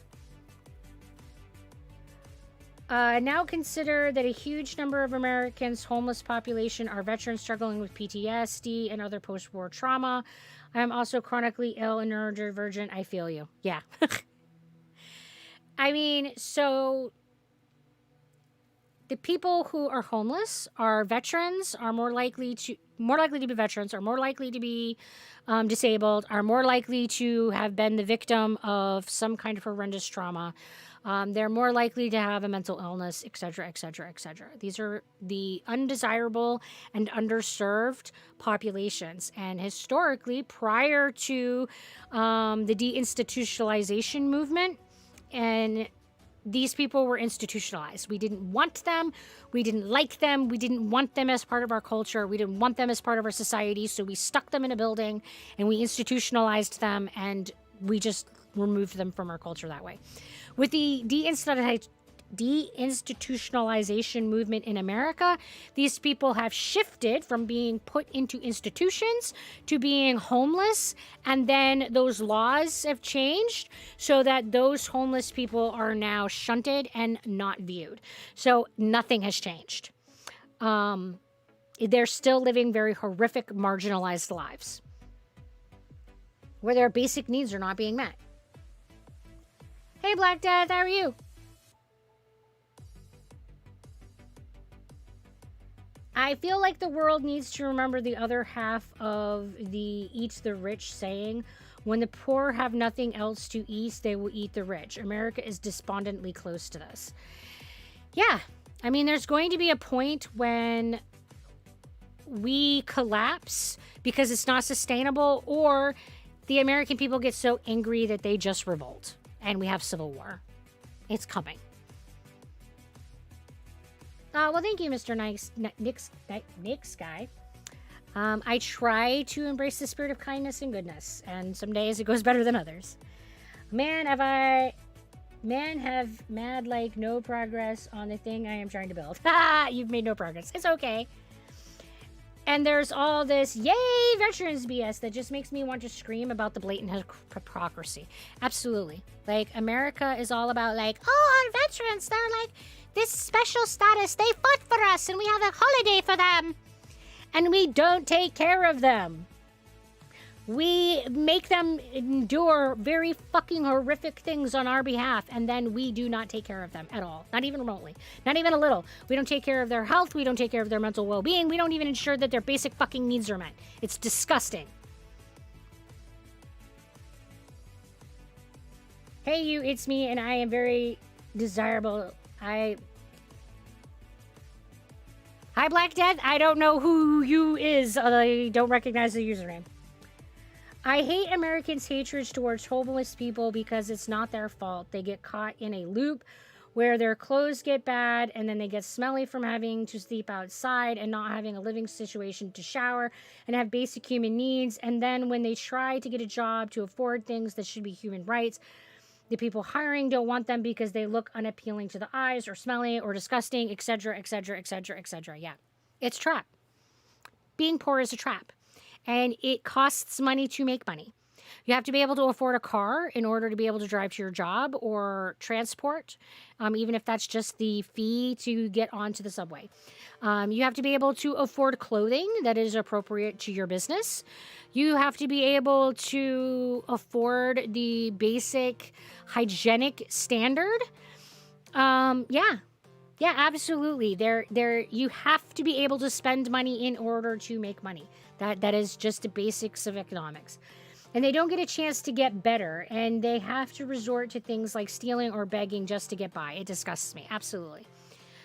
I mean, people don't, like, when you ask children what they want to be when they grow up, people aren't like, I want to be homeless, or I want to be a thug, or I want to rob people. Like, these are not life aspirations. Like, nobody woke up one day and said, this is my goal in life. Like, that shit ain't what we dream of. If we took care of people's basic needs, they would start dreaming again. Rather than being desperate. Because basic needs, again, that Maslow's hierarchy of needs, if that basic tier is not met, they can't address any of those other tiers.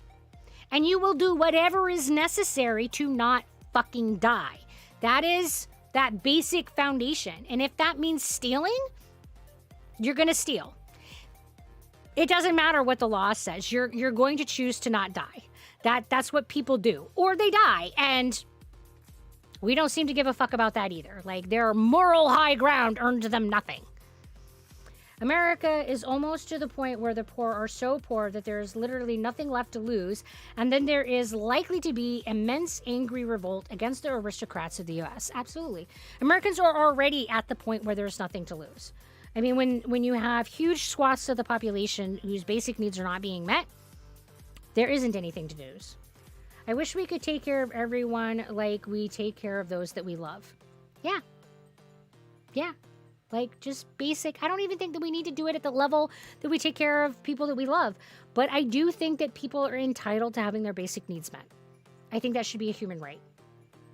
And this is just scraping the surface of the homeless struggle to escape the poor, like dress code, cards, etc. I think it's messed up how the government lets our vets be homeless. Yeah, it's insanity. It's absolutely insanity. Like, the issues that they're facing are because of us, and we're not even willing to repay them for that.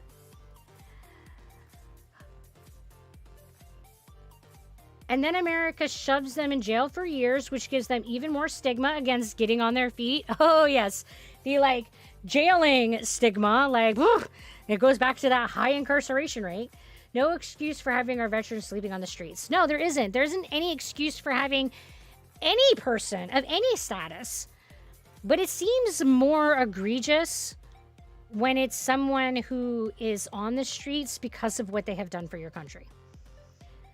The world would be a better place by far, but sadly in America, many people treat those who they love very poorly too. Absolutely.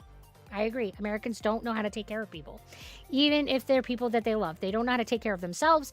They don't know how to take care of other people. We're just fucking awful to other human beings. We're not even usually that reliable at being good to ourselves. I hate that that's true. America is so fucked up that people do not have to resort to drastic things because no one gives them a chance. And then, like you said, people throw them in prison, which makes it even harder for them to get back to the basic living situations. Yeah, it's this awful, awful cycle. I think that transportation plays a big role, especially in states like Texas. Yeah, right now, like, first, welcome to the Dazzle. Thank you for being here. We appreciate that. Yay, first time chat.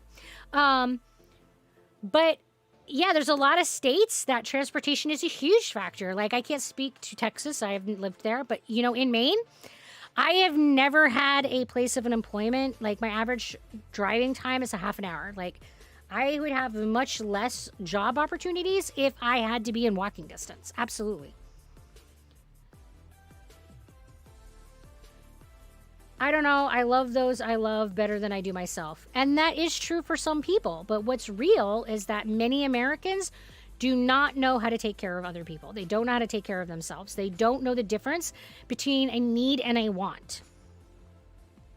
The public transportation in America is so poorly supported that if you don't own a car, then it is a small act of God to do adulting, because we don't have that fundamental core infrastructure. We historically put our infrastructure into the car rather than trains and buses and other types of public transportation. Absolutely. And also, media makes people scared of homeless people, like they are going to rob you at every corner when they're just trying to get by, and that makes them get less donations and even more stigma. Absolutely. The media portrayal of the marginalized societies is not an accident. It is programming. They are undesirable, and they want, you know, the corporate world wants them to stay undesirable. And who controls the media? The corporate culture, the corporate world. They are the businesses that are deciding what is shown on our television, what commercials, what programming, all of that. They decide these things for us. So it is not an accident that the marginalized people are demonized in our media. It is, you are marginalized and we want you to stay marginalized, because how do you justify making profit at the expense of other human beings if they are not less than? if they are not unworthy, if they are not undesirable, if they are viewed as equals and equally valuable and equally human, and we promote that value in our culture, you cannot justify ethically and socially destroying another human being for the sake of profit. So it is not in the corporate interest to unmarginalize and undemonize those marginalized populations. The marginalized populations are absolutely going to consistently be portrayed negatively in the media because it is to the corporate profit margins benefit for those people to be demonized, because those are the people whose backs the corporate world is built on. We can't justify destroying real people. We can't. And the hate speech and smear campaign against the fellow human just trying to survive is absolutely disgusting. Yeah. Sadly, many Americans genuinely love another person but have been in abusive environments to the point that they do not know how to properly love themselves and each other, even when they honestly want to treat others better. The cycle of systemic and social abuse are brutal and harder to escape. Also, just what gender you are assigned at birth and socialized as greatly changes how well you take care of others versus yourself. Yeah.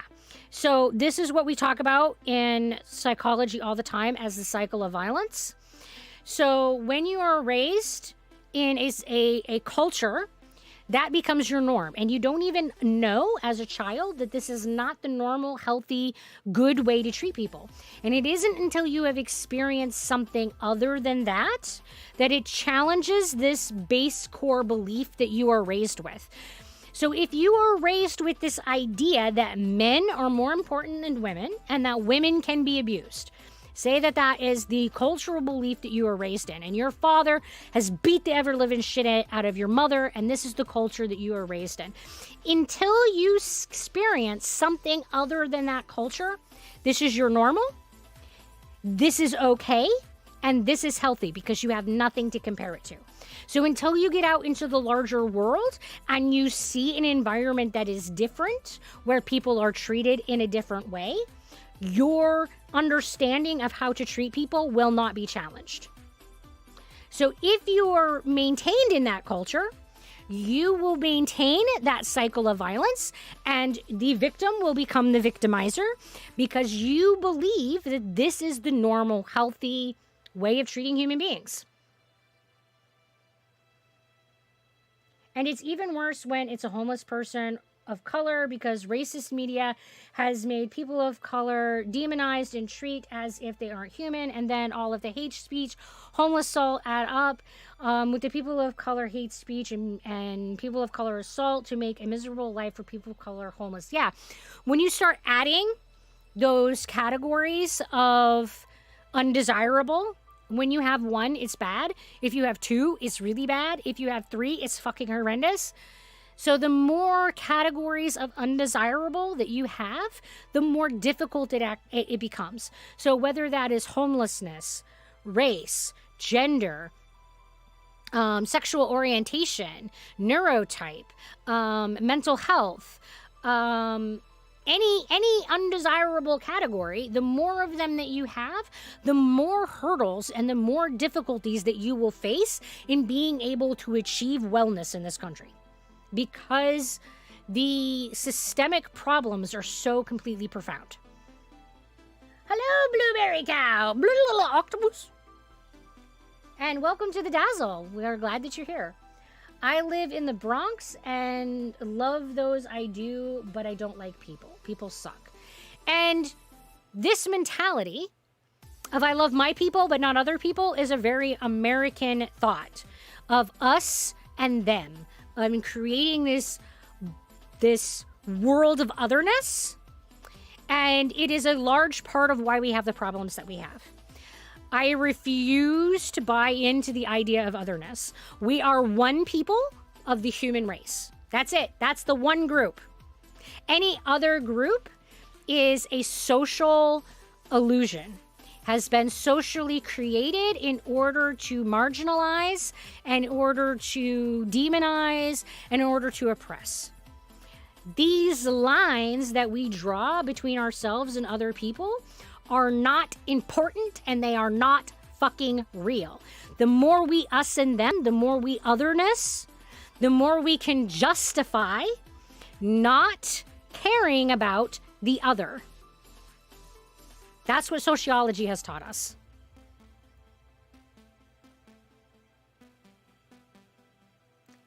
Right, and those are the two categories that you've decided to create. Those that I know and those that I don't. And you've made those others, the I don't knows, the others. And by your own statement, you love and care about the people you know, and you don't for the people that you don't know. So you value the people in your group more than the other people. And this is the problem. These are the problems that we see in America, and it's very insidious. And those boundaries of otherness have a lot of layers and have a lot of reasons that they exist. It can be for a lot of things, like I know them, I don't know them. It can be race, it can be class, it can be gender, it can be where you were fucking born, what country you came from. There's a lot of illusions that create this sense of self and other that allow us in America to denote one group having more value than the other. And the challenge to this is that they're so inherently ingrained in our thinking, these biases, that even when we know that they exist, it is difficult to work outside of those biases because it is so inherently programmed into our brains. Unfortunately, your brain works in a way that means the other them group means that you are more likely to be able to justify prejudice and discrimination against others. Absolutely. Welcome, Plant Boy. The minute you label someone as other, as not me, as not my group, you allow for there to be value judgment. Like, I love my group, but not them. And see how that separates and divides and creates a value judgment that now the other people aren't as important and aren't as valued and aren't worthy? Because if you look at them as being truly worthy and truly valuable and truly equal to the people in your group, how can you separate them from your group? And how can you put them in anything but the one group of humanness? I have a few undesirable things about me, like I am non-binary, arrow ace, I'm neurodivergent, and it's just, I feel like people sort others into groups like race, nationality, gender, identity, sexuality, but in reality, we are so different from each other, and it's just so sad that we have been made to think that social grouping is okay. Right. So the one thing that is guaranteed about humanity is its diversity. What we have seen in every culture, in every part of the world, in every time in history, is that humanity has always been diverse. We have never had a homogenous group. We never can have a homogenous group. It would be like the demise of our genes. Like, our diversity is what allows humanity to thrive and to be so successful. Diversity is what gives us our racial strength, our species strength. So we should be celebrating our diversity, because when something comes at us environmentally, that diversity means that we're statistically more likely as a species to fucking survive it. Diversity is strength. And our societies have chosen to create this illusion that diversity is undesirable and that it is somehow a weakness. And the reason that they have done this is for the benefit of greed and profit. The only people who benefit from grouping and marginalization are the people who are in power, who are getting more money and more benefits. The people who are oppressing are the only people who benefit from oppression.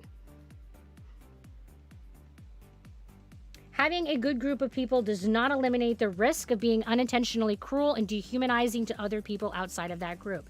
There's nothing wrong with a solid social group. Exactly. And I'm not saying that we shouldn't have social groups, because having social groups is fundamentally a part of being human and is, like I've already talked about, we need social groups in order to thrive. But to say that some people don't belong and don't have value is a very slippery slope, and we need to be very careful when we start making those other lines. And you don't have to love someone to be nice and respectful to them and their existence. I mean, that depends on how you define love. Love is a messy, complicated word, and the definition gets in the way because everybody's definition of love is really different. So I'll just go me as far as the whole loving thing.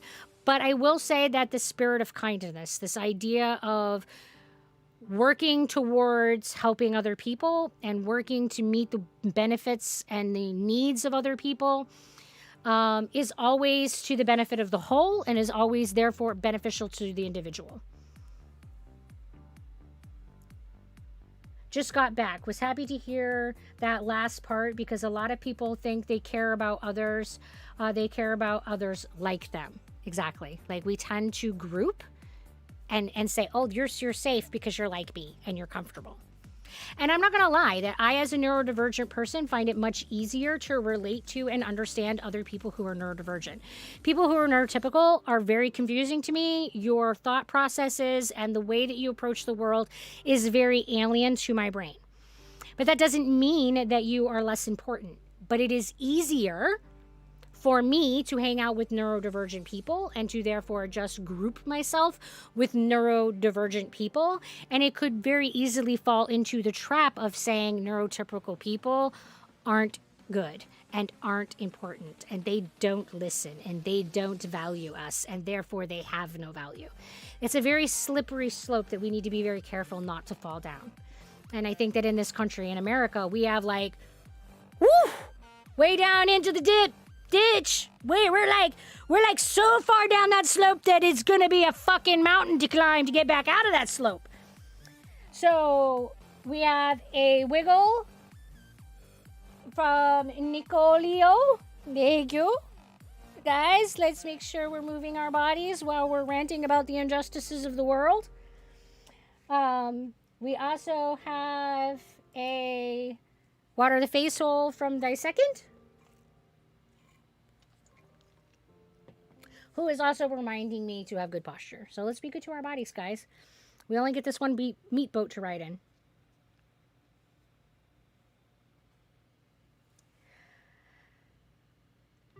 That is the general attitude of humanity at large. There is nothing inherently wrong with feeling like this, and I'm not saying that you are being an awful person or inherently hateful for this. I just feel that it is important to be aware that it can be hard to parse who is actually an objectively bad person versus who society has told you is bad due to them being unwanted or inconvenient by the ruling body. And this is where we talk about biases, whether they're cognitive biases, social biases. By nature of being a bias, it is really difficult for us to root it out of our brain. And when we have these biases, it is a really easy trap to fall into, especially when we espouse self and other.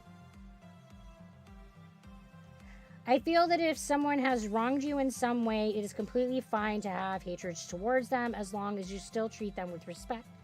If someone has done something absolutely nothing against you, I feel like you should still treat them with respect. So I feel like there's a certain amount of respect afforded to all human beings just because you are a human being, regardless of what they have done to you. And when I talk about respect, I mean not this like social nods of like courtesy. I mean that every human being deserves to have their needs met. Every human being deserves to be alive and to have what they need to maintain that aliveness. And I think that that needs to be afforded and protected regardless of what they have done as individuals. Hello, Elise Barrage. Welcome to the Dazzle. I love all these first-time chatters. First time being in this chat. Found this channel from a YouTube short. I love the plushie and the hat. Well, thank you. And you don't have to like everyone by any means, but that should not be a reason to be hateful to somebody. Absolutely. there's difference between liking and respecting someone's rights. Like, nobody is going to be liked by everybody, and that's okay. Like, I don't like everybody. I don't expect everybody to like me. That's okay. But I do expect everybody to respect that I have needs and afford me those needs. Like, I feel that all human beings are entitled to enough food to not starve to death, housing that will keep them safe, clothing. You know, we all have basic human needs that should be federally, legally protected things that should be afforded to us simply because we exist. And we're going to do the husky hat.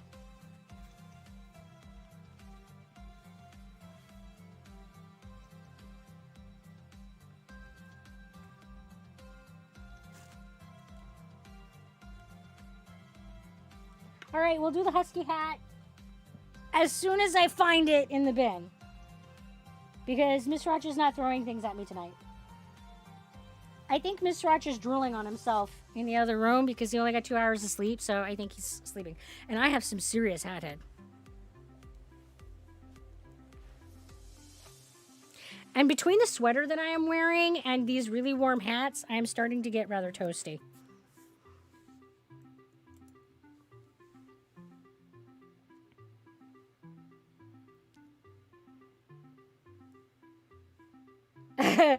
Yes, there are multiple hats. This is the husky hat.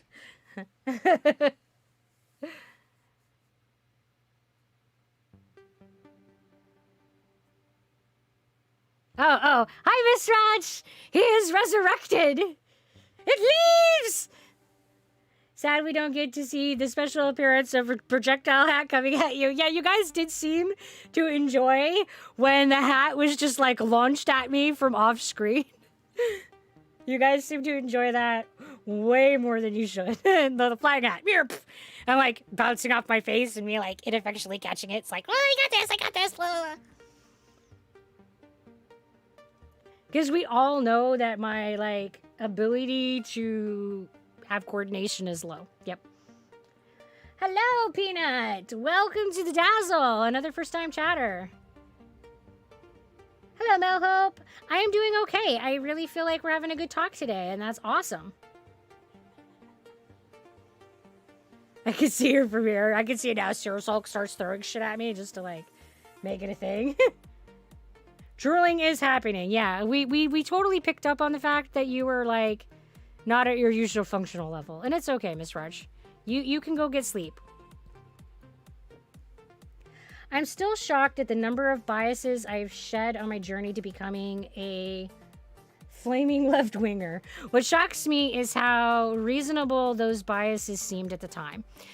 Well, and that's the thing about biases and false thoughts is that because they were fundamentally part of our programming that we call being raised, like when you raise children, what you're really doing is you're programming your cultural standards into their brain. And one of the things that we often get stuck on are these things that we were taught as children. And they're so inherently a part of our brain that we don't think to question them. We don't think to challenge them. And it's really easy to get stuck back onto those biases. And yeah, it's crazy. And I think that a lot of people like don't even really understand where their political typology is. And I think that there's value in exploring that. And a lot of Americans are like, oh, there's only 2 types. Well, that's not true. There are 9 classifications of political typology in this country. And you know, where you are in that category is definitely going to be very revealing as to like what you value and where your ethics are and what your morals are. And I think that we all, as responsible adults, should be reevaluating where we stand on our morals and our ethics and really allow ourselves to challenge why we have the belief systems that we have and ask the question of who does this benefit? Who benefits from me living my life this way? Who gets the reward? And it's often very telling when you look at the rewards and who gets them when we look at systemic racism and systemic ableism and all of the isms. Because it usually isn't the individual who is propagating that stuff. It is the people who are benefiting are the people who benefit from corporatization of marginalized groups. That, again, that indentured servitude. And we can't justify indentured servitude if we are really believing and espousing and morally valuing all humans as equal. You can't justify it.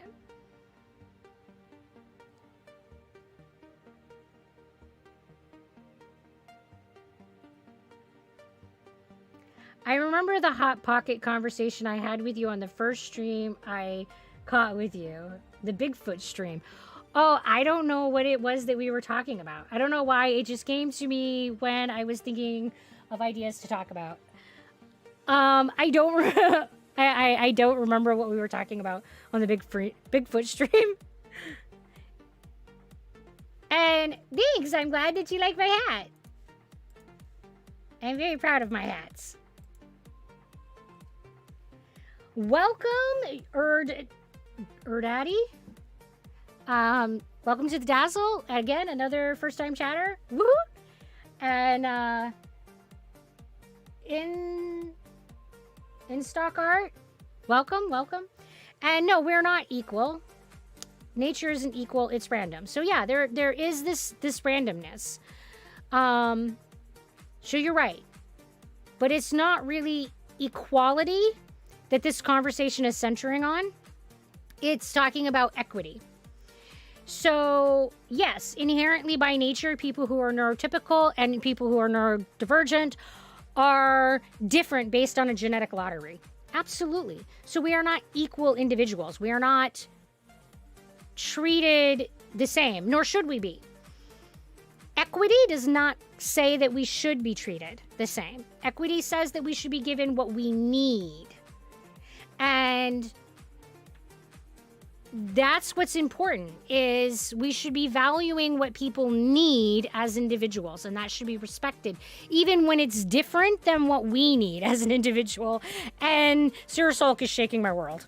Like, literally just making the stream shake. Like, oh, the world! Oh, okay. Oh, okay. All right. Shook my world, and then she threw her hat at me. Whew. Yeah, a total headshot right in the face. And I definitely have hat head going on. So, Angry Pig, here we go.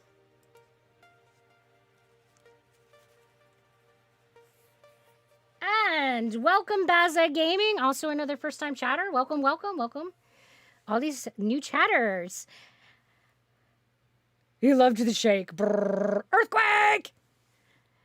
I'm waiting for high school to join theater, yet I'm also dreading it because I know that I will be caught in a cycle of homelessness when I graduate. I hope that that's not the case for you, but unfortunately that is the case for many people, and it sucks a lot. What does equity look like to me? Equity is a very complicated, can't paint one simple picture. Equity means that everyone's needs are being met. That's what equity means. And that means that we don't take care of wants before we take care of needs. It means that we make sure that everyone has access, so that if someone can't walk, they can still access the building because there's wheelchair ramps. Equity means that everyone is fed with food that is safe for them to consume, even if that food looks different than what we're used to eating. Equity is about meeting the needs, even when those needs are different for every human being.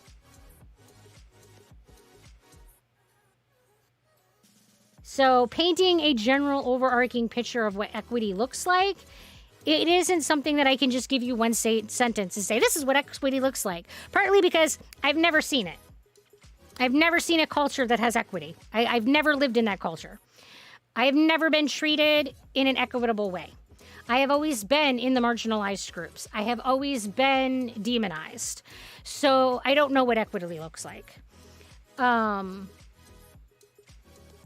I do know that equity means that we prioritize people's needs rather than wants. And it means that we're taking care of people's basic needs before we're allowing corporations to break in billions of dollars of profits. 2023 Twitch mods will reach through the screen to do their work. Yeah, you gotta do what you gotta do. Everyone should be given food and medicine and water. Yeah, basic fundamental needs.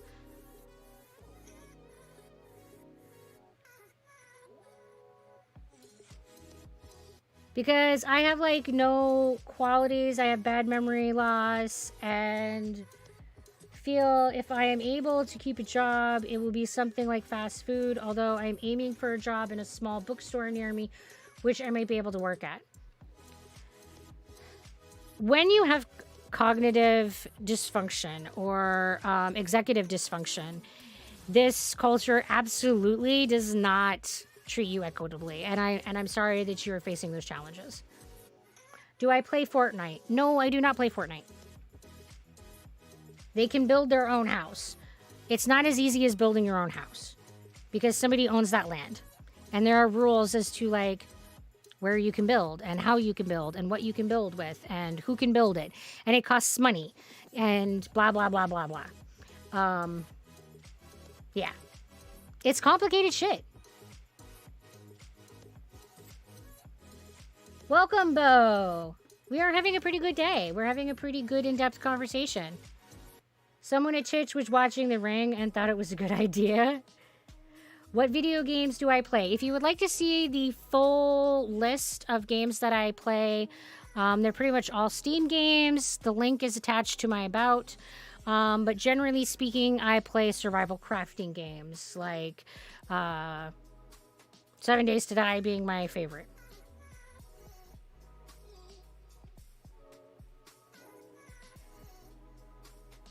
So when you are talking about the challenges of otherness, the biggest hurdle is that we have to be able to look at other people and people who are different of us sharing equal value. And so I don't mean like they should be equal as in like having equal rights and equal, like we should have equity so that people are all given what they need. But they should be held with equal regard and equal value. Like they should have equal amount of humanness. So when we talk about equality and equity, it's like some challenges and hurdles that the language kind of gets in the way of it. But yeah, it's complicated stuff. I have posted in the Discord on the general channel 2 infographics. They may help people visualize equity, equality, and social justice empowerment better. Yeah, there's some really good visuals for this. Like making sure that everybody can see a game. Like the tall dude, and they're all standing behind a fence. The tall dude can just stand behind the fence. He doesn't need anything. And the short person needs something to stand on. Like, that's equity, making sure that everyone has access to view the game, even though they have different needs to be able to do it. A lot of people don't want it. If we heal society, maybe equity will follow. I think that a lot of people that don't want it are delusional in that they think that these othernesses are protecting their self. I find this to be a very strange notion, but we see it a lot in America.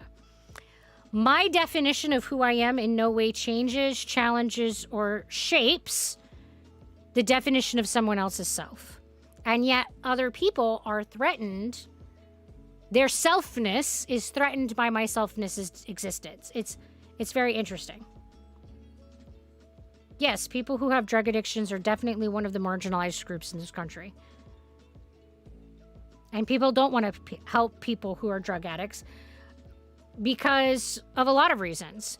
There's a lot of stereotype, there's a lot of stigma, and a lot of people are using research that was poorly done in the 60s and 70s rather than looking at the more recent research that shows us time and time again in modern research on drug abuse and substance use disorders that individuals who are in a good, healthy community that meets their needs, substance abuse doesn't happen.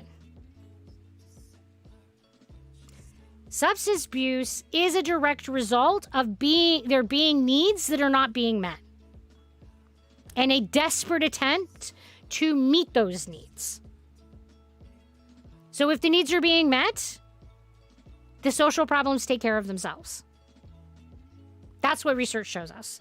And yet America does not want to meet the basic social needs of individuals. And it's silly. I know it took me a few tries for the meaning behind those infographics to sink in. Yeah, I mean, they're not like inherently, oh, I get it, terms. Like there's a lot of layers to it and there's a lot of complexity to it. And so to ask what does it look like is a challenge because what equity looks like is different for every individual. We had a whole unit on it in both my psychology and sociology classes in college. Yeah, it's something that just like takes a lot of time to explain.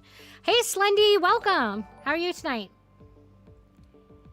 So yeah, like until we can value all people, there's going to be divides and otherness. Equity is literally as diverse as every human on this planet by its inherent nature. Absolutely. And that's why I can't tell you what equity looks like. And when we talk about equity, we also have to talk about realistic equity. There's always going to be needs that are not met. That's a reality. Like the principles of triage in healthcare tells us that we frequently have situations where there are more needs than there are resources to meet those needs. And therefore, there are times where we have to make decisions as to what is the most just, fair, equitable, and moral way of distributing resources when there's a shortage of resources. So there's always going to be times in history and in culture and in a society when needs are not met. And that's when principles of triage come into play. And I don't believe in God. So I do not believe that God makes any decision. And relying on the rolling of the dice to meet people's needs is not justice. Because it is random chance where I was born and what body I was born into. So that roll of the dice should not carry all the weight in deciding whether or not my needs get met. It just shouldn't. I love both of the Last of Us game. I can't wait for the show to come out. Last of Us is an amazing game. Absolutely amazing. In theoretical discussions, often the goal is to make the practical meet the ideal in smaller steps than the initial dream. Absolutely. So there's like this ideal, this dream, this hope, this wish, this perfect. And then an acknowledgement that reality doesn't work that way. But you should be striving towards an ideal. And deciding what that ideal should look like will dictate what directions you should be moving towards when you're trying to solve problems and when you're looking for solutions to things in life. So, yeah, we have to decide, like, when are we going to...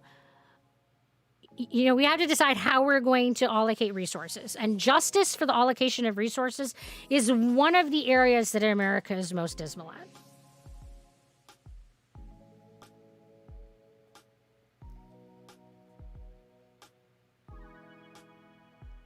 Yes, I've been streaming for almost 4 hours. Woo!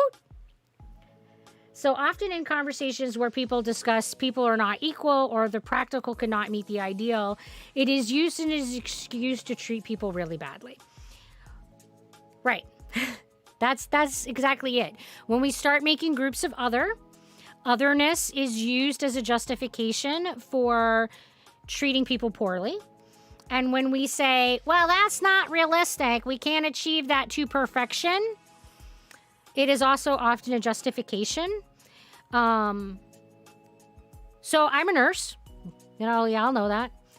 I can never be perfect in my practice, but every fucking day that I work as a nurse, I strive to make zero mistakes, make no medication errors, to make no errors of oversight, to be perfect in my practice. That is always my goal every time I punch into the clock. Is it realistic that I will ever achieve perfection? Fuck no. I have never in the 20 years of my clinical practice achieved perfection, but it has always been 100% my goal to never make errors, to never fail someone, to always see the diagnosis that needs to be made. When we strive for perfection, we will not meet it because we are mortal beings who are imperfect creatures. But when we settle for something less than a perfect ideal, we are accepting a lower standard. We are accepting that things are just okay being shit. And they're not. They're not okay. Because no matter how high you aim, the reality is that we usually fall short of whatever we aim for. So if we aren't going to aim for perfection, and we're going to say 90% is good enough, that means we're probably only going to hit 80%. Is that good enough? When we could aim for perfection and hit 90%. The higher you aim, statistically, the more likely you are to achieve a higher output. So, yeah, we're not going to meet perfection, but that doesn't mean that we shouldn't strive to constantly make us closer to that ideal and constantly say, how can we do better? I find it funny that Sarah is on the conversation in chats, even though they are in behind the camera. I don't have it set up right now that she could be on vocal. I mean, we could get her on Discord if you would like to hear her talking to you. I can never be perfect, but God knows those damn doctors think they are. Oh my good Lord. There is a lot of ego in healthcare, and it's not just doctors, nurses too. Nurses have a lot of ego problems, and it is a culture that is programmed into you. Like when you go into nursing school, they teach you to be arrogant. They teach you to have that in your practice. It's gross. What if you don't have expectations and just faith? Well, then you're delusional because you always have expectations. Your faith might drive your expectations, but every human being has an expectation. Every human being has a standard that they believe should be met. Every human being has expectations as to how the world will treat them, how other people, like, do you believe that you are safe in your home? That's an expectation. Do you believe that that random person on the street walking towards you is going to hurt you or not? That's an expectation. Every human being's brain is programmed to have expectations. Our expectations are the ways in which we believe that the world will treat us and what is achievable. We all have those expectations inherently programmed into our brain. And it could be from our faith that we derive those expectations. It could be from social enculturation. It could be from the work that we do. It could be from the other people that we interact with. It's built on these layers of life experience. But we all have expectations. There's no such thing as being without expectations. I mean, if I'm only capable of doing 40% that day, then 40% is my max. Yes, your best looks different every day. And that is why I talk about it being important to always do your best. And if you truly, honestly offer your best every day, you will never have anything to regret or look bad at yourself for. And our best is variable every day. So if all you can give is 2 hours of work, then that 2 hours of work is your 100%. You can never give more than your 100%. And the only time you're giving 40% is if you could feasibly do more and you choose not to. There's no such thing as giving everything and doing your best and not meeting 100%. Because your 100% looks different every day. It's based on how many spoons you have.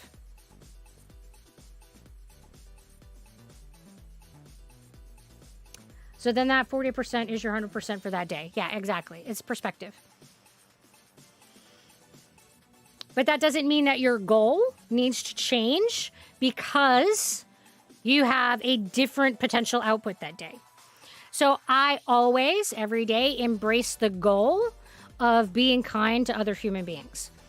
There are some days that I have no spoons and I only have knives, and it is a real struggle to do fucking anything. And common courtesy genuinely becomes a struggle. When your pain is a 10 and you're struggling just to fucking exist, it is really hard to be nice to other people. It's really hard to even acknowledge and be aware of other people's needs because you're so entrenched in your own struggle.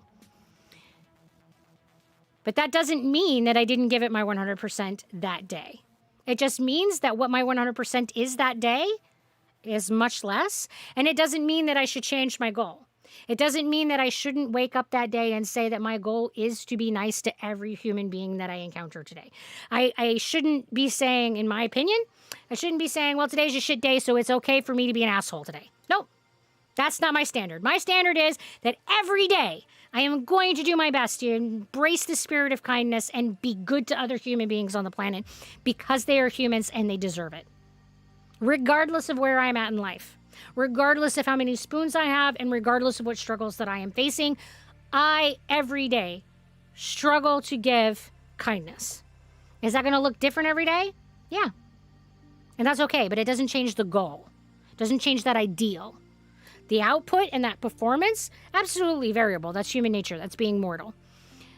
But the goal doesn't change, or it shouldn't change.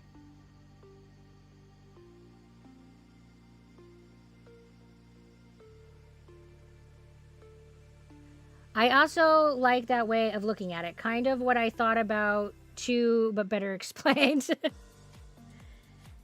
I mean, I think that people all too often think that they always have to perform at a certain level to have value and to have performed well. But that's not how life works. I think that if we set a high goal for ourselves and are always striving for that high standard, then we will always do well. And doing well is not doing perfect. We will never achieve perfection. There are days that I'm an asshole. That happens. There are days when I run out of spoons and all I have is knives and I lash out because I feel so awful and I can't see what... I can't formulate good thoughts and I can't be the courteous person that I should be. Doesn't change my goal. Absolutely changes my performance. Yeah, there are days that I'm an asshole. It happens. Because I'm fucking human.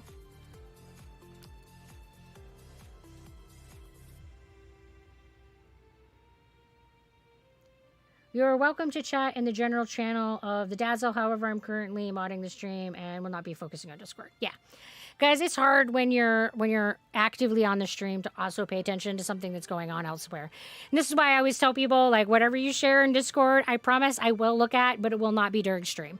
And this is why I don't look at things that a lot of people share with me during stream, because it's really hard to pay attention to what's going on in chat and having a conversation with you and doing the streamy things because I have a limitation of spoons. Like, we only have so much attention that we can give to people. So if we're committed to doing the stream, then that's what we should be investing those spoons on. And that means that other things have to wait.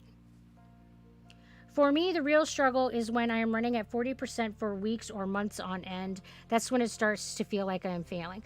But Torlak, if you are doing your best every single day, you aren't failing. You can't fail. It is absolutely impossible to fail if you are doing your best every day. Will you perform equivocally every day? No.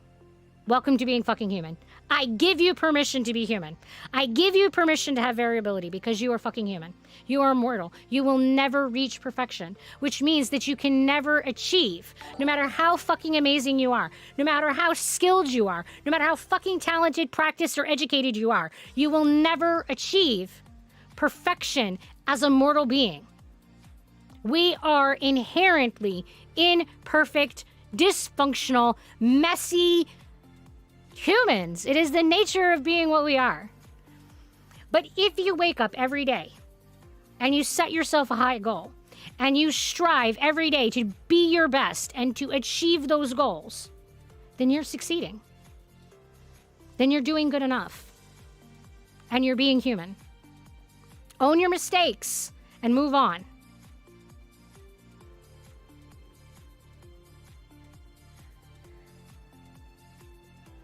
And hello, interested alien. Welcome, another first-time chatter. Lots of first-time chatters today. It's super exciting. Welcome to the Dazzle. And we're having a pretty good day. It's a good chat. Nice discussion. Hello, Darth Knight. How are you tonight? I knew my mom lied about me being perfect, right? How can I come out to my parents I am bi?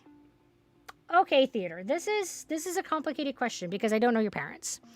But what I'm going to say, my basic advice when giving news that may or may not be received well, and I don't think that it matters what that news is. It doesn't matter if it's a poor diagnosis. It doesn't matter if it is, I am telling you that I am something that you don't want me to be. I'm failing your expectations, whatever.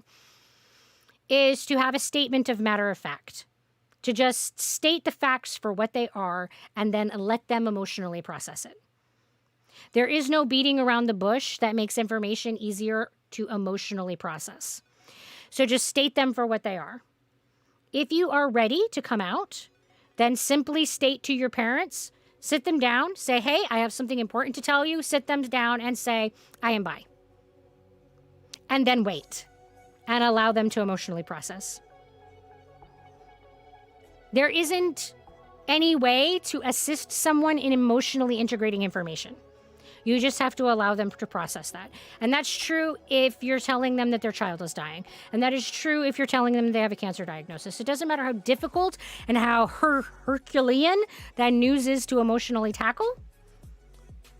So if you're looking at worst case scenario and your parents are going to have a really hard time emotionally taking this news, it doesn't matter how difficult it is for them. There is no way to sugarcoat it, and there is no way to beat around the bush that will make it a more emotionally palatable. So my advice is, for the sake of clarity and for the sake of simplicity, to just state the fact for what it is. Zebra reneges will hold Bible and ask for donation during those speeches. God. I'm like not a Bible thumper in any sort of means, but whew, I'll hold a pig. I'll hold a pig while I'm having my speeches. Yeah! Equity! Yeah! Equity! And worship Otis. You know you want to worship Otis. Otis is like the most important ever. I am perfection. You want to worship me. Otis? It's okay. Otis is the center of Otis's universe as far as he's concerned. It's scary when you're still financially dependent on them. My trans friend is terrified to come out because of that. Okay, so yeah, coming out is absolutely terrifying. And so I am bigendered and I am sapiosexual and my parents are Latter-day Saints. So yeah, my coming out to them was an enormous hurdle. My telling them that I was not going to be the person that they wanted me to be and that I was not going to meet the social expectations that they had for me was enormously difficult. And I had to accept that my parents were never morally going to embrace who I am. My parents, based on their religion, believe that I'm going to go to hell and believe that I'm a lesser human being and believe that I am inherently sinning. I have to accept that. Because that is their belief, and I have no control over that. I have no power to change, sway, or in any way make them be something that they are not. The only thing that I can then do is decide whether or not that I'm going to include them in my life and under which conditional boundaries in order to protect yourself. So is it scary to come out? It's absolutely fucking terrifying. I remember being 12 when I first realized that I was inherently fundamentally different than what this religion was teaching me. That I came to the realization that the things that was being taught in the Latter-day Saint Church were things that were saying that I was a lesser human being and that I did not have value and that I should be condemned and hated and that I was going to be condemned to all eternal suffering by a God who created me to be what I was. That's a really hard and difficult thing to tackle when you're a fucking young person. It's hard to tackle when you're 40. And I don't have any easy answers because there aren't any easy answers. Coming out is hugely difficult. And it is not about the other person. You come out for yourself. You come out for personal freedom. You come out so that you can embrace the you that you really are. And so that you can put down your mask. And so you can celebrate everything that you are, inside and out. And then you have to accept that there are going to be people who like that and people who don't. And sometimes those people are our family. And sometimes that means that those people need to be removed from your life because they can't respect the you that you really are. And that is fucking terrifying. And there is no way to make that not terrifying. And I'm sorry that your parents have put you in a position that you don't already feel accepted. One of the things that I struggled to do as a parent was to make it very clear to Sarah Sulk from the time that she was like a baby, was that it didn't matter, that I didn't care, that it didn't matter what her orientation was. It didn't matter what her gender identity was. None of that fucking mattered. That I loved her and that she would be accepted and that I would do my best to understand it and support it. I can't say that I will always understand her experience because it's different than my experience, but I will do my best to meet her needs and to support her as an individual, no matter how different that individuality is from myself, and no matter how much it may or may not line up with the expectations that I have for her. Because inevitably, as a parent, you do have expectations for your children. And they don't always line up with what that person is as an individual and who they become. And I'm sorry that you're in a position where you don't trust your family's love and you don't trust your parental acceptance. That is terrible. And I'm sorry that you're there. Ugh.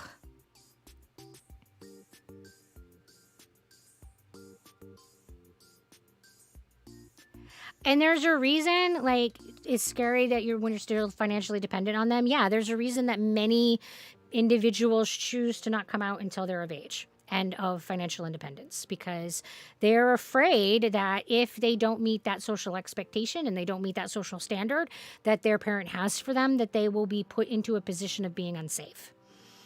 And that's valid. And there's never a perfect time to come out. And I can't say whether now is a good time for you to come out. I don't know your situation. But if you are afraid that the knowledge of who you are as an individual will put you in a situation of being unsafe, then you probably shouldn't come out right now. And you should also strongly evaluate the relationship that you don't feel safe in it, because that's telling. It means a lot if you don't feel safe with your parents, if you don't feel safe with that relationship. That means they probably don't deserve a place in your life. Because if someone isn't interested in maintaining your safety, that's that base foundation of the Maslow hierarchy of needs. And if they aren't going to keep you safe, what else are they willing to sacrifice for you? You're not going to hell. You have changed my life and helped me stay alive. You helped me at the lowest point. You're saving lives. Well, thank you, theater. I also do not believe that I'm going to hell. But when I was 12, that was a huge existentialist crisis that I had to face. And it took me a lot of years to struggle through what I was raised with versus my new understanding of morality and ethics. And it is a lot to tackle, and it is really hard. And my parents are still in my life, but they have distinct boundaries. There are things that we don't talk about. There are things that they're not allowed to bring up. And if they don't stay within those boundaries, then I bye and go away. I don't continue to subject myself to that. So, yeah, that's it. Is it a perfect relationship? No. But it's the best that I can do given that they inherently think that I am evil based on the nature of my existence. I can't own that. That's on them. Growing up, it was always weird for me since my family was religious. Very boys can't do girl things and vice versa. They'd think that I'm the devil for what my opinions and beliefs and feelings are. Yeah, it's... I find it very sad that that's the measuring stick in which many families measure their children by. I find that very sad. I can't imagine judging my child based on whether or not she met some degree of sameness to myself. I can't understand that. And thank you, Neo. We really appreciate the support. You're amazing. So many old feelings resurfacing with that conversation. I'm sorry, Torlak, because yeah, it's a wound that never really heals. We always kind of grieve that loss, and we always our coming out journey is always traumatic and difficult and a struggle, and it always comes with these wounds that never really go away, and it shapes our expectation moving forward. One of the reasons that I knew that Miss Roch was going to be someone that could stay in my life forever was that I could be who I was and I could be safe with him. I didn't have to make up things. I didn't have to lie. I didn't have to wear a mask. I could be my messy, complicated, layered self, and it was okay.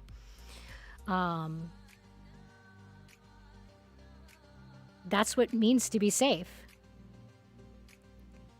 And yeah, coming out is rough. I think that's probably one of the most difficult things that I ever had to do in my life, was to sit down and say, hey. And for me, it was when in Maine we were voting about whether or not gay marriage should be legal. I don't even remember what year this was. I mean, I was well into adulthood. I mean, I waited until I was like way away from the house. I did not come out when I was 12. I was like, I don't know, in my 20s. And Maine was debating over whether or not gay marriage should be legal. And my dad was talking about how it should not be legal and that people shouldn't be allowed to do things that are unethical and people are going to be going to hell. And he couldn't espouse a law that allowed people to do things that condemned them to hell for eternity, and on and on and on about his religious stuff. And he point blank asked me one day why it upset me so much that he was against gay marriage. And I was sitting there on his couch in the living room, totally unexpectedly, and I just fucking came out to him. I was like, because you were saying that I am unimportant. Because when you say that gays are going to hell, you are equivocally saying that I am going to hell. When you are saying that gays shouldn't have the right to marry the people that they love, you are saying that I shouldn't have that right. You are not condemning some random stranger that you have never met. You are condemning me. You are condemning your daughter. So every time you say that you don't think gays should have rights, what you're saying is that you don't think that I should have rights. And yeah, that's really fucking hard for me to hear from my dad. It's really hard to hear that your dad doesn't believe that you are as important of a person as cisgendered white males. Yeah, that's hard. So that was my coming out. It was all fucking Rage Machine, and it was not the best way to come out. It was not planned either. It was just like, blah! So there's that. Yes, all the flags.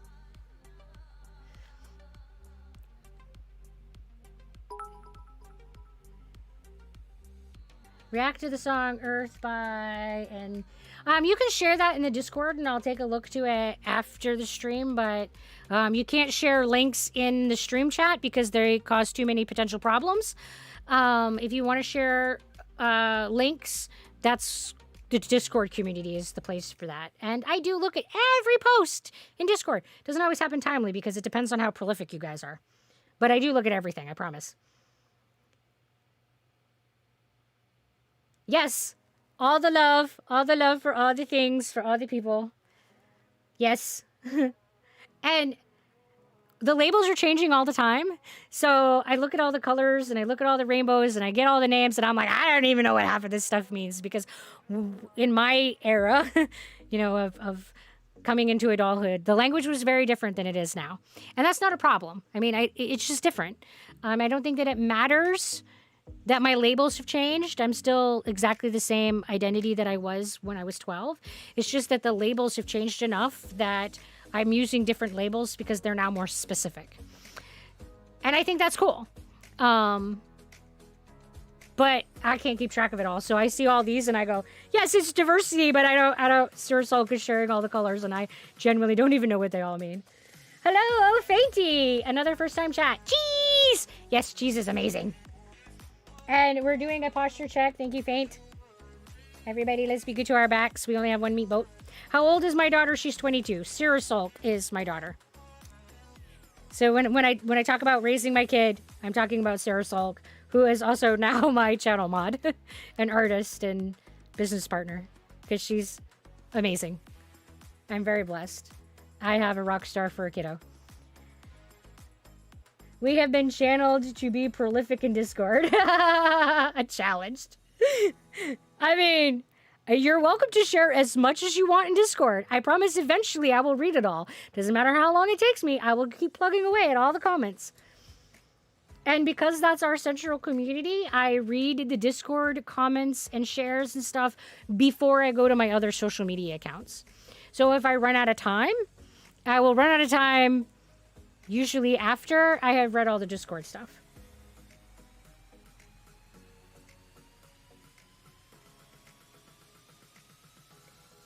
And secret account don't use, you're struggling with processing what?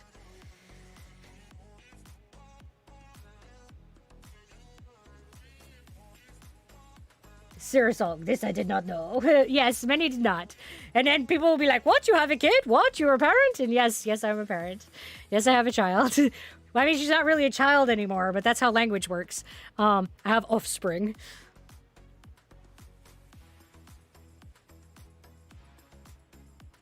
And it's not common in the United States to have a friendship and a business relationship that is healthy and functional with your offspring, because there are a lot of divides between the generations, and we're not very good at healing generational trauma. Was I a perfect parent? Fuck no. No.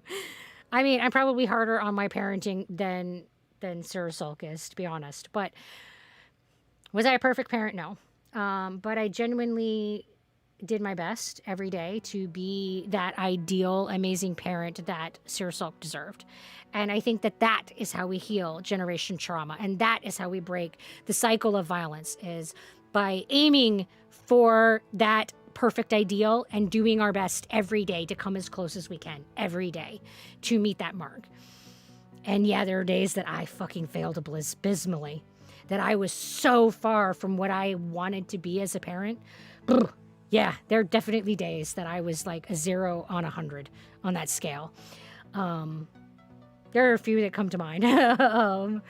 But yeah, the overall theme is that I always did my best. And because of that, I think that I did better than I would have if I just said, this is good enough. I don't need to struggle every day to be good. I don't have to work for it.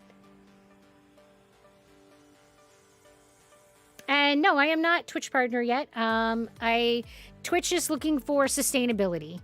When I applied, because I met all the metric goals, so I applied for partnership, and basically the response that I got was that they were looking for my account to prove sustainability over time, which we have not done yet.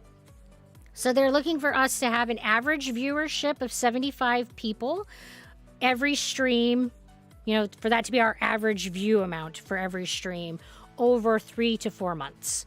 Right now, our average viewership, according to the metrics, I think is about 30. So we're only about half of the level of viewership, but we do have consistency. So we have gained some sustainability from the Spiral event, and that's amazing because the Dazzle has been awesome. You guys are rock stars. I love having you here, and I am very appreciative of the sustainability that we have achieved.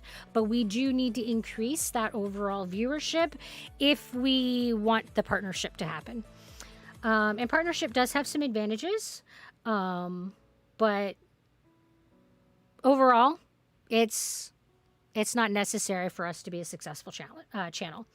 How many kiddos do I have? Just Sarah Salk. She's my one and only child, and I was very lucky and blessed to have her. That birthday song, though, got me here. Hard to believe. It is really wild and crazy that my not talented singing got y'all are like, I gotta hear more of this. I still can't wrap my head around that. I don't think that will ever make sense to me, but that's okay. So go tell all your peeps if you are to get partner. Sarah Salk is like, yeah, so go spread the word. Spread the zebra cakes. I am not always like super good at self-promotion. I struggle with that a lot, and I'm working on it. I think Sarah Salk is better at promoting me than me. Hello, most hated thief, another first-time chatter. Welcome to the Dazzle. We're glad you're here. Goes to other streams asking people to join. That should work, right? I'm not sure that's a viable strategy or not. Can't say I've ever tried it. I guess that's kind of what you do when people raid you, right? Like, they come to your stream and be like, hey, you should check this person out. It was very sweet. Oh, well, thank you. I just try to do things that are nice. And we're watering the face hole.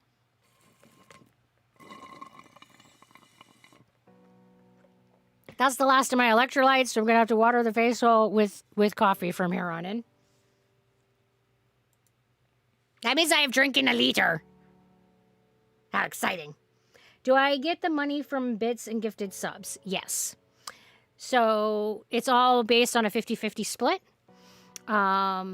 This is one of the many reasons that I stream on Twitch, is because they have one of the best and most equal division of the profits that are made.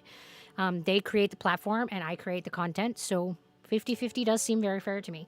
I get 50% of the ad revenue as long as I keep the ad rates at a certain rate, which is why, unfortunately, there are ads. But that's how I get money for what I do when you're not subbing. And yeah, it's 50-50 divide split. So when you're putting money in, I get half of it. Which is fair, because I wouldn't be able to do what I'm doing if they didn't create this amazing platform and this amazing community where we can all come together and do this thing that we call streaming. So they're absolutely also doing some of the work, and it makes sense to me that they get some of the money. I mean, that's fair. I forgot to send this with me. I just see people as people. I mean, whatever you like, as long as it's human and not an animal or an object or whatever you want. I personally live by the Wiccan Rede, which is do as you will if you harm none. So as long as you're not hurting other people, I have no issue with you. It doesn't mean that I'm going to like it. Doesn't mean that I'm going to approve of it. It doesn't mean that it's going to be something that I think should be in my life. But if you are not hurting other things, if you're not causing harm, then it's none of my fucking business. That's all there is to it. It's none of my fucking business if you're not causing harm. When you start causing harm, then it becomes a social issue. It becomes a community issue that needs to be evaluated as a group. And we need to decide, what you do with that harm. Who was it that made the video of you singing the birthday song? It was Carve, that 7 that made it. The original video, the TikTok that he shared. I just graduated nursing school, starting as an RN in the ER. Bless your soul. Any tips for night shift or nursing in general? I've been a CNA for 10 years and I love your channel. Well, welcome, first of all, Chelson Mandela. I'm very excited that you're a first-time chatter. Welcome to the Dazzle. So, my advice to anyone going into healthcare at this point is self-care, self-care, self-care, self-care, self-care, self-care, self-care. Remember that you cannot take care of anyone if your cup is empty. You need, it is a need, to take the time to fill your cup if you are going to be able to give from that cup to other people.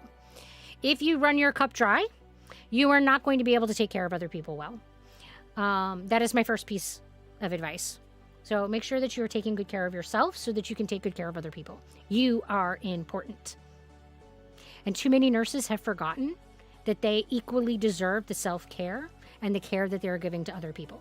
It is okay to say no to extra shifts. It is okay to not work the overtime. It is okay to not work holidays. It is okay to say fucking no because you need to take care of yourself. That's my first piece of advice. My other piece of advice to all people in healthcare is to always believe your patient experience. It does not matter what a test says. Doesn't matter. There's nothing that can test for patient experience, and the patient experience is always valid. That is my one true truth in healthcare, is that the patient experience is always valid. If you dismiss the patient's experience and the patient's reports of their symptoms, you will inevitably incorrectly diagnose your patient and provide poor care. The patient experience is the only way to the right diagnosis. If you dismiss that experience, you will never be able to accurately and with full confidence diagnose them properly. So if somebody comes in with chest pain and their EKG and their troponin levels are normal, does that mean that they're not having an MI? No. It's possible that they're having an MI. It's possible that they're having another cardiac event. It could be that they're having POTS event. It could be that they're having SVTs. It could be that they had an episode of atrial flutter that was transient and was not caught on that few seconds of strip that is an EKG. It is a snapshot. It is not a whole story. So while the testing that we do is important and valid, it in no way supersedes the patient's experience. That's always the most fundamentally important aspect when you're providing patient care, is remember that their report of their experience is always going to bring you to the truth more reliably than any testing that you can do. And just because a test is normal doesn't mean that something isn't happening. And yes, Black Death, I am a nurse. I have been a nurse for 20 years.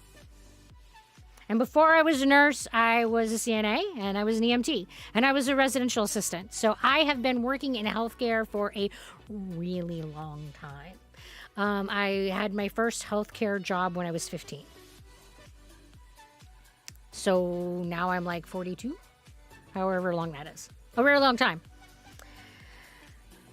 What is the first thing they tell you in those first aid courses? You have to go first. You have to see it.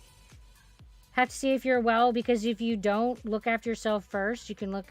Exactly. It's like when you're on a plane and the oxygen masks fall, you put on your oxygen first. Because if you stop breathing, you can't fucking help anybody.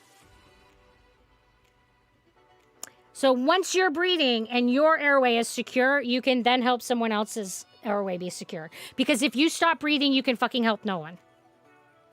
And nurses often forget that if we empty our cup and we run that dry, we have nothing to give and we're giving shit care. And we're missing that diagnosis. And a wrong diagnosis can be fatal.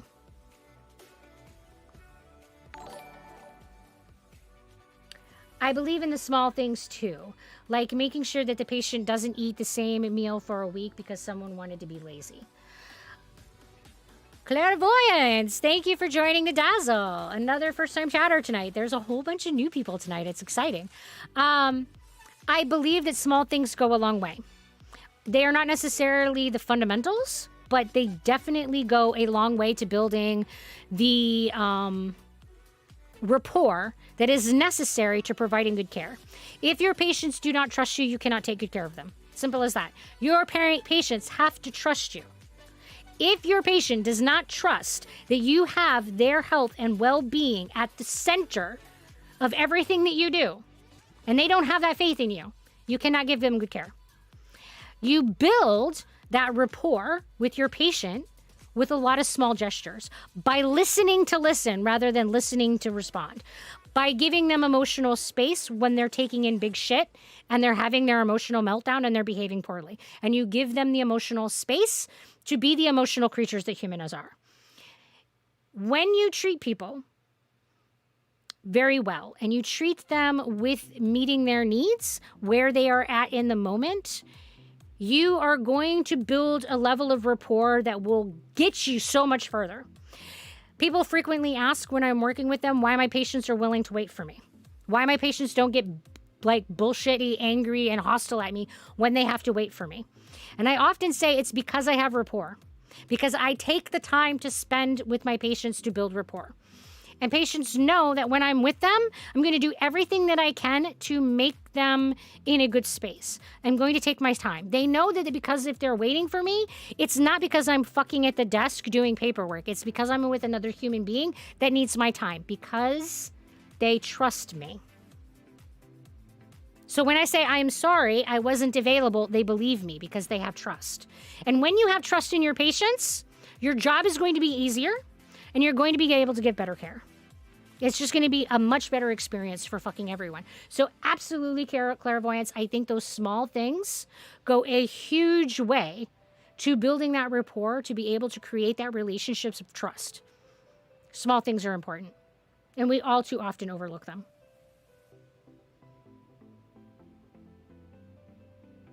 My top favorite jobs would be a pilot or an EMT. I don't know why. I always thought that they were cool. A nurse would be cool too. Too bad I ain't got the brains. I think that you can work in healthcare without being an intellectually like driven person. You don't have to have like a really high IQ. In fact, the majority of nurses have a average IQ or moderately above average IQ. We are not geniuses. We are not brilliant people. We're not like, oh, Einstein. But it does take dedication and it does take time to stuff all that stuff in your head. And what that looks like for everyone is different, and how much of a challenge that is different for everyone because of the challenges of the educational system. But being a good nurse is more about having genuine human regard, having genuine compassion and empathy for other human beings, and a genuine want to see other people do well and thrive. If you have those are things that I cannot teach you. Those are things that you either come with or you don't. I can teach you how to put a Foley in someone. I can teach you how to do a dressing. I can teach you how to pass medications. I can teach you all of those things. But I can't teach you those fundamental moral values that will make you a good nurse. It's not the skills that make you a good nurse and a healthcare provider. It's that inside character and those moral values that's going to determine whether or not you are going to be good in that profession. And those are not things that I can teach you. Sadly, her ADHD would not be compatible for the restrictive academic environment. She has considered this before, but has decided she is good at orienting people instead. And yeah, I definitely looked at becoming a professor and teaching people, and I looked at becoming a clinical instructor. However, the academic environment is very much driven to be structured for people who are neurotypical thinkers and who are mainstream learners. And I am not either. And I'm not a mainstream neurotypical thinker.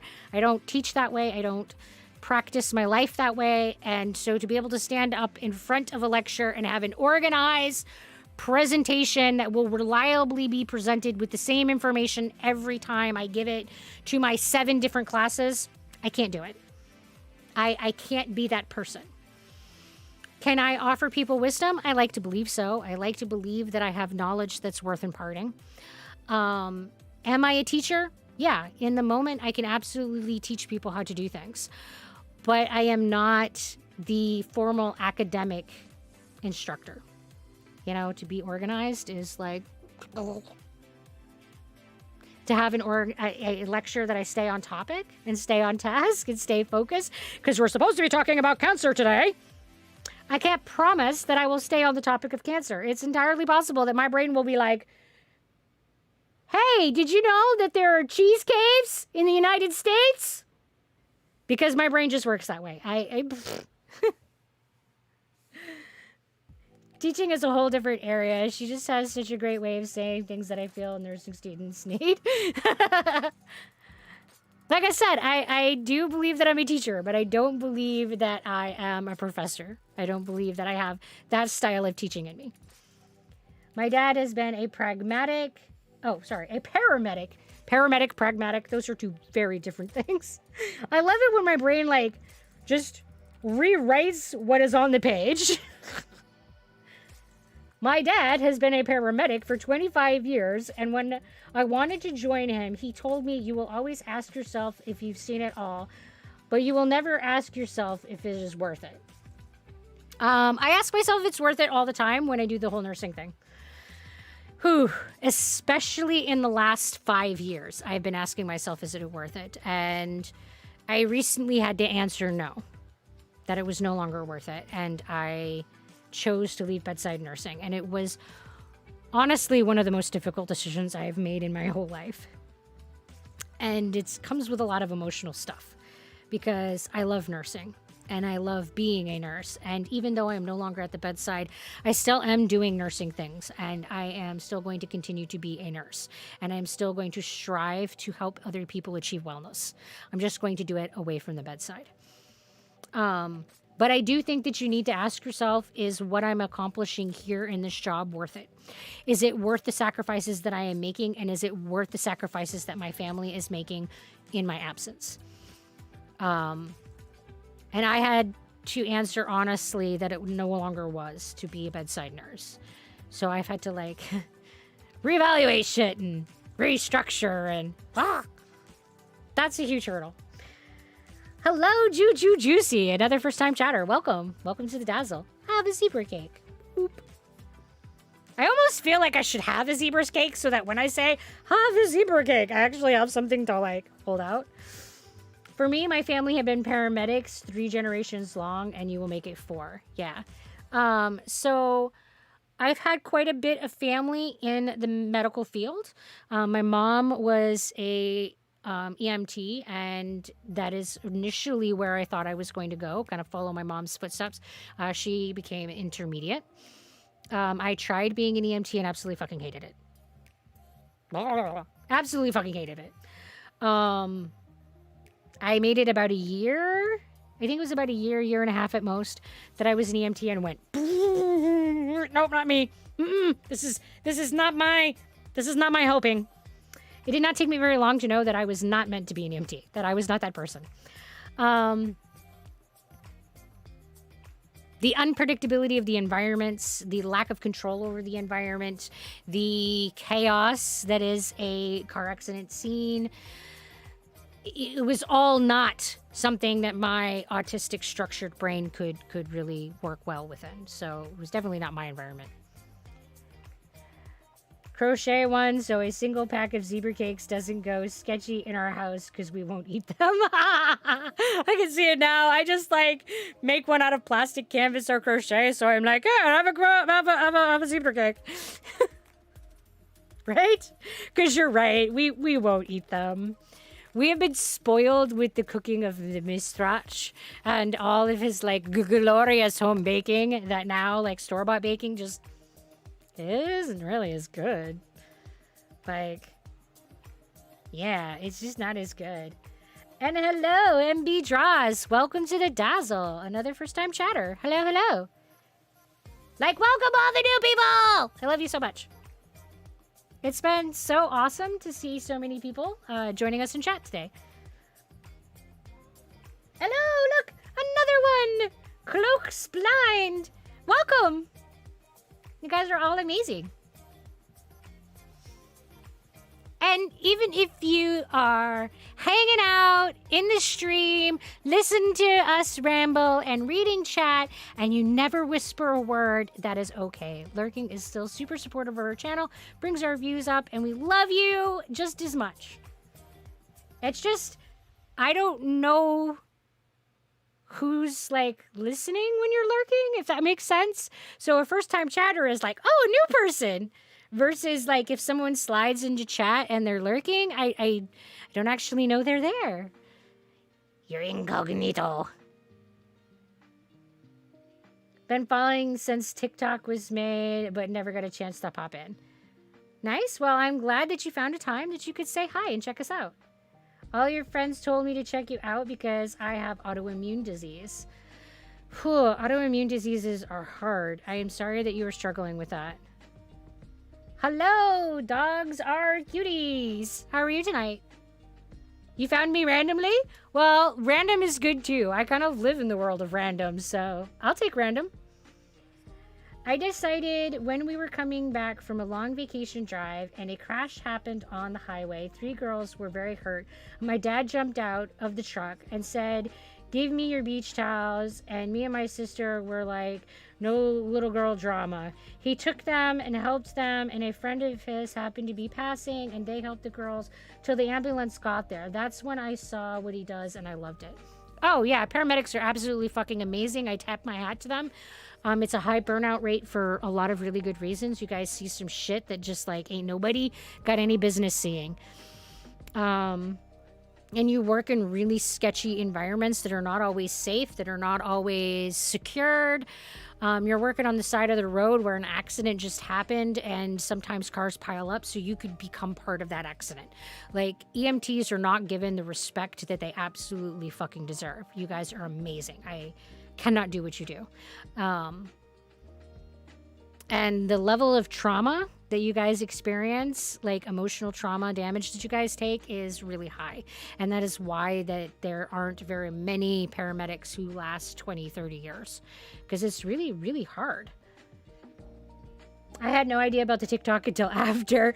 Yeah, it's always a weird experience for the followers who were not part of the viral event to be like, "What? You went viral? What are you talking about?" And I'll be like, "Yeah, that kind of happened. I don't know either."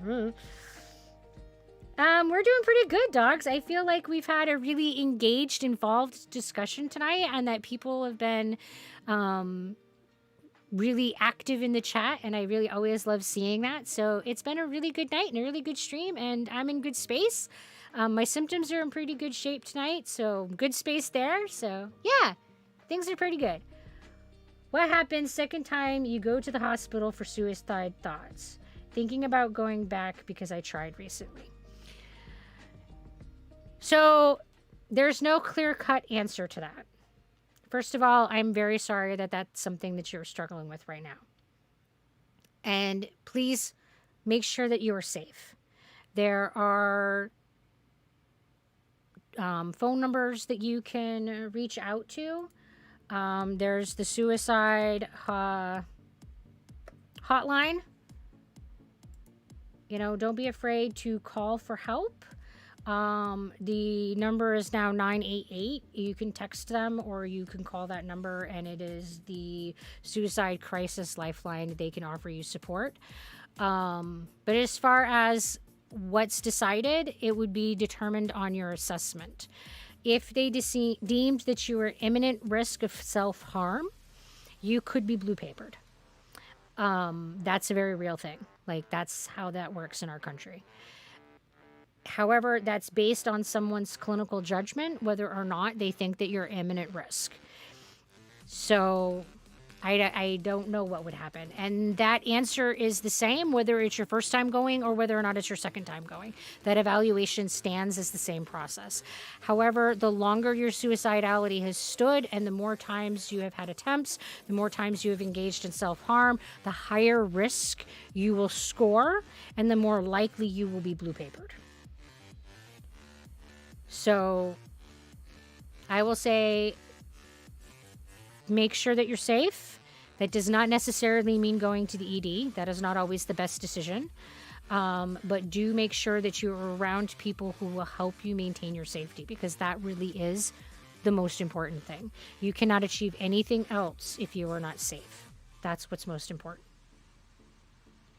Yeah, the scary places are crazy. Someone gets a gunshot wound and a crowd will hold the ambulance door shut so you can't get to them.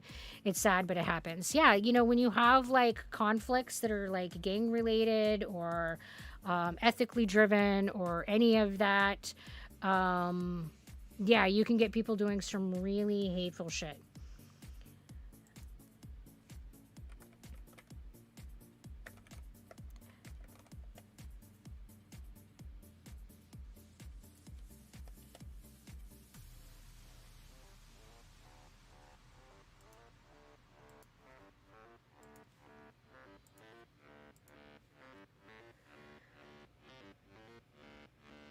a good chat with a good variety of worldviews and ideas about complex topics. Yeah, it's been a good discussion tonight. I feel like everyone has stayed respectful, and I really super appreciate that about the Dazzle. That you guys have always been respectful of each other and respectful of the conversations that we're having, and acknowledging that we're talking about stuff that's really complicated. So I really appreciate that nobody has gotten into like hateful trash talk. And hello, Eric. I think that's Eric. Another first-time chat. Welcome, welcome. What do? I remember following after watching the TikTok, but I don't remember the video that well. I am currently full-time Zebra Big, but I am a nurse. I have a certification in med-surg, and I have a certification in mental health, psychiatric nursing. So yeah, those are the hats that I wear.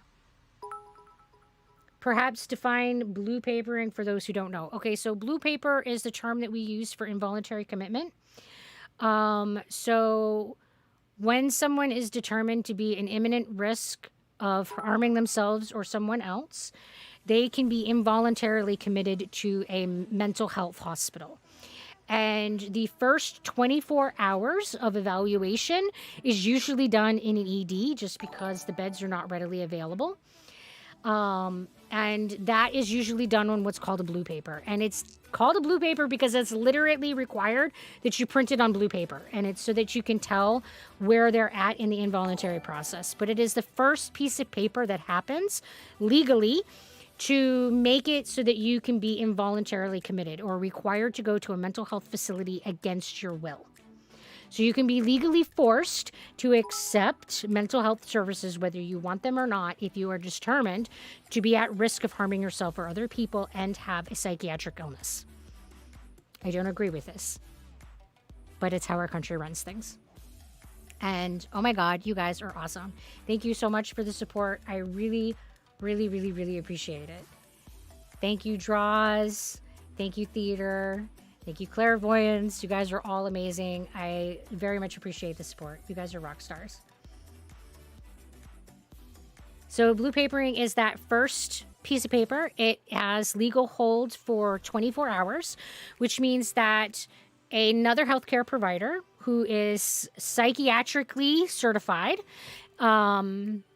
is required to evaluate your safety after 24 hours and then determine whether or not you are going to be involuntarily held or released, whether or not you still meet the criteria of imminent risk.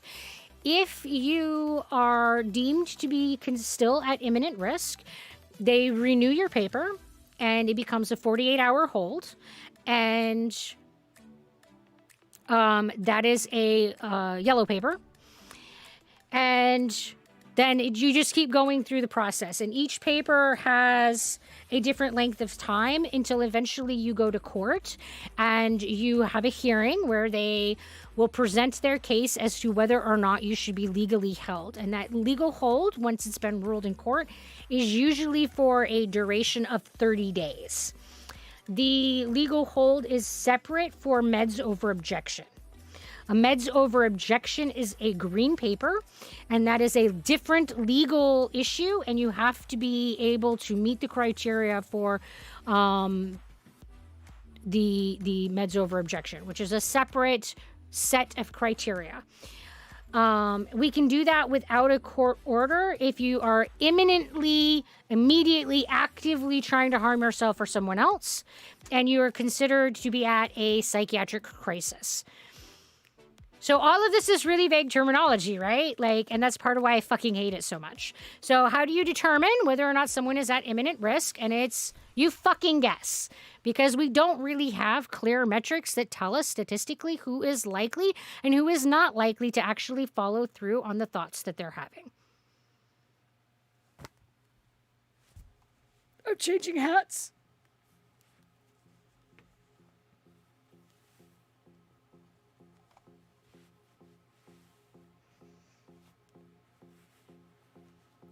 So the piranha plant is now eating my head.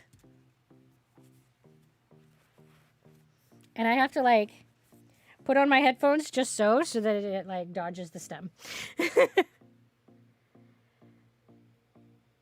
So hopefully that makes like the involuntary process make a little bit more sense. And I don't know how it works in other countries. That is only how it works in the United States. You didn't expect someone else to throw it to you. Well, it's kind of become this thing. I thought it was a strawberry shortcake. Oh no, see, look, he's got like teeth. And he's like eating my head. But I can also see why you would think that it's kind of a strawberry, because it kind of does have that same like red and white. That looks like amazing. You need one. Well,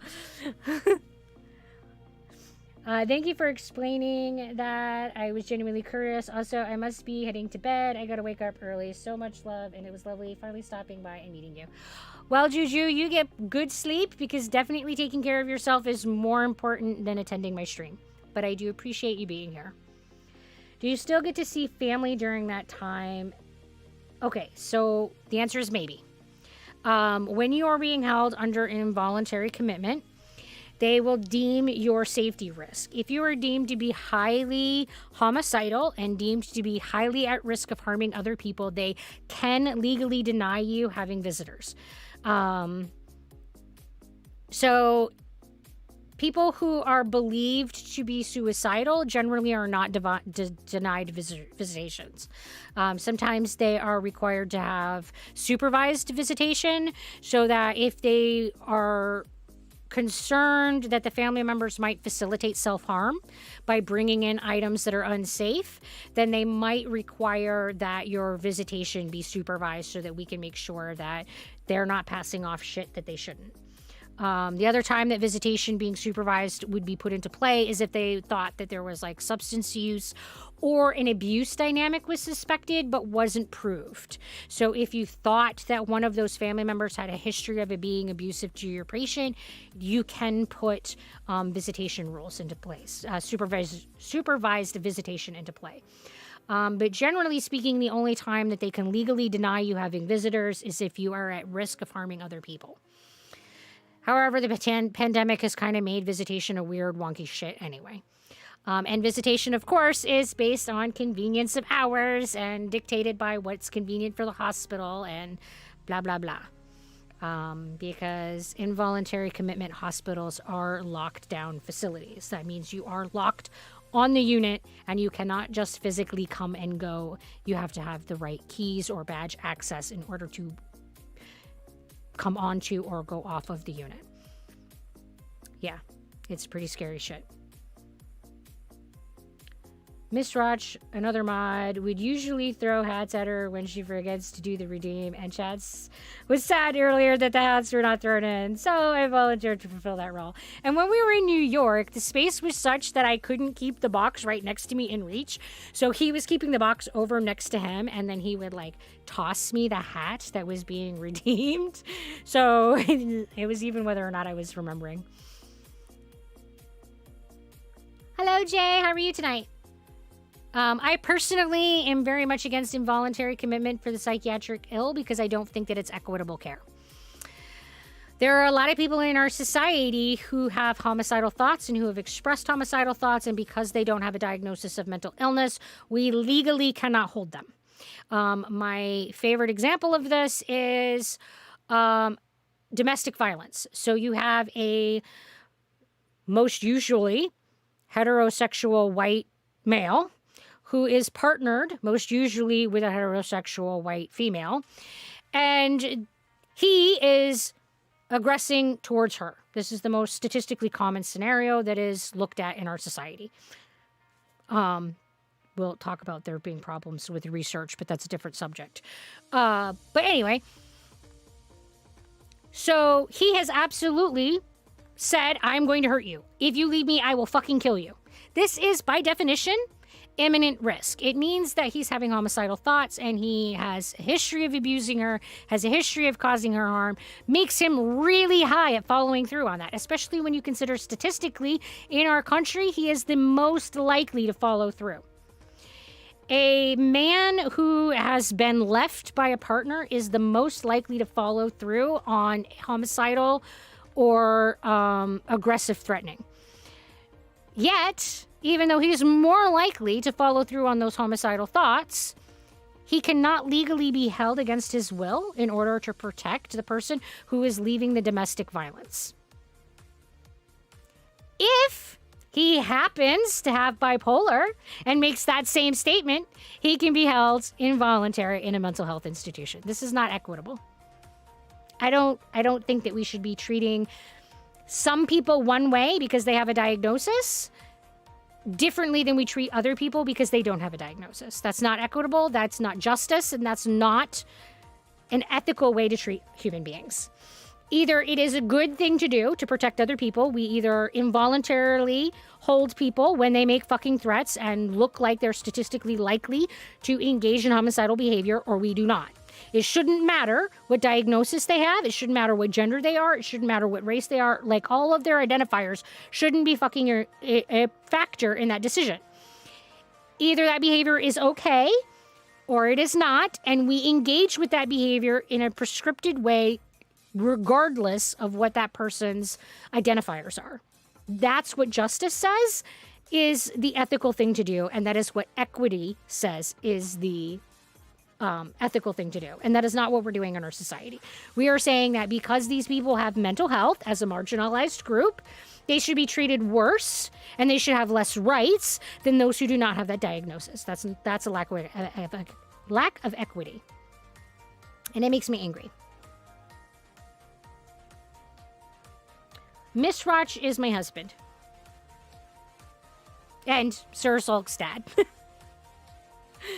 Like, we are a little family business. They are like my primary team for making this stream work and making Zebra Pig as a whole work. All of the different platforms. So yeah, we're just this little family business trying to make the social media business of Zebra Pig work. And they do a lot of things behind the scenes that makes it work well. So I'm the face, and I'm the talking all the time.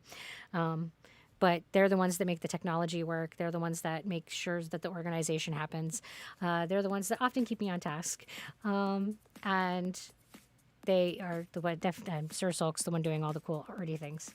So. She is the Zebra Pig. We were just along for the ride and set up art or tech when needed. There's nothing just about it. They are definitely keeping the ship floating. Or when I have choice paralysis. Oh yeah, that happens all the time. I'll be like, oh my God. And they'll be like, just do this thing. And I'll be like, okay.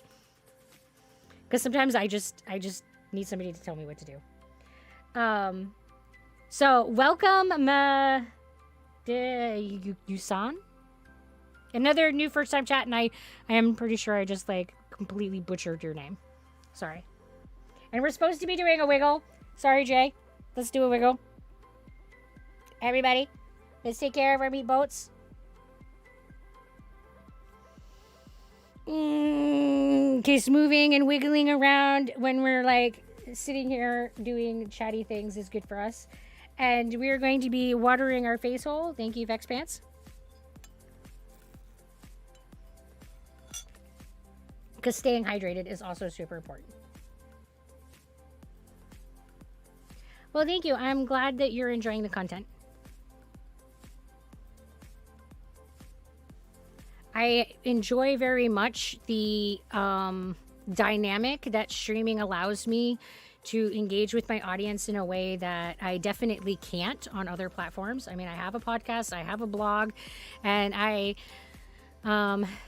put out content pretty prolifically on those platforms, but I don't get to have the same in the moment kind of dynamic conversations that we get to have on these streams. And they're really fun, and I really like being able to explore other people's viewpoints, perspectives, thoughts, interjections, and like what ifs.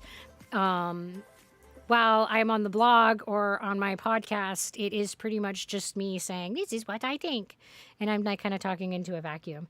So this is really, really kind of cool. And I really enjoy the dynamic of being able to engage with the audience. You can find links to our other platforms and contact under our About page. Yes, there's a link. If you would like to check out the blog and the podcast, They are in my About page. Yes. It is marked as More Zebra Pig, and if you go to that, it will take you to a page that will show you like all the different social media platforms and sites of where I hang out and do zebra pigging things. So it's the more zebra pig link on my About, which is underneath the stream. That's why I'm pointing down. It's down there.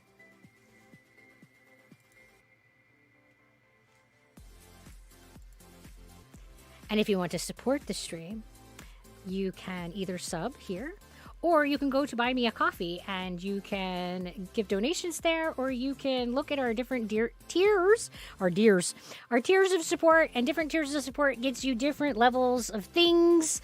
We have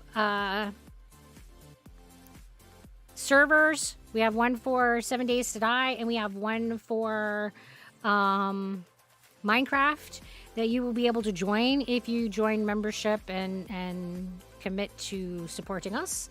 There's a support group, there's game events, and the highest level of tier, you get to actually do a lot of contribution as to what kind of content is included in the stream for gaming and discussion. What brand is my gear? If you look at my About page, it will list to you all of the technology that I'm using, from my laptop to the streaming stuff to the gaming accessories that I'm using, because I am a dork and I, off the top of my head, can never remember what all this stuff is. It's in my About page. Liquid Courage! Hello! How are you guys tonight?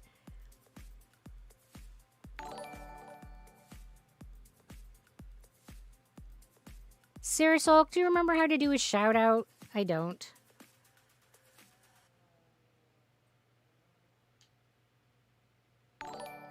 Well, welcome everyone. Hi, Liquid Courage. How did your raid? How did your stream go? Thank you, Otter.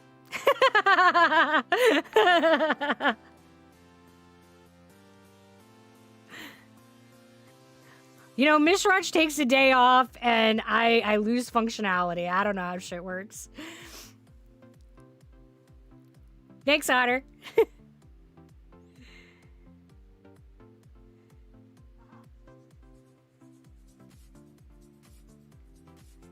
So thank you for coming and visiting us, Liquid Courage. I really appreciate that. And yeah, we've been doing pretty good. We recently went to full-time. I'd done 1 week full-time. So things have been crazy busy, and it's been a huge transition, and a lot of it's been kind of overwhelming, but yeah, it's been good. And how did your stream go? What were you guys doing over there tonight? And how are you, Otter? And welcome, Misanthrope, also first-time chat. And thank you. I'm glad you like my hat. It makes me very happy that people like my hats, because I've spent a lot of time making these crazy hats. And most of the time, people in my real life look at me like, why are you wearing these weird hats?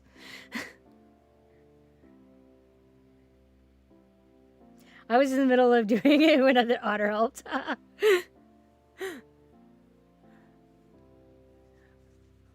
Otter is like the incognito mod. Because I can't give people both statuses, so I had to decide whether you were... Yeah, it's weird.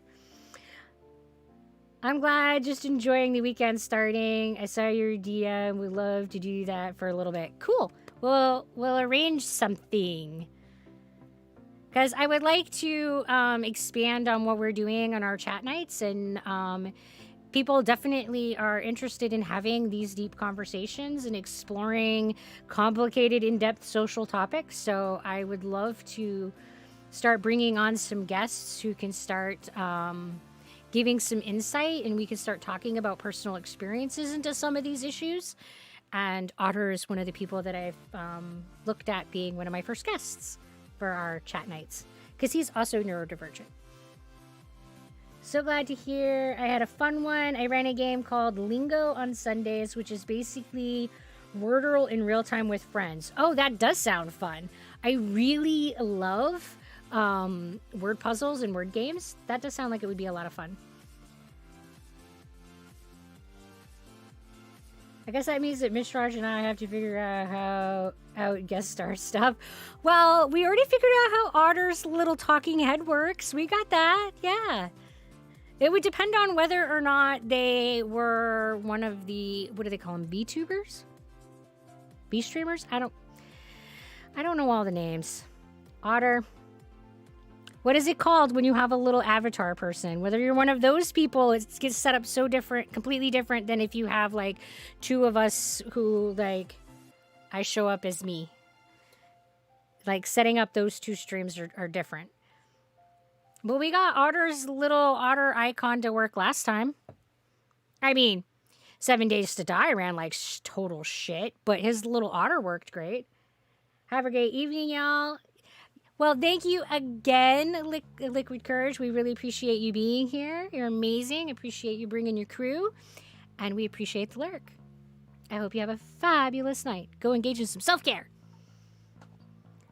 I seem to be an unlucky charm when co-stream these days. No, it went great with your little otter. Your little otter worked perfect. You just, the 7 Days to Die just struggle bust. And we did, okay, I say we. Miss Raj did a lot of investigation and looking at why we were having some struggles with different streams and thinks that he has set it up so that it will work better. So we're hoping that the next time we do 7 Days to Die that it will stream better and that in general our streams will run more smoothly. Because we've changed some of the settings and I don't even begin to understand how any of it works. So he worked as Tech Ninja. And so far, I will say that since he did his like Tech Ninja-y things, it has in fact been working much better. So hopefully we keep our fingers crossed. It will continue to do so. So yeah, there's lots of cool stuff coming down the pipes. I'm really excited about this transition and being able to do more stuff with Zebra Pig because I really enjoy it and I really believe in like what we're doing here and really want to be able to grow this community because you guys are amazing. And I think that it's important to have places that we can have conversations about stuff that matters. Hello, Daddy Jet. How are you? And welcome to the Dazzle. A more technical answer, Streamlabs needed to be run as an administrator in order to get the GPU priority to the Windows hierarchy.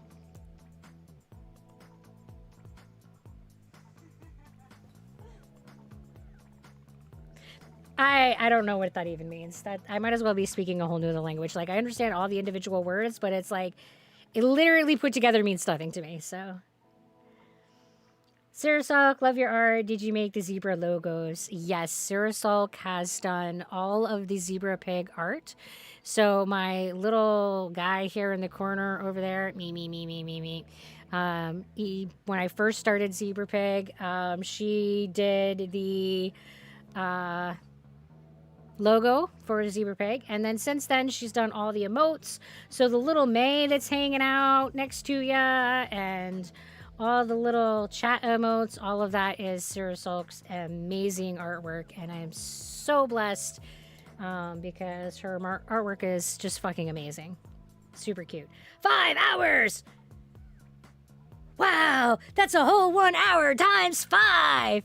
I know, Shark! Like, oh my goodness, we've done an hour 5 times! If you want to see more of her arting, you can see the larger version of the Zebra Pig stuff. She does have a coffee, and I'm a dork, and I haven't, like, attached that link to my about yet. But, Sirasulk, you should have permission to share your link if you would like to do that. Blessed be. And you should have administrative privileges to share a link. Because you should definitely check her out because she is absolutely amazing. Not just her little emojis, but she's also drawn a lot of my, or several of my D&D characters and done profile, like, portraits. That's the word I want. She's done portraits of my D&D characters and she's done wonderful work there too. So you should definitely check her out. I said favoritism. Oh, well, yes, I'm definitely biased. I'm not going to lie. Like, Sirasulk is amazing, and you should just... I mean, I don't know what you guys are talking about, but I think she's fucking epic, and clearly, I mean, I'm sure it has nothing to do with the fact that she's my offspring. No, I'm sure I'm not biased at all. Okay, I'm completely biased, but that doesn't erase the fact that she's fucking amazing. And go check it out and judge for yourself.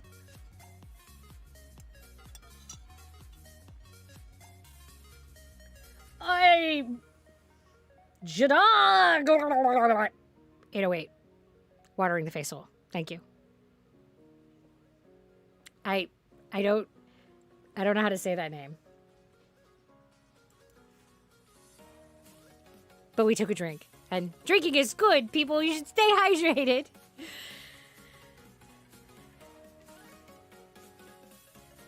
So, yeah, we got like some exciting events coming up.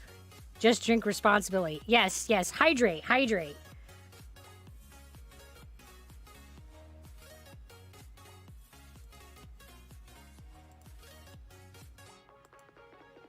So, like, tomorrow on Monday, we're going to be doing Zero Zivert, which is a new game that I'm getting in early access, which is super cool. The company is giving me like early access to their game. I'm going to try that out. It's a top-down shooter, and we're going to be able to do that, so that's cool. They describe it as a tense top-down extraction shooter that challenges you to scavenge a procedurally generated wasteland, loot gear, and explore what's left of a devastated world. When the odds are stacked against you, you'll need to do more than just survive. I mean, come on, it's Apocalypse game, guys. And then on Tuesday, we're going to be playing Soma, and I think that we'll be able to finish the second half of the game. So if you did not watch the first part, I recommend that you go and watch the first half of the game. Otherwise, you're going to have no idea what's going on in the story because Soma is very story intense. So you can watch that on either my YouTube or my VODs here on the Twitch. And then on Wednesday, we're doing Elder Scrolls Online. We're continuing with the same character. It's like episode 3 in this series. We're just working through the different storylines of Elder Scrolls Online. And that's going to take us a while because there's just an immense amount of story in that game. And then on Thursday, we have a not streaming event. It's going to be a Discord event. And for those people who are in the Sir Oinker's tier of support in the coffee shop and above, we're going to be having our support group get together where we can talk about the things that are going on in life and just give each other emotional support. And that's our week. Friday and Saturday, I'm taking off from zebra pigging and I'm going to be playing D&D with my homies and Ultra Modern. So we're still getting my nerd on, just doing it not work related nerding. Yeah, that's our upcoming week, guys. So I feel like we got a lot of cool stuff coming up, and I'm excited to do more things as we explore how different things work in all of this. I would like to possibly commission something. Can you send a whisper so we can chat about it? Ooh. Come watch me be the quest dog for the poor pig. Are all of those drawings in the gallery section yours? Soon. But yes, that gallery is all her arting. She is awesome sauce. I told you guys, she's awesome. I'm definitely biased, but that doesn't preclude the awesome factor.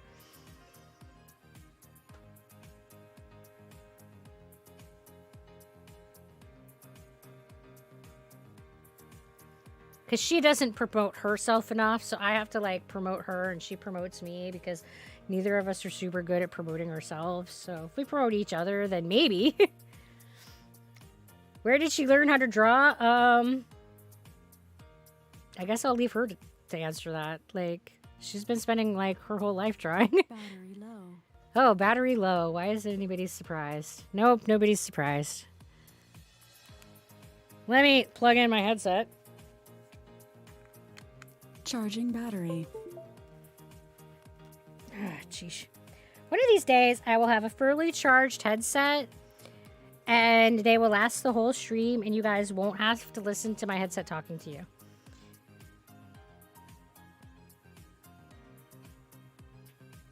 Well, pick up a crayon as soon as you can hold it and rub it across any surface available for years until you get colored pencils and learn how to stamp. Yeah. Oof. I will say that there were definitely times that her artistic venues challenged my parenting. So when I was in college, she would sit in my lap as a toddler, and I had to be careful that she couldn't reach things because she would draw and doodle in my textbooks. So I had many textbooks that just had random highlighter scribbly doodles and drawings of me or her dad or the house or a cat or whatever little stick figure. Yes, my textbooks definitely got vandalized frequently because I would be like snuggling her while studying. We definitely had more than one wall that got drawn on.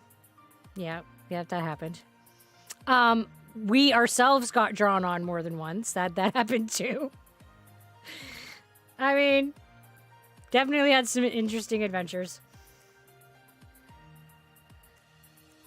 Want to trade skills? I have no skills, so you'd love to learn how to draw, and I'd love to already know how to draw and not waste time learning.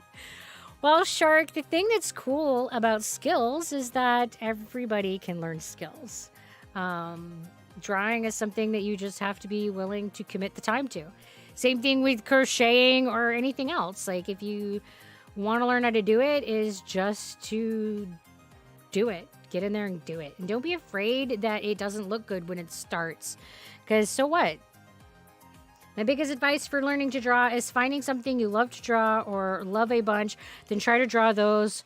Love for the thing helps fuel getting through the art is super hard thing. Yeah.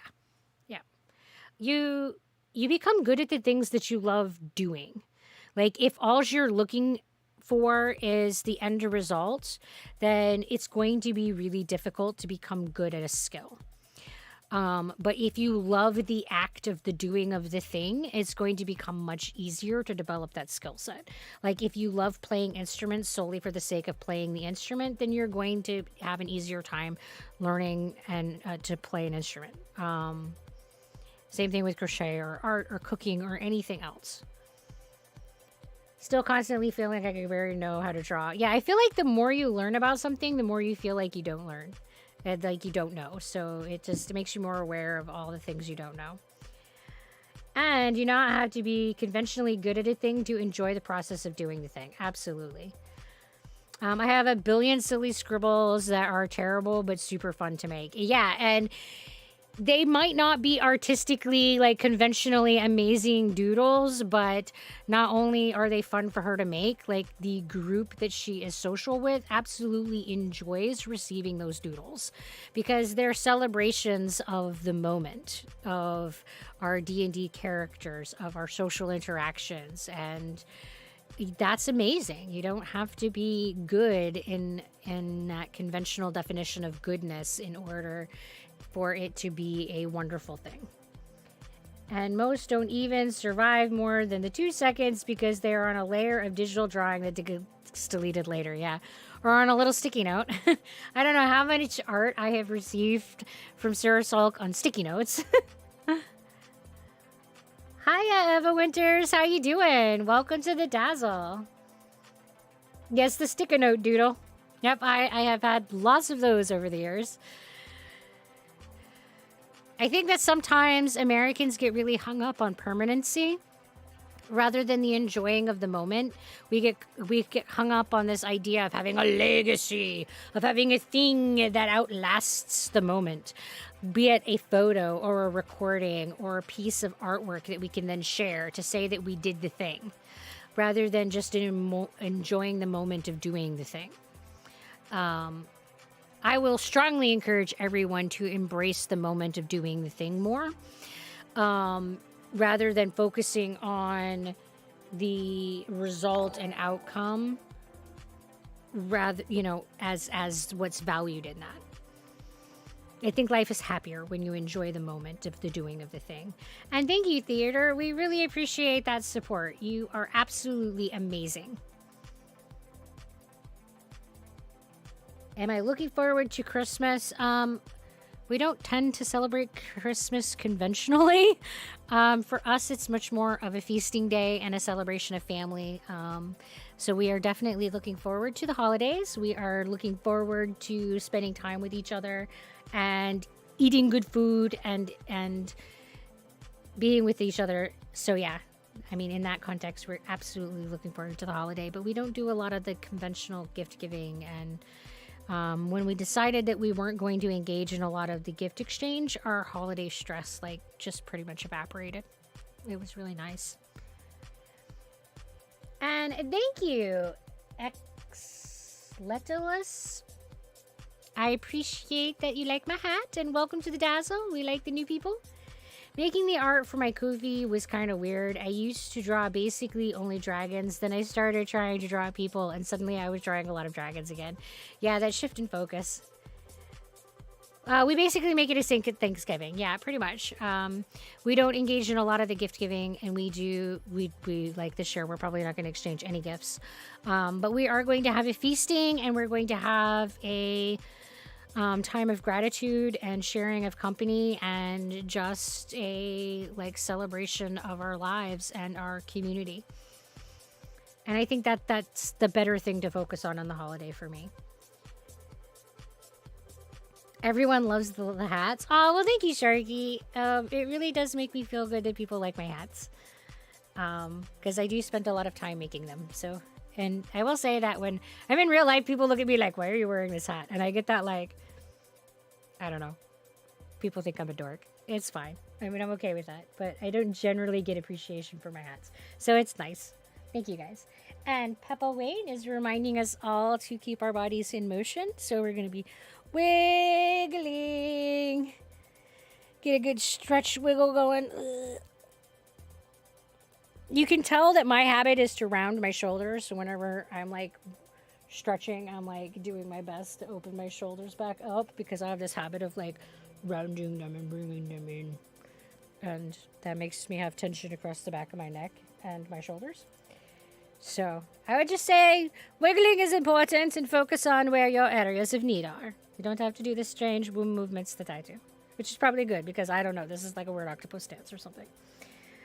My family just does one big secret Santa, so we all only have to get one gift, and it's mostly about being together. I agree. It's 100% better when you don't stress too much about the gifts. Yeah, I agree. We used to worry about getting everybody the perfect gift, and we used to focus a lot on gift exchange, when Mr. Arch and I were first together, and the holidays were very stressful and very expensive. And when we decided that we were going to change the tone and focus of our holidays, they much improved for us. Secret Santas are always a good way to keep gifts without the stress. Yeah, it really does mitigate. It makes it so that you don't have to spend anywhere near as much money. You don't have to worry about making sure everyone's included, and you still get to have some of that unwrapping excitement. So yeah, I think Secret Santa is a really good way to go. And Sharky, you're absolutely not the only person who dislikes holidays. And I think that there's a lot of things that go around the holidays that can make holidays difficult. If you've experienced losses or deaths, it can be very difficult for me. I find holidays difficult because I think about the people who aren't present. I think about the people that cannot attend because they have died. And it does make it difficult. I miss having my grandmother present at holidays, and I miss having one of my good friends involved in my holidays and participating in those events. So holidays can absolutely suck, but I think the majority of the difficulty that surrounds holidays is that people get stuck in traditions that don't work for them and feel obligated to celebrate holidays in a rigid way. I I would recommend everyone reevaluate if you feel like the holidays are stressful, if you feel like the holidays are not an actual celebration, that you reevaluate what purpose the holiday is serving for you and reevaluate whether or not you should be celebrating. And if you are going to celebrate, how you celebrate. Just because it's this holiday that everyone in your family celebrates doesn't mean that it's one that you have to celebrate. And you aren't obligated to celebrate in the same way as everyone else. So, yeah. I don't have family that kind of casts me out. When I came out, I tend to stay alone, but it's lovely to see that family can be happy. That makes me happy. I am sorry that you feel like you are isolated and alone, and hopefully we can provide you some sense of community here in this group. That's a large part of what I would like to offer with the Dazzle and the Zebra Pig community. But found family is much important than blood family. The people that you choose to bring into your life can absolutely bring you just as much enrichment as anybody that you are born being related to. So find the people, find your tribe, however you want to word it. But keep in mind that a realistic social circle is 4 or 5 people. You're not going to have a huge horde of friends. Like, social media gives us this skewed perspective of having really big groups, and that's not sustainable because relationships are maintained with time. So we can only invest in a few people in order to really foster good, whole, nurturing kind of relationships. And that's usually with 4 or 5 people, and then we run out of time. We can't invest that kind of time in lots and lots of people. So, yeah. Have an amazing night. I got to head to bed. Thanks for an amazing stream. Well, good night, theater. We really appreciate you joining us, and I hope that you sleep well. We will indirectly adopt you in spirit. Absolutely. Everyone here in the Dazzle is definitely part of this community, and as an extension is part of our family. And I very much want people in the Dazzle to feel that. I want you guys to have a place of belonging. Such a great vibe. Been blessed since I have followed. I'm very glad that you feel that way. And welcome to the Dazzle, another first-time chatter, notoriously gentleman. I'm very glad that you're finding that there's something here of value. As soon as I can, I would love to sub. Whether you can sub or not, it's okay. We understand that not everyone is in a financial position to offer us financial support. By being here on the channel and viewing the stream and engaging with us, and you're supporting us and you're helping us financially. When we have the stream going, the people who are seeing the ads, that supports us as well. So if you're not supporting us with subs, but you are here following, viewing, and engaging with the streams, you're supporting us with the ad viewership. So yes, ads suck, but just keep in mind that you do not have to offer us money to be giving us financial support. Being here does, by extension, give us financial support. There's more than one way to do that. And we are very much appreciative of all the various different ways that people have supported us. And I am immensely grateful for all of you being here. I feel accepted and loved, and that it's rare where I live to feel supported. I am sorry that that is rare, but I am glad that you're feeling that here. And I would like to continue to foster that kind of community. So, again, don't worry about not being able to financially support us. It's most important that you are taking care of yourself and making sure that your financial needs are met. Any donations that are offered are definitely appreciated, but are definitely not required. Viewing the ads is a way of supporting us. So don't feel like you're not contributing. And we have an ad time Zebra Cake redemption that you can use to spend free cakes to give her money boost too. Yes, that is also another way that you can financially support us without having financial means. So yeah, there's more than one way to help this channel thrive and help this community thrive and help us financially without being financially obligated to contribute yourself. So yeah. You're super lovely, and the community seems amazing. Oh, thank you, Eva Winters. I want to put an R in there that isn't there. Especially since everything is expensive everywhere right now. Ain't that the fucking truth? Like, everything is so expensive, and we get that. Like, we are just as much in this American hot mess, and we're just as much amidst this economy and struggling to figure out where everything is going to be budgeted. I mean, we totally get it.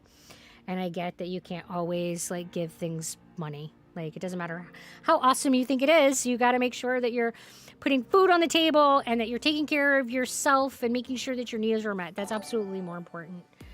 And I will never give you grief for that. So it is okay. We won't throw any shade there.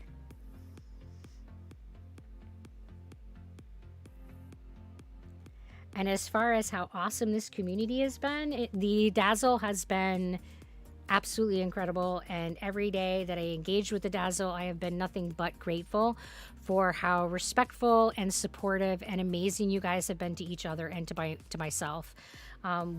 For as large of a community as we've had to do very little moderation. We've had to do very little like banning and all of that. We've really not had a large problem with the behavior of the Dazzle. You guys have been absolutely incredible, and I couldn't ask for a better group of people to spend my work time with. You guys are fucking awesome. I love you guys so much. I lost my job just last month, and for the past 3 weeks, it's been tough. It's times like this. Sometimes I wish I had people to talk to. Ugh. Yeah, it has been so hard, and the economy is fucking rough, and the job situations are rough, and I have totally been there. I have been in the position where I've been fired or I've quit because the situations were like intolerable, and sat there and gone, how the fuck am I going to feed my kid? Like, ugh. Like, the stress is insane. Like, I totally get it.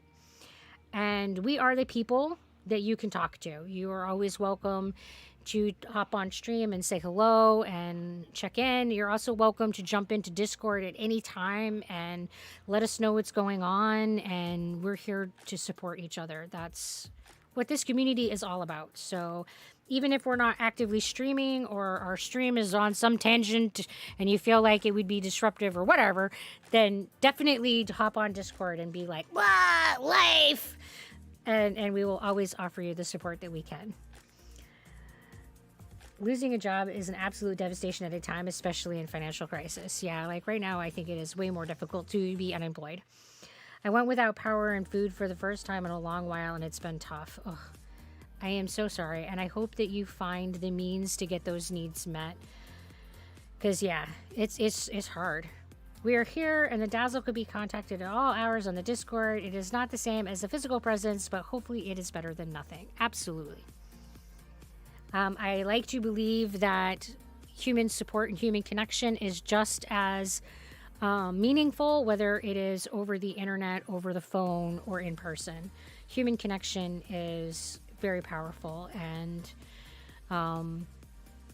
I very much hold the belief that it doesn't matter whether or not it's over the internet. Like, we can still support each other, and we can still offer each other a haven, and we can still offer each other a place to vent if we need to do that, and maybe help strategize if you need that.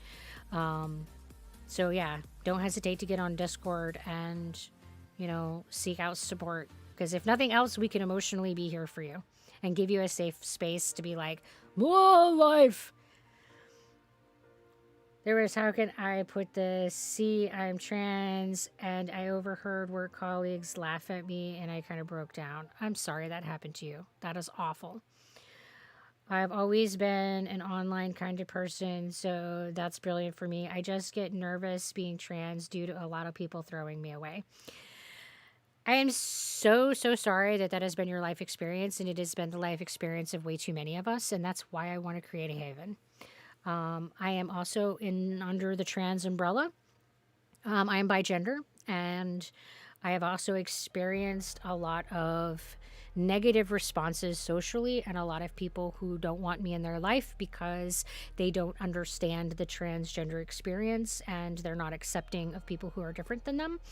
I fall into a lot of those boxes of groups of people that people don't want to have around. So I too have shared that experience, and it sucks a lot. And I want to offer people that have shared these experiences a place that we can talk about it and relate and maybe get some advice on how to cope with it, and be just a safe place that we can have these big emotions, because they are big emotions. It's a very real fear right now. I watch the news and I see transgender people being shot, and it's fucking terrifying to know that there are people out there who want to erase my existence just because of the way that I view gender. Even though I am never hurt, I've never hurt another person. You know, I never hurt other people. I strive always to help other people. And my whole, working career has been nothing but supporting the health and well-being of other people. And yet there are people who literally want me to cease to exist. It's terrifying. It is a very terrifying time right now. So we definitely understand that.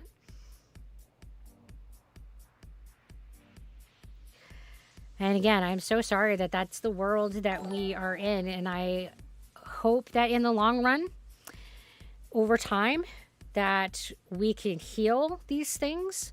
I mean, things are getting better, not in anywhere near the strides that I want them to be. But when I consider how things were 20 years ago and how much acceptance that we had 20 years ago versus now, it is a little bit better. We are making progress. And I have to frequently remind myself that generational trauma took generations to build. And it's going to take generations to undo the enculturation and the trauma that has happened over centuries. And when I look at Sarah Sulk's generation and the generation after, I look at it with hope, because I see a group of people who are more inclusive and more open-minded and more loving and just more of the things that I would like to see humanity be. So we are moving in the right direction. It's slow. And in the meantime, it's really fucking hard. Hello, Little Psycho Jr. Oh man, I think I killed your name, but welcome, another first-time chatter. Welcome to the Dazzle. Just say a YouTube short about. Oh, you just saw it. Thank you for coming and checking us out after having seen that. It's actually so wholesome. People get here and feel good vibes from you and creating such a safe space. Thank you, Miss Zebra. Well, ads, I am the host. This environment is as inclusive and as wholesome and as is welcoming as you guys choose to make it. So I will just say thank you to all of you guys, because it doesn't matter how welcoming I am. If chat is a group of assholes, then this is going to be an asshole stream. So this community is only as amazing as the individuals within the Dazzle is. So this community is amazing because each of you are bringing forth really good things in humanity. Like, you're showing me and showing each other the best that humanity can be. And I really super appreciate that. And you guys have made the Dazzle into the amazing community that it is. It's not something that I can create by myself. You know, I'm your host and I invite you to do these things, but you guys bring that. And thank you. You're amazing. Keep being yourself and never change. Oh, well, thank you, Little. I really appreciate that. I live in the UK, so you'd think that it would be easy, but I have been beaten and stuff. It's great that you're overseas for me, because you stream in the AM for me, and it's the part of the day that I find hard. I thank you for listening to me and being there. Thank you from the bottom of my heart. You are welcome. I am sorry that you are going through those things, but one of the things that I will always strive to do is be the person that I needed.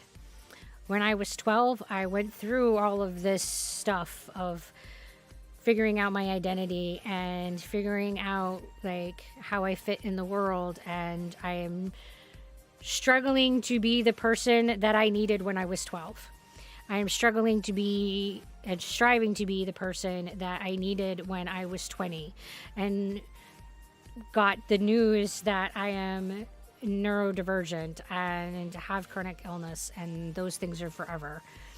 And just struggling to be the person that I need to be there for me when I'm struggling through my shit.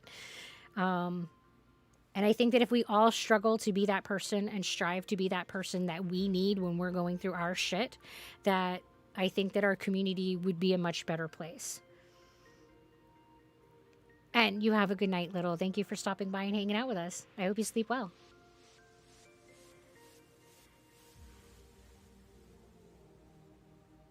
So I will say that that has been the most amazing part about this whole Twitch experience, is that I really wasn't even sure that Twitch was going to take off, wasn't even sure that Twitch was going to become a thing. I opened this channel because I wanted to have a more direct dialogue with people in my community. And I think that the most amazing part about all of this is being able to build this community that has been absolutely so amazing, and being able to connect with people in a way that I haven't been able to on other media platforms. So it's been great, and you guys have been great. You guys are just amazing. So, yeah, you guys are awesome. And yes, me. It never looks right when I do it. The emote makes it look so neat, and I always like get the angle funny. So here's my weird heart for you guys. Well, I look forward to seeing you in Discord. Yay! And I honestly read every post on Discord. It doesn't always happen timely because that depends on how prolific the Discord is. But if you post or share something in Discord, I will see it. I will read it. It is where I start with all of my, when I do my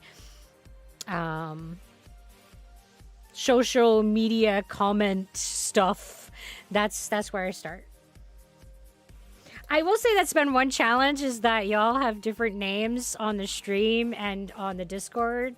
Well, like, not everybody, but some people. So I'll be like, I don't know who's who. Like, so I definitely get confused with like the names being different. Because I struggle with names anyway. Like, I have a hard time like attaching a name to a person. So yeah, when you guys have more than one, whew, I really struggle with that. So I apologize if I cannot keep track of everybody's names.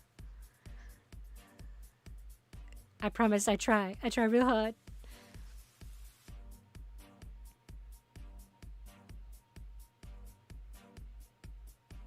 You normally have Sableye as my pitcher. I don't know who Sableye is.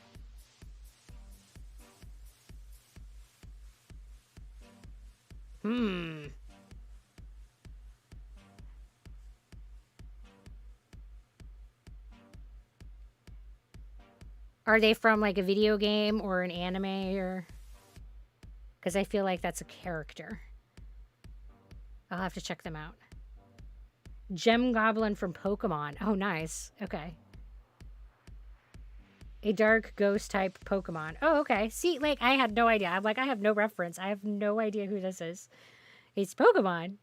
Okay, and we've already covered in previous streams that I know, like, maybe, what, 3 Pokemon?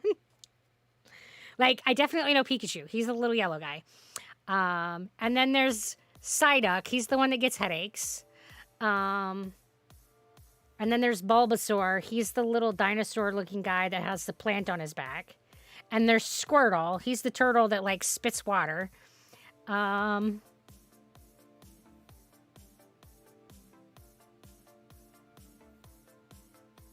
the Team Rocket cat, but I have no idea what his name is. And I think it's Snorlax that always falls asleep, and he has the big round belly, and he just, like, I don't know, goes into hibernation mode in random locations.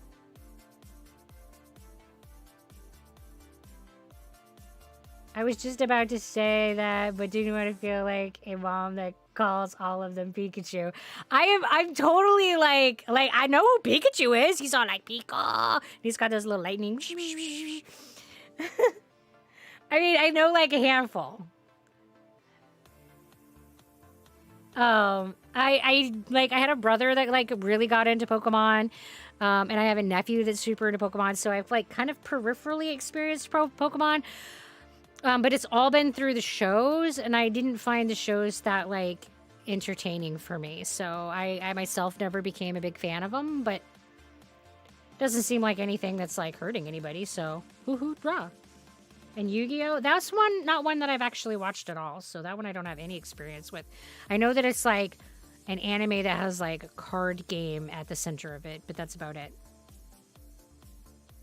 Oh, you can absolutely suggest animes. If you actually want me to remember what it is, though, I would say make suggestions in the suggestion channel in Discord, because I'm not super good at remembering things. And if you tell me in stream, by the time we're done stream and I've moved on, I'll like have no idea.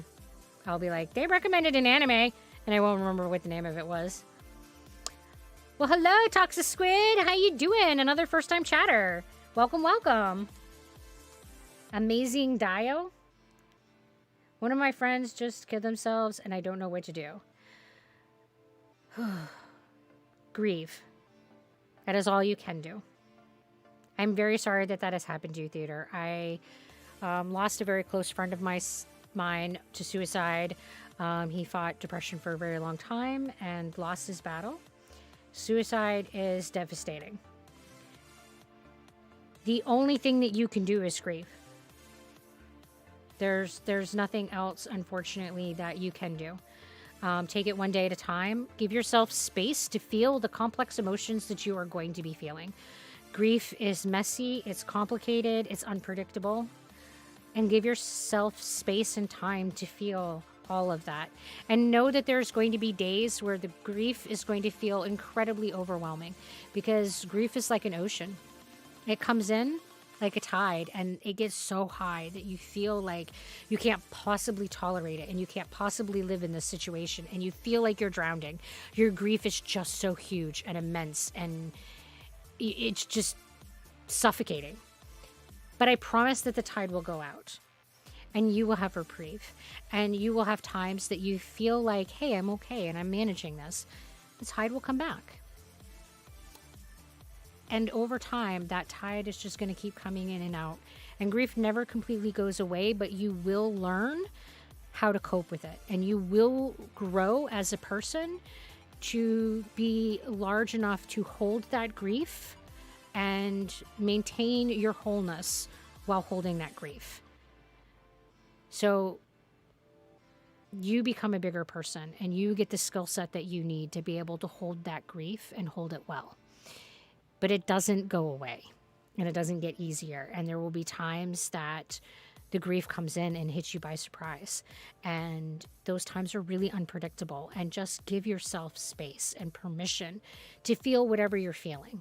Sometimes it's going to be angry. Sometimes it's going to be guilt. Sometimes it's going to be just sadness, like overwhelming sadness. And sometimes it's going to be a mix of complicated feelings that you can't even name.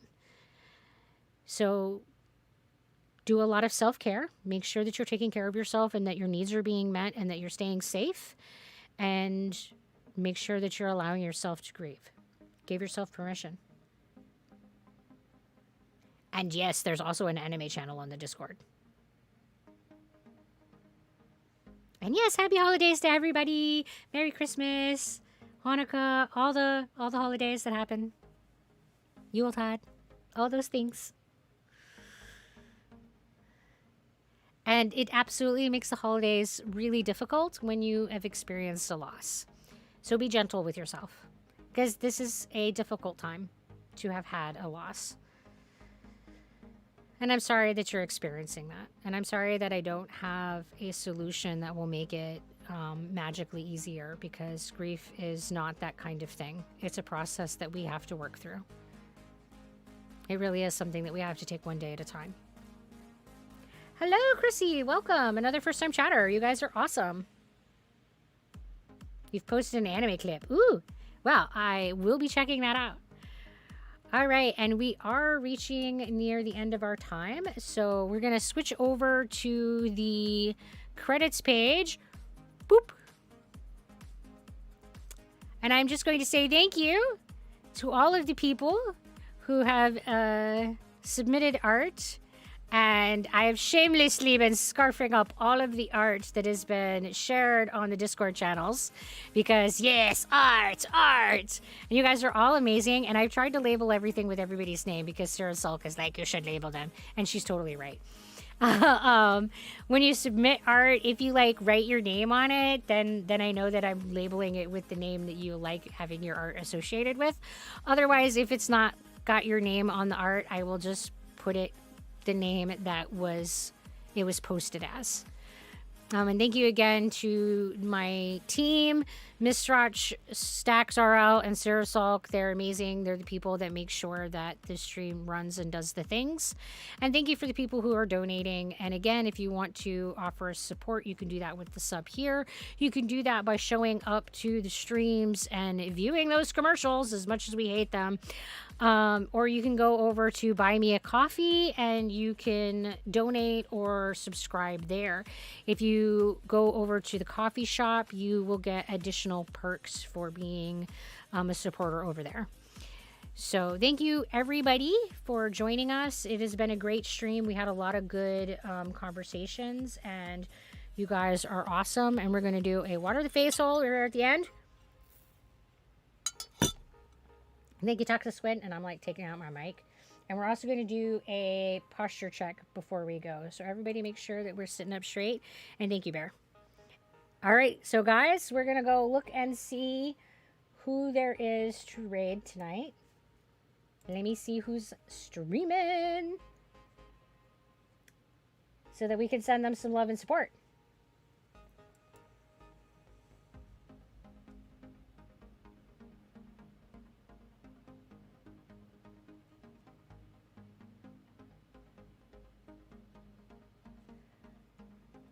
All right, so we're gonna go over and raid All Fun and Games.